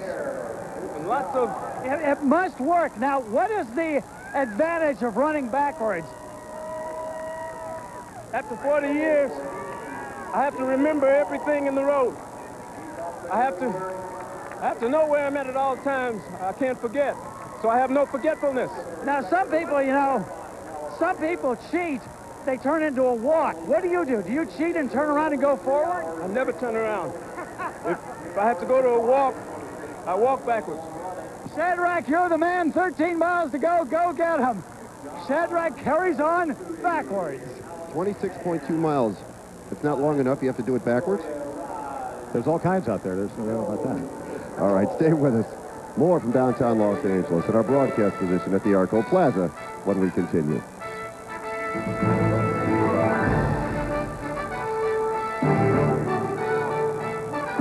The LA Marathon is sponsored by Mervyn's, proud sponsor of the women's race in the LA Marathon.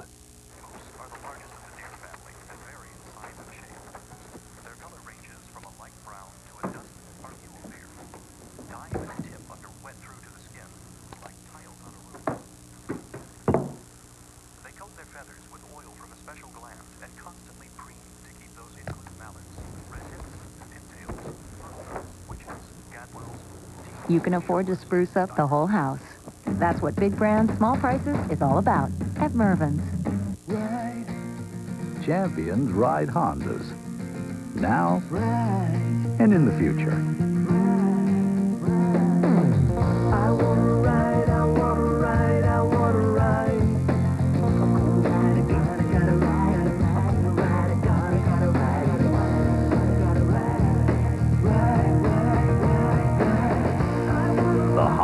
XRs. They're a head start.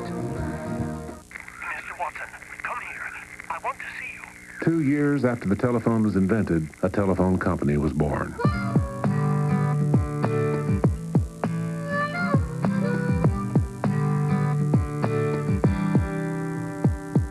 "125 years of sweat.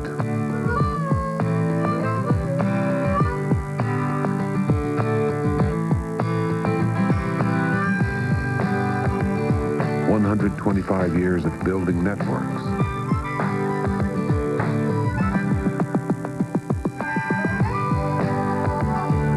"125 years of getting the job done.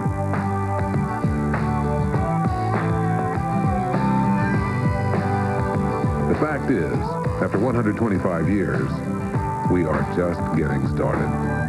Looking back, moving forward. SBC. Back live in downtown Los Angeles, people continuing down the course, people continuing to finish the race. Let's get out to Mario Solis. Mario. Thank you, Fred. About time. There's a reason why I'm still wearing the jacket. I'm trying to warm up here. Now, most of the racers, most of the participants in this marathon do it for personal reasons, personal satisfaction. However, others have more noble causes. For example, Team Parkinson 2003. This is one of 50 official charities that are participating in the marathon. Let's talk to one of the members of Team Parkinson. What is your name, please? My name is Jean Marcus. Now, Jean Marcus, tell us a little about this cause, please. Yes, this is Team Parkinson, raising money for research. My husband, Daniel Marcus, died of Parkinson last July, so he had a dream of 10 women pushing his wheelchair each 1 mile, and he was going to raise $10,000 for Parkinson research. Well, he had his number already, but he didn't make it. So I'm wearing his number, and 10 of the women who helped take care of him while he was so very ill, they're joining in the team, and we're doing this to let people know about Parkinson's. But it's a great thing that we can do this to let people know. This is our daughter, Joni, and all of our friends along with us. You do a terrific job. Thank you. All right, back to you. Noble cause, no question about that. Yeah, the marathon's there for everyone and anyone, whether you're just a pure runner or you've got something to prove. It gives you a purpose. It gives you a lattice work on which to build anything. All right, let's get out to Patrick Healy. Pat. We're on Pico Boulevard with a couple of the high schoolers running for Student Runs LA. Ladies, identify yourselves and tell us where you're from. I'm Ruth from Camps, and I live in Inglewood. And who's your... And I'm Lynette from Camps, and I live in Compton. Now, first marathon for you ladies? Yeah. What do you think? You're 15 miles in now. It's okay. I gotta say, you look great. You're not breathing hard. You look cool. You must have done a lot of training. Yeah, we did. Yeah, you can say that. How much do you have left for the final 11 miles? Not sure. A little bit of energy. Who's out here rooting for you today? My mom and my sisters. Where are they located? At the finish line. Oh, okay. So you have to finish then to see your rooting section. Yeah, basically. All right, well, Viva Camps High School, they're carrying on. Only 11 miles to go. Go get them, ladies. I cannot believe, because when we put this thing together, Tony, we were talking about how we were going to cover it. Pat said, I'm going to run the course. And we said, sure you are. And he's still running. He's still running. He's motivated to, well, no, the other people out there sort of bring your energy up. You run by yourself, it's a one feeling. You put 25,000 people out there next to you, and somehow you're energized by that process. And if you're being chased, you really run. Well, you also get cute young ladies to talk to. That'll sort of inspire you as well. All right. We'll continue from downtown Los Angeles. We're going to try to put more of your friends and your family members on TV here before we get off the air. Stay with us. The 18th Los Angeles Marathon continues.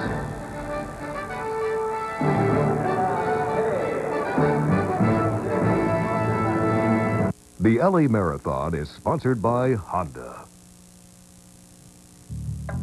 If you could have a voice-activated satellite-linked navigation system, surrounded by a spacious leather-trimmed interior, where you can stretch out and enjoy a dual-zone automatic climate control system, and appreciate the acceleration of a 240-horsepower V6 engine, and if you could have it all in a Honda Accord, why wouldn't you? The all-new 2003 Accord EX V6 from Honda.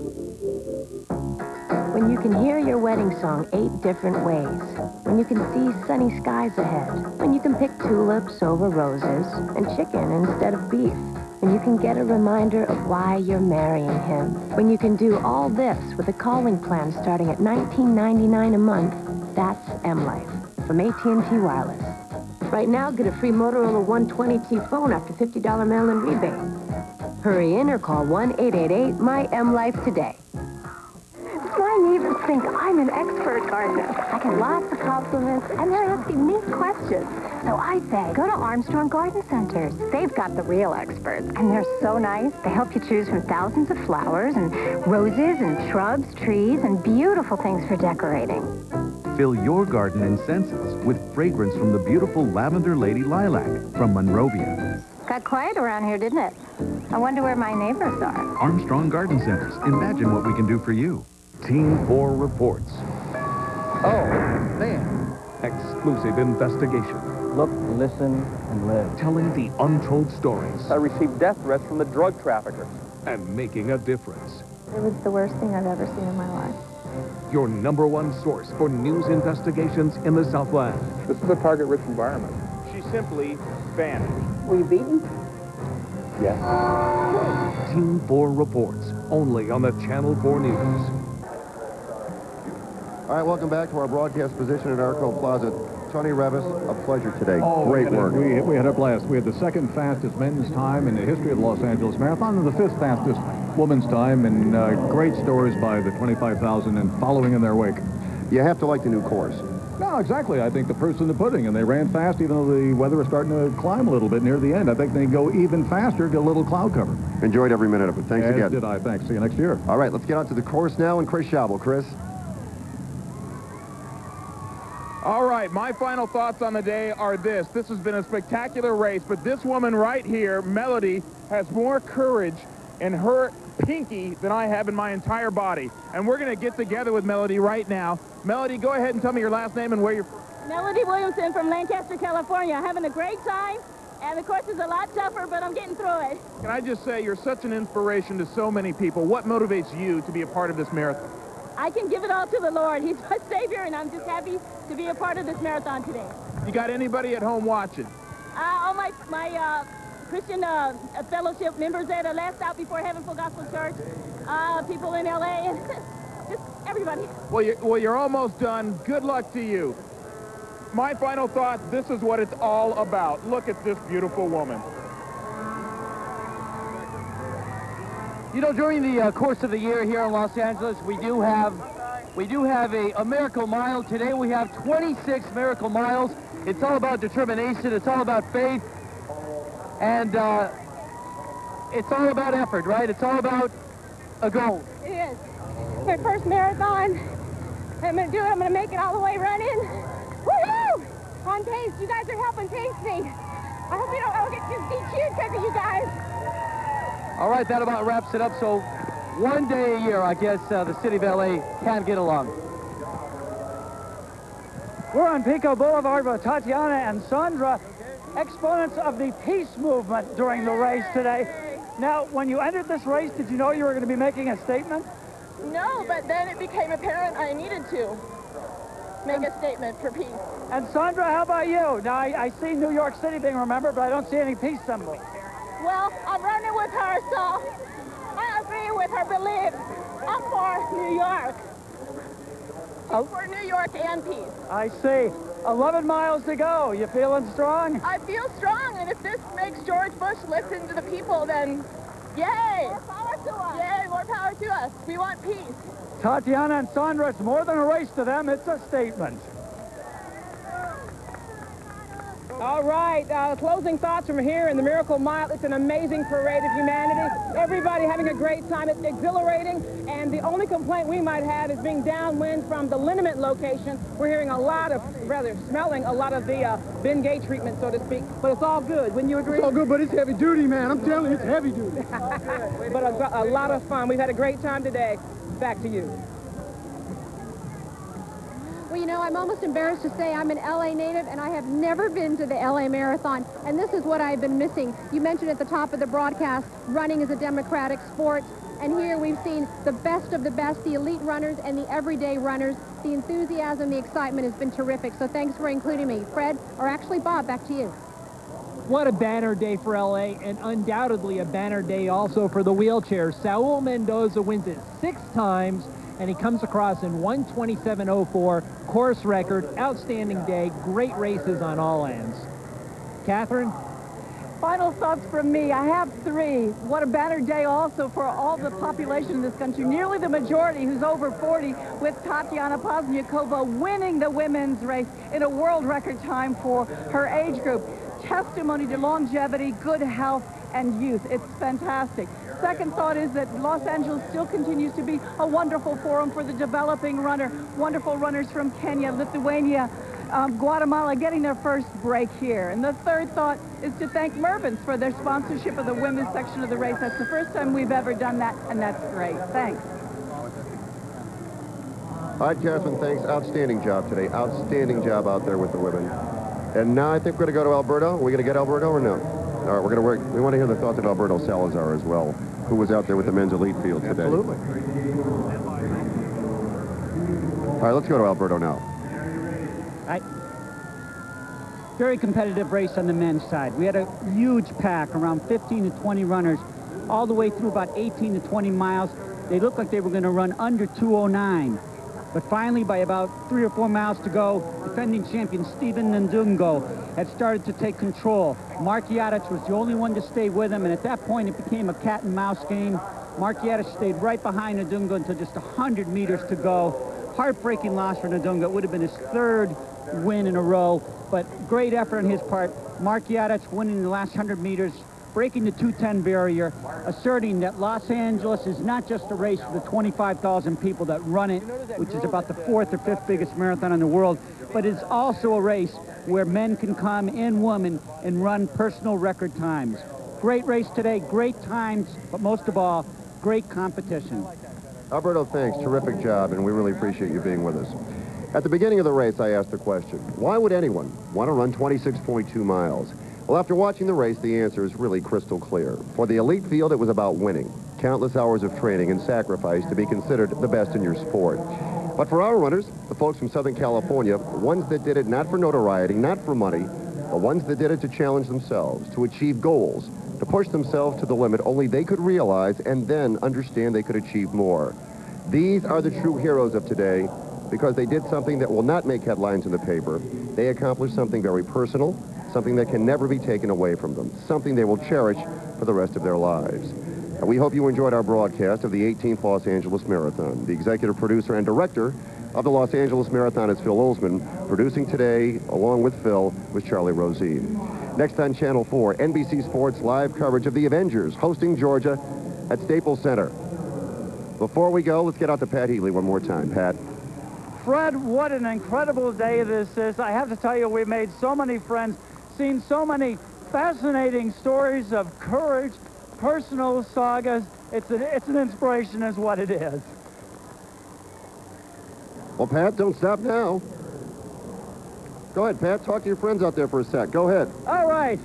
Let's talk to this man right here. Tell me your name and where you're from. From Los Angeles. Hi, Jose Luis. All right. I'm a little tired, but I can make it. All right, good. Go for it. Where are you from? Los Angeles. What inspired you to do the marathon? Oh, nothing, just my dad and the love of the sport. Who you got rooting for you today? My mom and my grandma. All right. We're coming up to mile 16, and these folks, they still got their energy left. All right, Pat. Well, Tony, they're still out there. They're still moving along. It's a unique, irreplaceable day in the life of a city in search of a center, and for one day a year, this is that center. It's the only thing like it in the life of the city. We say it's the Rose Parade's the next closest thing, but that's up in Pasadena. This goes through the entirety of Los Angeles, and one day binds it all together. Tony, again, great job. I really enjoyed it. Maybe we'll see you next year. Look forward to it. So, for our entire crew here, behind the camera and in front, I'm Fred Rogan. Thank you for watching our presentation, and good afternoon from Arco Plaza.